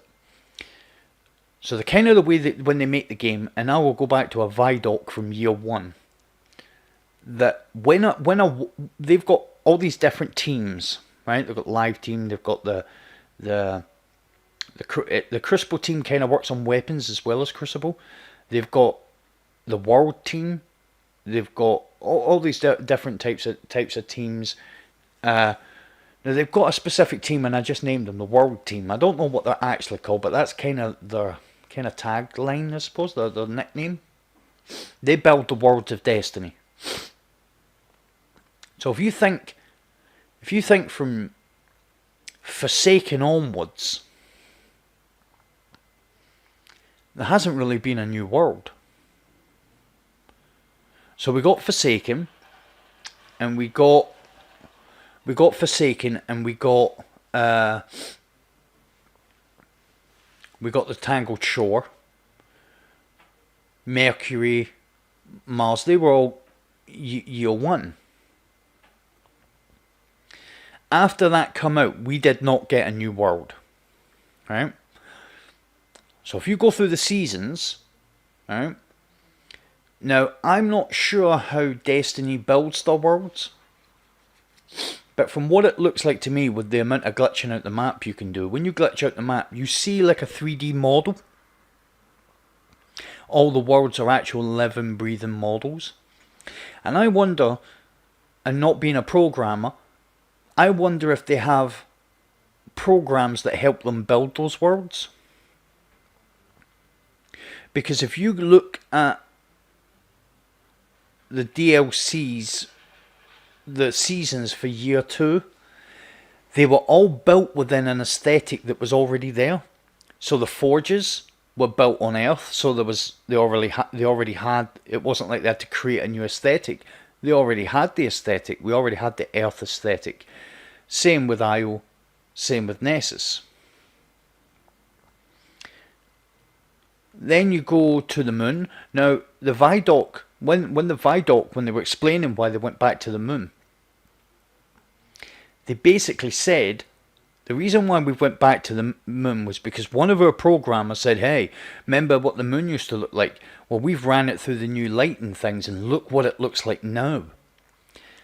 So as like a pastime, one of the programmers basically done the hard work. Yeah, they had to reimagine it and stuff, but that wasn't creating a new world. You know, the world already existed. They added a little bit on, and when I say a little bit, really for a major release, a little bit. They added the whatchamacallit, they added the Sorrow's Harbour. That's it. Put cracks in places and little bits of this and little bits of that, but basically it's the moon. With Sorrow's Harbour and First Light, the map, tagged on to the end of it. No new worlds for 2 years. Now, as I was saying, you go back to last year, season passes. Black Armory dealt in an already known aesthetic. Gambit gave us 2 new maps for Gambit, just Gambit Prime, but it's Gambit. It already existed. Yeah, I suppose the new space for the Reckoning, but it was already built off an aesthetic because we already had the Trials of the Nine maps. So the aesthetic was already there. And then Season of Opulence, we got the Raid, which is the Raid team, same as Scourge. It's a Raid team that deals with that. And the aesthetic was already there because they basically took the Leviathan and made it look like it was used. And then even some of the Menagerie ended up as the Raid. When you think about it, and I'm not attacking the content, but when you think about it, basically, the overlapped content. You know, a little bit of this will make a little bit of that, and if you know, that's 2 new bits of content. And then the Moon comes out, right? And you've got the Raid team build the Garden of Salvation, right? And yada yada. We get the Moon. We get the Dungeon, which again is the Raid team. Strike team built the Strikes. Although one of them, they kind of exist. Or the aesthetic, once you create the aesthetic for the Moon, the aesthetic exists. Sorrow's Harbour almost is like a precursor to that aesthetic. No new worlds. So the first season we get Season of the Undying. So we got that wave defense malarkey. Rubbish.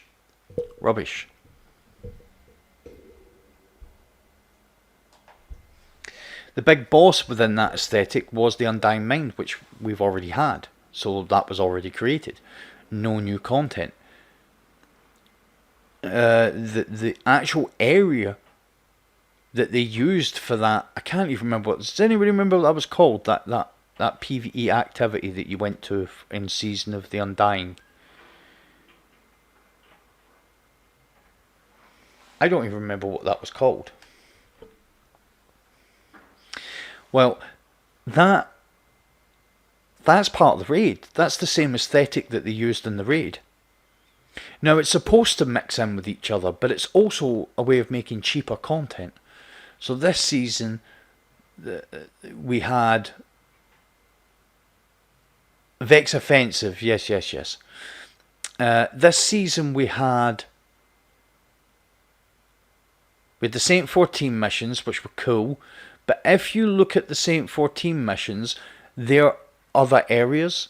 So the first one looks very similar to the Sundial. The Sundial actually employs areas that are already in the game. Cheap content. What have the world builders been doing for the last 2 years? Building Destiny 3. Exactly the same. I mean, these are all little bits that maybe some people know, some people don't know. The Taken King was quite a big, expansive release. But the truth of the matter is that the idea was already there when Destiny came out, because Oryx and the Dreadnought were supposed to be the end area for the original story mission, for the original campaign. The Dreadnought was supposed to be where you went to fight, because the story was Oryx was supposed to. He was looking for a new way to source power, and he eventually stole Rasputin from Earth, and we had to go and rescue Rasputin from the Dreadnought. So the concept was already there.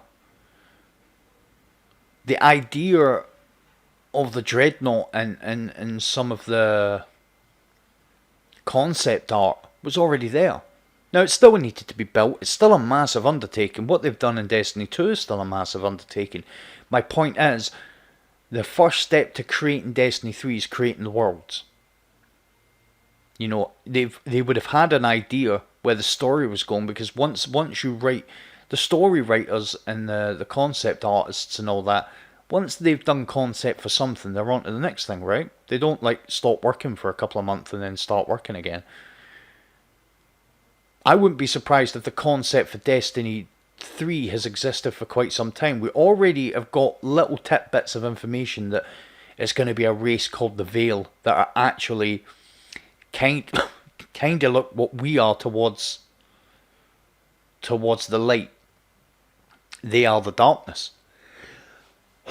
And what I find really interesting is part of the, just before Destiny 2 come out, there was little bits of information with screenshots that came out, and one of them was Prince Aldrin sitting in this like container out in the wilds, and people suggested, gaming websites suggested that he was going to be one of the NPCs, that Destiny 2 was going to be like this open world game where you just adventured around and found people that would give you missions and stuff, and that Aldrin was going to be one of them.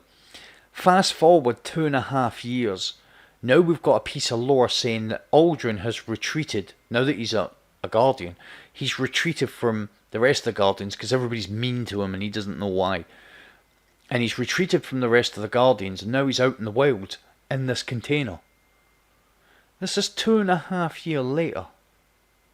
We already knew 2.5 years ago that there was a piece of concept art, which I've actually seen. It was actually online. People could look at it. Of him sitting in this container on his own. How far in the future is their story? How much extra story did they have for each of the campaigns that they can draw inspiration from for the next story?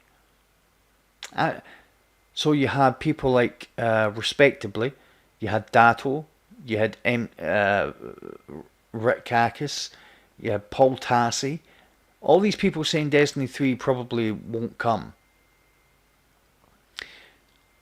I will draw those three respected gentlemen's attention to Luke Smith's statement where he was asked about Destiny 3, and he said, we're going to be going with the seasonal model.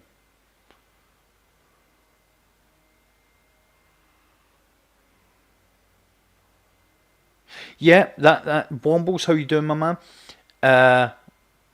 Yep, that seems plausible to me. I was wondering whether there was a program where when they get the aesthetic and they get the diameters within real time diameters, but within the game world real time, whether this could build it and then they had to shade it and texturize it and all that type of stuff.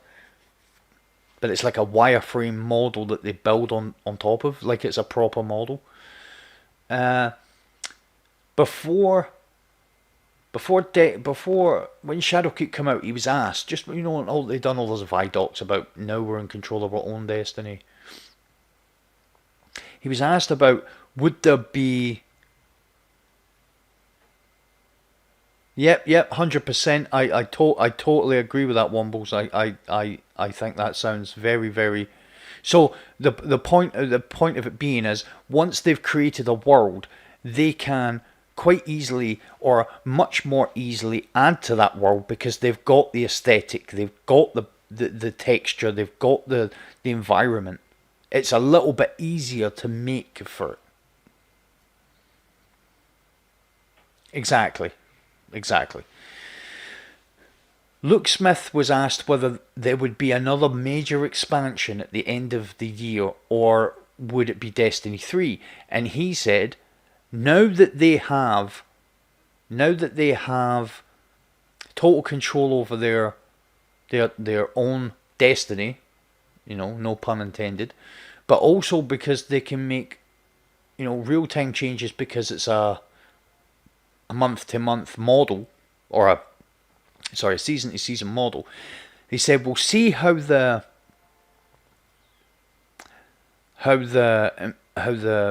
community react to the seasonal model. We could do this for another year. We could do a release and then the seasonal model for another year. But if they don't go for it, then we'll see what happens then. And that was his answer to will we see a major expansion or will we see Destiny 3? And he never once said, no, we're going to stick with that. He said, people have pointed towards him saying that he would, that they plan on supporting Destiny 2 for the next. I don't remember the 2 being there. I do remember them saying that they plan to support Destiny for many years to come. Now, another thing that they pointed towards that might, I won't say colleagues because I'm not their colleagues. They're top of the food chain when it comes to this stuff. I'm small fry. But respectively to what they've said, they've also pointed out that Bungie's hiring staff. They're hiring staff for a shooter game with more of a sense of humour and yada yada. And they are, for some reason, pointing that can't be Destiny. Since Cayde died, the level of humour within Destiny has disintegrated. Shaxx has now become a bit of a meme, and he's the only real sense of humour we get in the game. Whereas Cayde was proper funny. And there were proper funny moments within Destiny that were like, oh, that's quite good. Everything else apart from the humour sounds like the hiring staff to build for Destiny. One day you're working on this, next you're working on weapons, next you're working on combat, but we need writers to introduce a more humorous edge. I cannot see with the resources they've got and with the IP that they have with Destiny, the fact that they said they would support it for years to come, I reckon Destiny 3 is going to have a bit more of a light-hearted theme, because I think you need to offset the disaster that's coming. You can't just have it being, oh my god, you can't have people like Zavala be leading the story, because literally if the man smelled, his ears would crack. You can't have people like that leading the narrative. We've had 2 years of gloom and doom.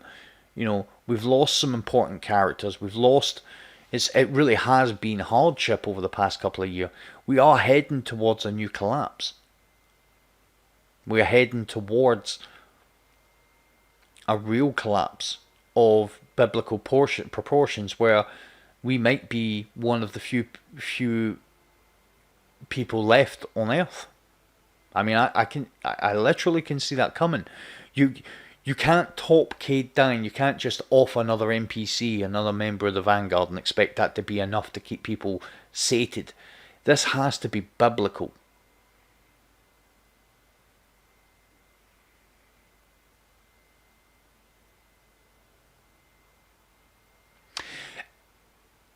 Destiny 1 was a much more humorous place, and I think the nuances, as a new light player, and it's always nice to get new light players in chats because it's a different perspective. The humor's very subtle. So if you play through the story campaign, you play through this, play through that, there isn't a lot of humorous moments, but the humour from Destiny always came in a subtle form. So I'll give you an example. Especially in Destiny 1, there was a lot more humour in Destiny 1, but it wasn't Borderlands humour. It was almost...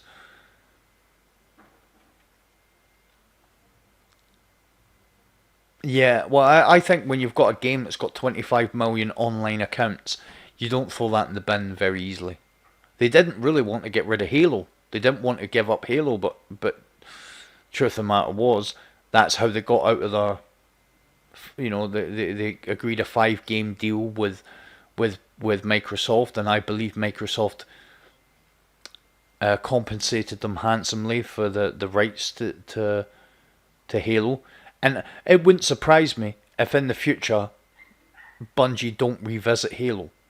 That would not surprise me one bit, because if Halo Infinite fails, and with Microsoft now renewing their friendship and working companionship with Bungie, if Halo Infinite fails, I think 343 will, because Halo 5 Halo Guardian, was a bit of a nothingness. Never really had the impact that people would expect a Halo game to have, and I think 343 have just took it in a different direction. It wouldn't surprise me if Bungie ended up getting that IP back. It wouldn't surprise me. With the deal that Microsoft will publish that game, but they'll obviously, Microsoft's a big company like Sony was, like PlayStation was. They would also get the help from the studios, Microsoft Studios, to maybe take some of the weight off and stuff, but it would be under Bungie's direction.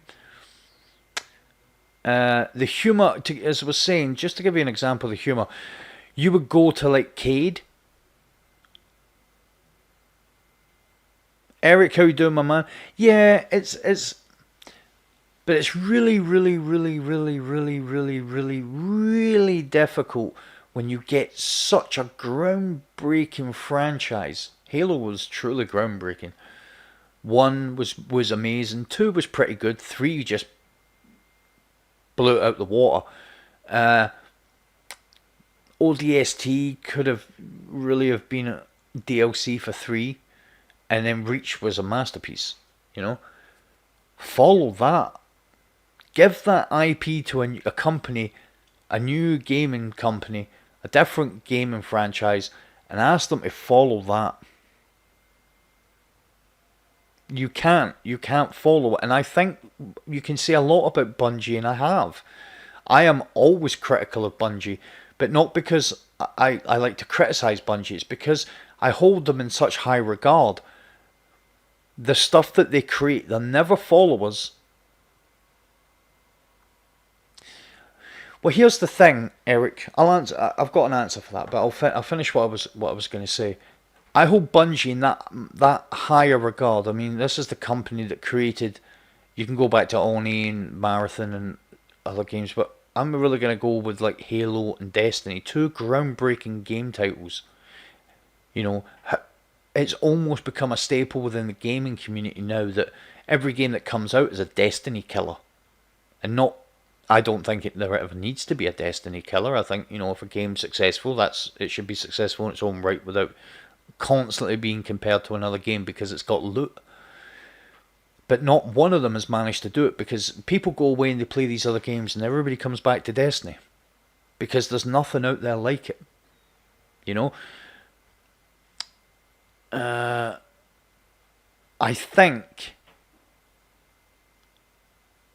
I think the reason why I criticise Bungie is because I've enjoyed every single thing that they've made that I've played. For me, they're innovators, almost flawless at times with their innovation. They never settle. They never go, do you know what? Everybody else is doing that. People pointed towards the Battle Pass and said, oh, they're copying Fortnite. We were the first ones to have a Battle Pass in Rise of Iron. We had a Battle Pass in the Rise of Iron book. We've already had that blueprint in the game for years, or years ago.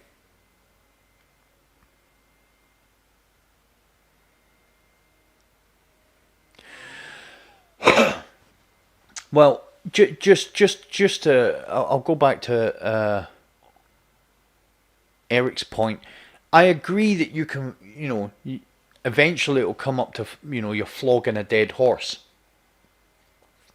But if done correctly, you can keep a game title going almost infinitely. Look at World of Warcraft.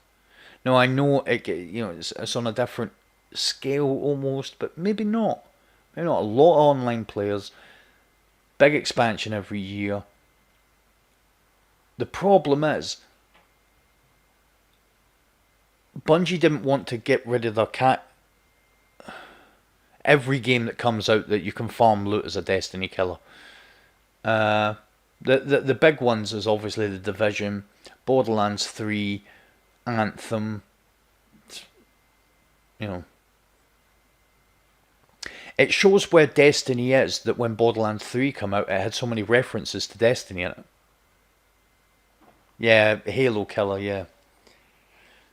I think the problem, and maybe Infinite's going to go a different road, but I think Bungie, in their wisdom, realised that the franchise game is gone. You know, building a game that's a campaign and multiplayer and that's it is gone. The living, breathing, online changing world is not only cost effective, it's super engaging and people become attached to their characters, attached to their, you know, subclass or the stuff that they've earned, the customizations. If Halo Infinite is something similar to that, it could stand a chance.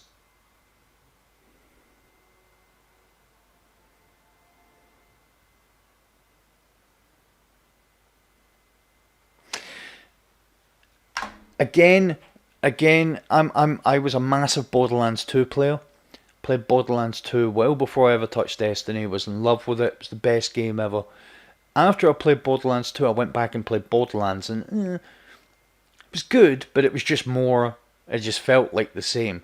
Borderlands 3, from what I've heard, is a very similar formula to Borderlands 2, just with more. And if that's the case, because I'm a Destiny player now, so because Destiny feels like it's a much more serious game, and I don't mean lack of humor. I just mean there's just more in it. I think Borderlands maybe suffered by trying to give the fans what they thought they wanted, which was more of the same. And if you don't innovate, to a degree you gestate. You know, you just are what you are. And I've got friends who, right up until Borderlands 3 come out, still played Borderlands 2, and even they were disappointed with it. Because it was just like, oh man, I should have just stuck with Borderlands 2. It's a shame. But again, not having the variation, Division suffered from it as well. The variation wasn't there. There was too much. It basically felt like you were doing the same thing all the time. Didn't matter if you were in the multiplayer zone or you were doing this or you were doing that. It just felt like it was the same thing. Whereas Bungie really has done a good job of separating. Well, that's I agree.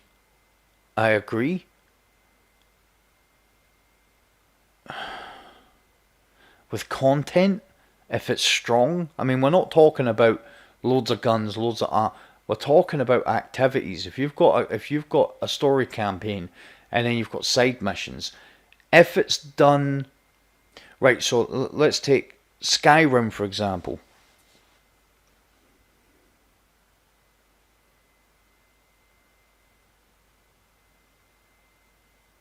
Skyrim doesn't have that online ever-changing universe, but it's got a massive world for you to explore and do your thing, and there's massive story missions and all that. There's no strikes, there's no raids, there's no nothing. The story keeps people engaged. The world, how real it looks and how beautiful it was and how engaging the story was. You don't need to have loads of other activities. But to be fair,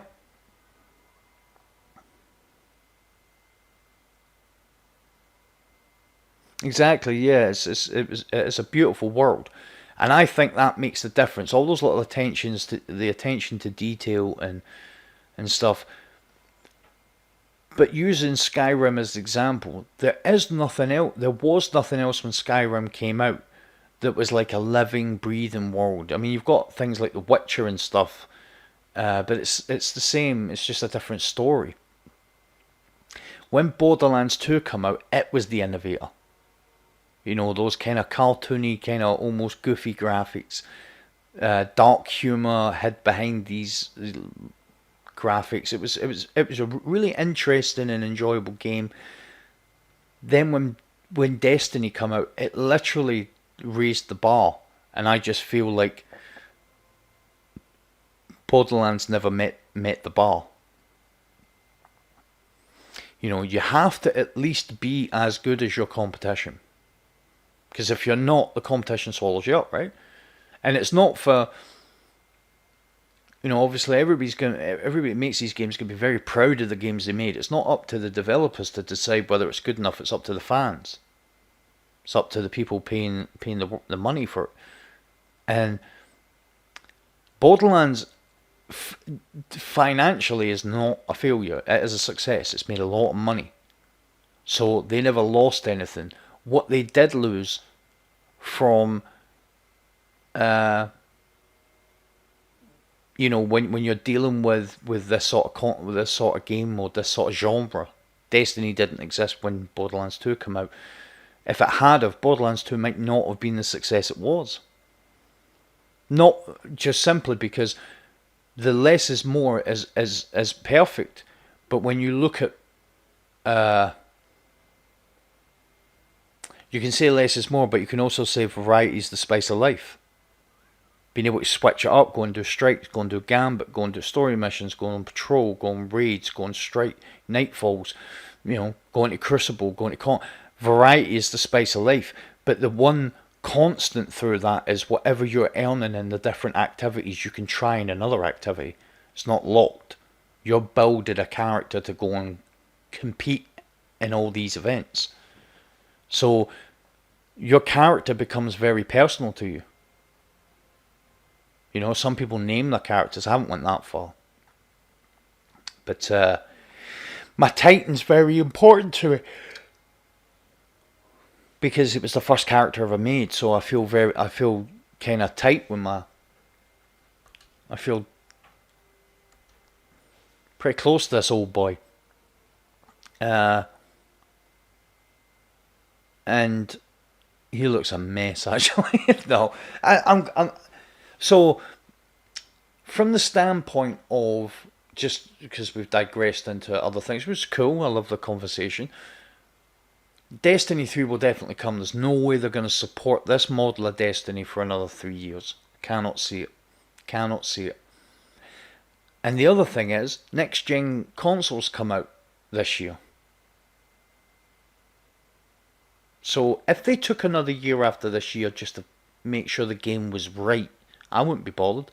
I would prefer a AAA game to come out with all the knobs and whistles working. If it means another year, as long as it's good, decent content to keep us going, then yeah, I'm happy with that. But I just can't see in 3 years' time I'm still doing Savathun Song. Eater of Crayons.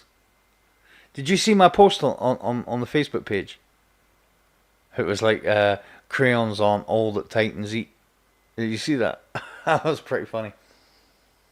I've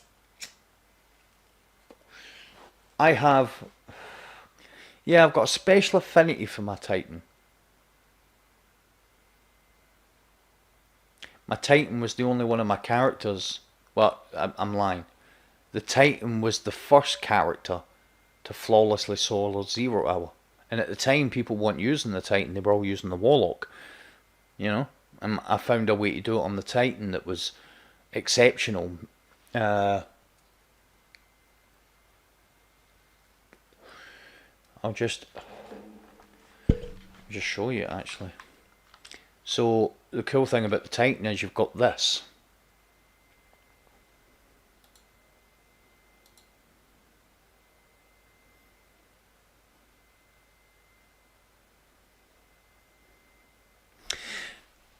Yeah, me and the Titan have done a lot together. This was the loadout I used, and it's this thing here for bosses. This one right here. This. Hit a target with a void ability to attach a void detonator. Further hits cause the detonator to explode, dealing damage to surrounding enemies. Yeah, it definitely is, Eric. And then that.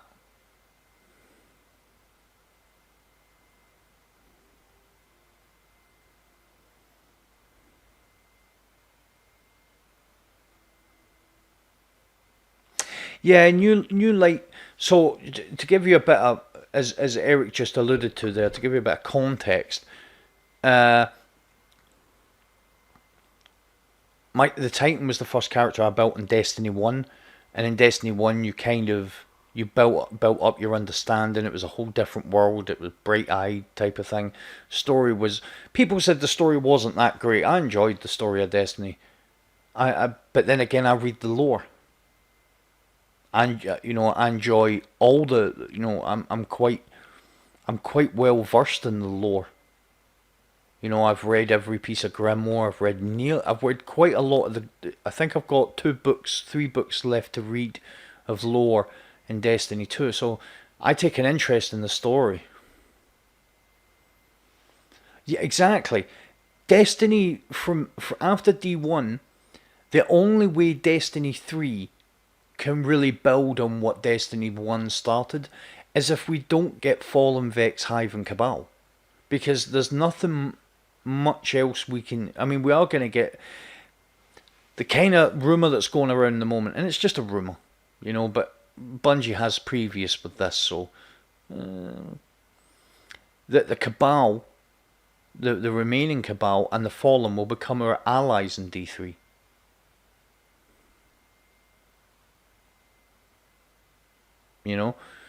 The Vex will go. The Vex and the Hive are going to be.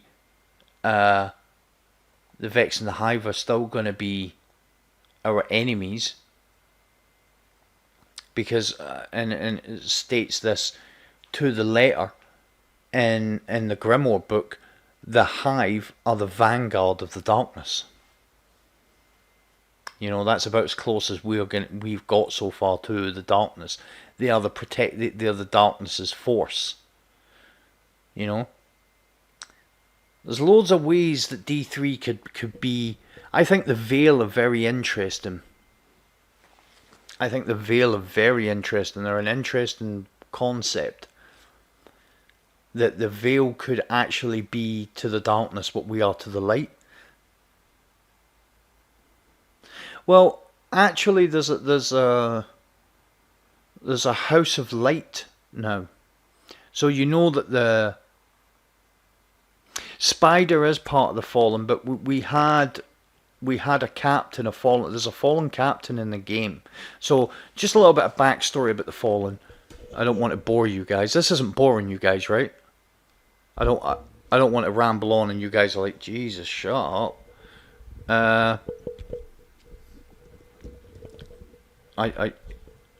I will proceed if you.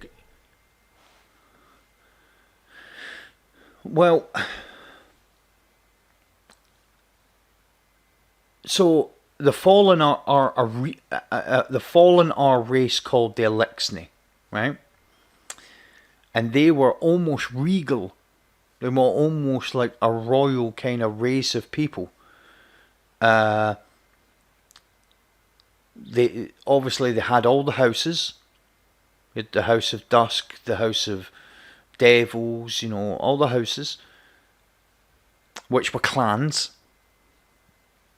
And they had the Traveller. So they were imbued with light. And then one day, Oryx came with his forces to fight the Traveller type of thing. And the Eliksni went to war with them. And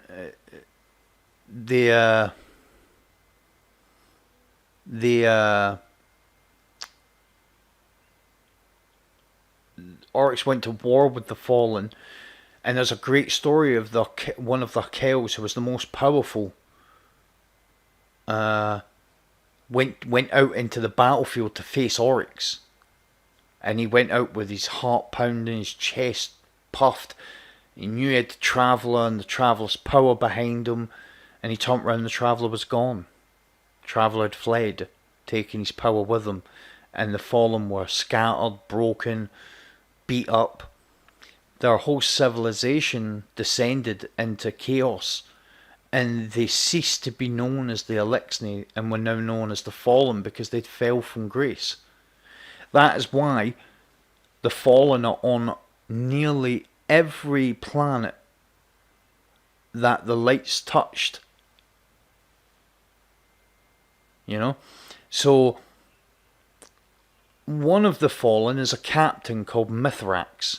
Now, for anybody that's done the 0 hour quest, you'll know that Mithrax is the captain that gives you the quest to go into the mission for the 0 Hour. What people might not be aware is we actually get the chance to spare Mithrax's life.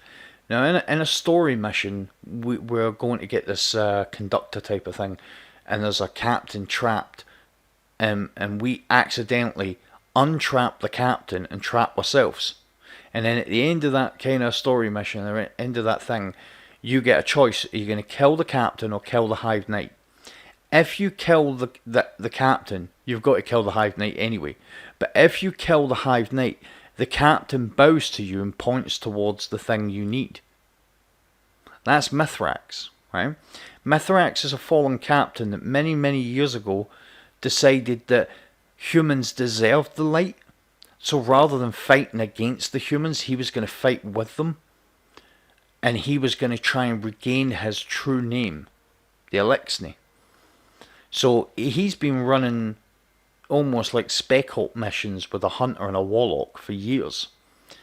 And he's created his own house, the House of Light. And he's not fighting to get the light from us. He's fighting to be accepted as an Eliksni. He fights with us. So you've got him, as some people have mentioned, Eric and Wombles have mentioned obviously Spider. Spider is kind of a rogue fallen. He's out for himself. He's got his own little crew and all that. The Queen did barter an alliance. It wasn't really an alliance. The Fallen didn't really have a choice to side with her because she she went ham on the Fallen. So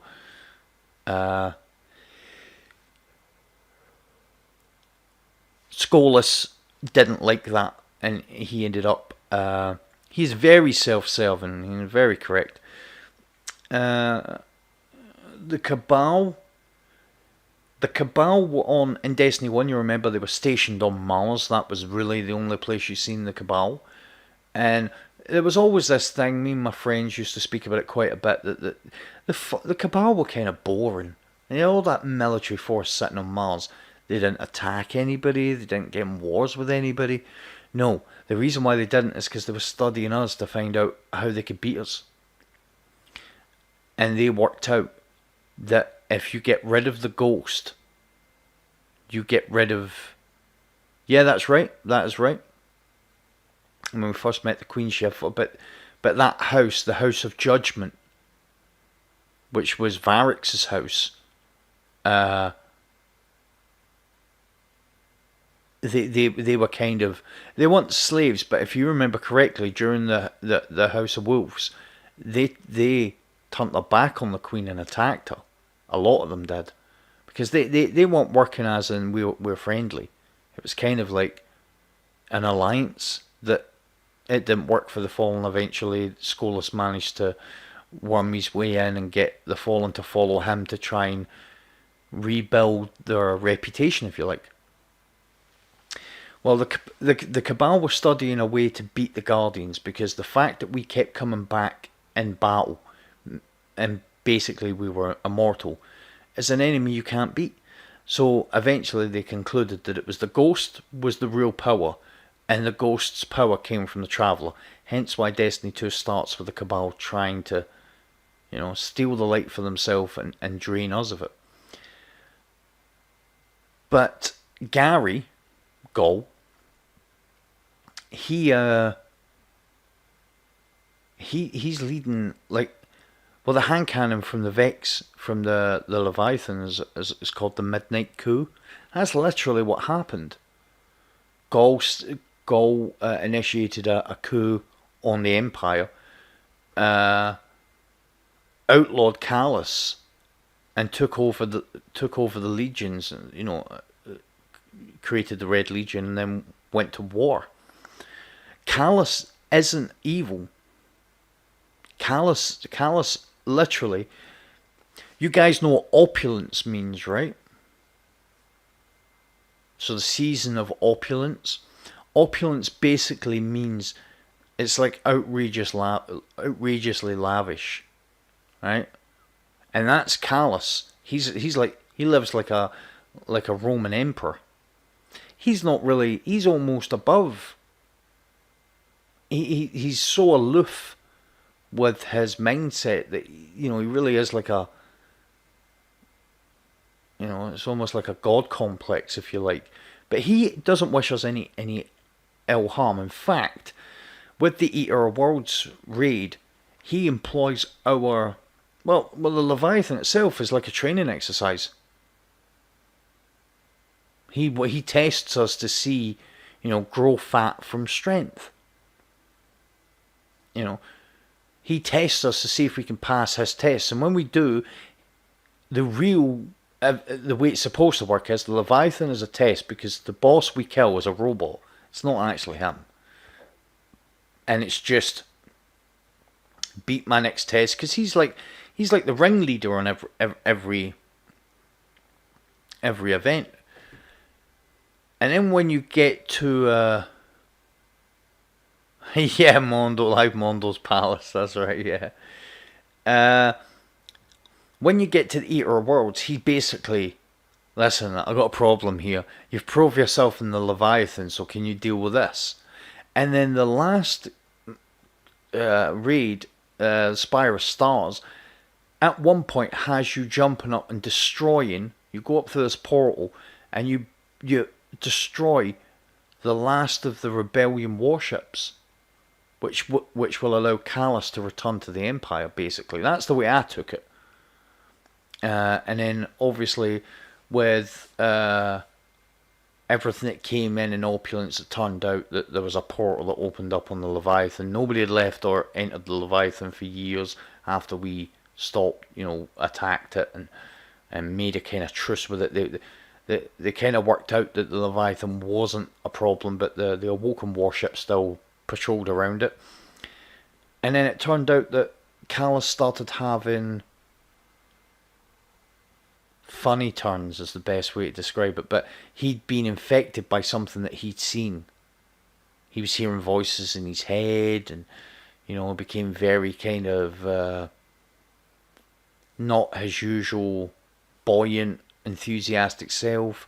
And it was because whatever was coming through the portal, this dark sludge stuff was coming through the portal, it affected him. The Cabal now are not our enemies, and the Fallen, we have quite a few Variks. Well before Spider or Mithrax, we had too much wine, more than likely, mate. Well before Spider or Mithrax, we had Variks, who was a friend to us, but he always seemed a bit shady, to be fair. So, yeah. The Cabal now, we've actually had a lot of dealings with the Cabal where we're on friendly terms with them, and we've got friends within the ranks of the Fallen. So none with the Vex, although we do have that moment in the story mission where Captain my Captain, is it? Where we find out that the Vex have projected the mind of the Captain from the Exodus Black into a Vex Harpy, and they want to study it. And we know that they've actually connected with the Ghost, and that, you know, they're willing to help the Ghost understand the Vex network. The Hive, nothing. There's nothing.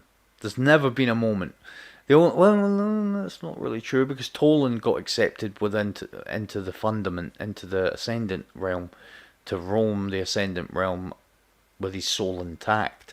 But we've never had any dealings with the Hive where they've went, we can help you do this.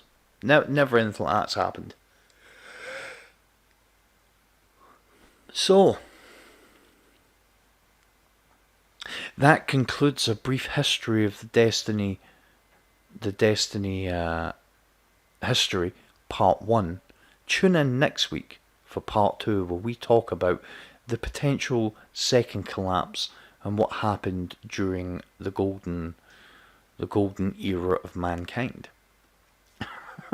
It's like a TV show.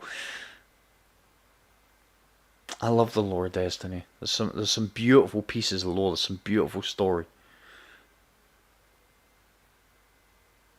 You know, there's a lot of interesting little stories, interesting little pieces that. Thank you very much for listening to my inane drivel. The reason I always wanted to stream wasn't to so that people could go, wow, he's such a good player. I literally I literally wanted to connect with people. Thank you very much, Wombles.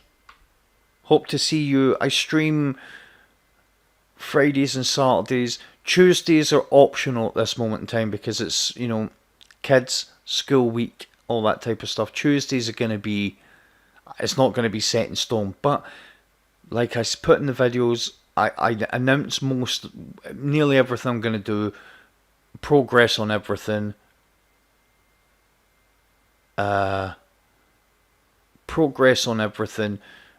updates on runs, how I've got on. I do all that on Twitter.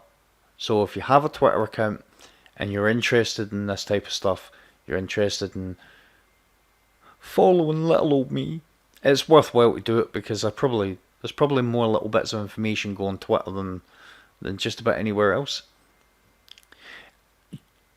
I will, if people are interested in the lore, will, you know, at least once every couple of weeks, I'll try and answer people's questions on different things because I don't think there's much of the lore I haven't read. You know, I'm not Bife, but I'm pretty clued up on the story. So, well guys, thank you very much for staying with the stream. That's a solid, just about 5 hour stream. Not bad for a stream that was literally only going to last for 2 hours. I think we've done a bit tonight, right? And I'm very happy with the people that came in and the conversations we got going, and you know, I'm happier speaking with you guys than I am actually playing the game. But that'll change when the new content comes in. I'm pretty sure I'll be engaged then. So again, guys, thank you very much for stopping by. I hope you guys had a good time. I hope you guys have enjoyed the conversations, and you know, I enjoy. This is the part of the streams that I enjoy, is actually talking and answering questions and actually having conversation with you guys. So thank you very much for staying with me. I appreciate. Thank you very much, Eric. I honestly, anytime anybody says that, it honestly makes it worthwhile. It honestly makes it worthwhile. So thank you very much for watching. I appreciate you all as always. And I will see you guys. Now, before I go, I'm going to say I'm not 100% sure, as I've said, about the Tuesdays. I'm not saying I'm not going to stream on a Tuesday. But at this moment in time, it's the Tuesday is kind of, you know, because once I get talking, I'm on for hours. And I love talking with you guys. So I'm not 100% sure about the Tuesdays. But any of you guys that are on Twitter, no later than Monday will I let you guys know if there's going to be a stream on Tuesday. So, and most of you guys, I normally don't have to say if I'm going to stream it. Some of you guys must have your notifications on because you obviously see the streams up, and so maybe see you on Tuesday, but 100% will see you on Friday. Thank you very much for staying with the stream. Have a pleasant evening, and I will see you guys in the next one.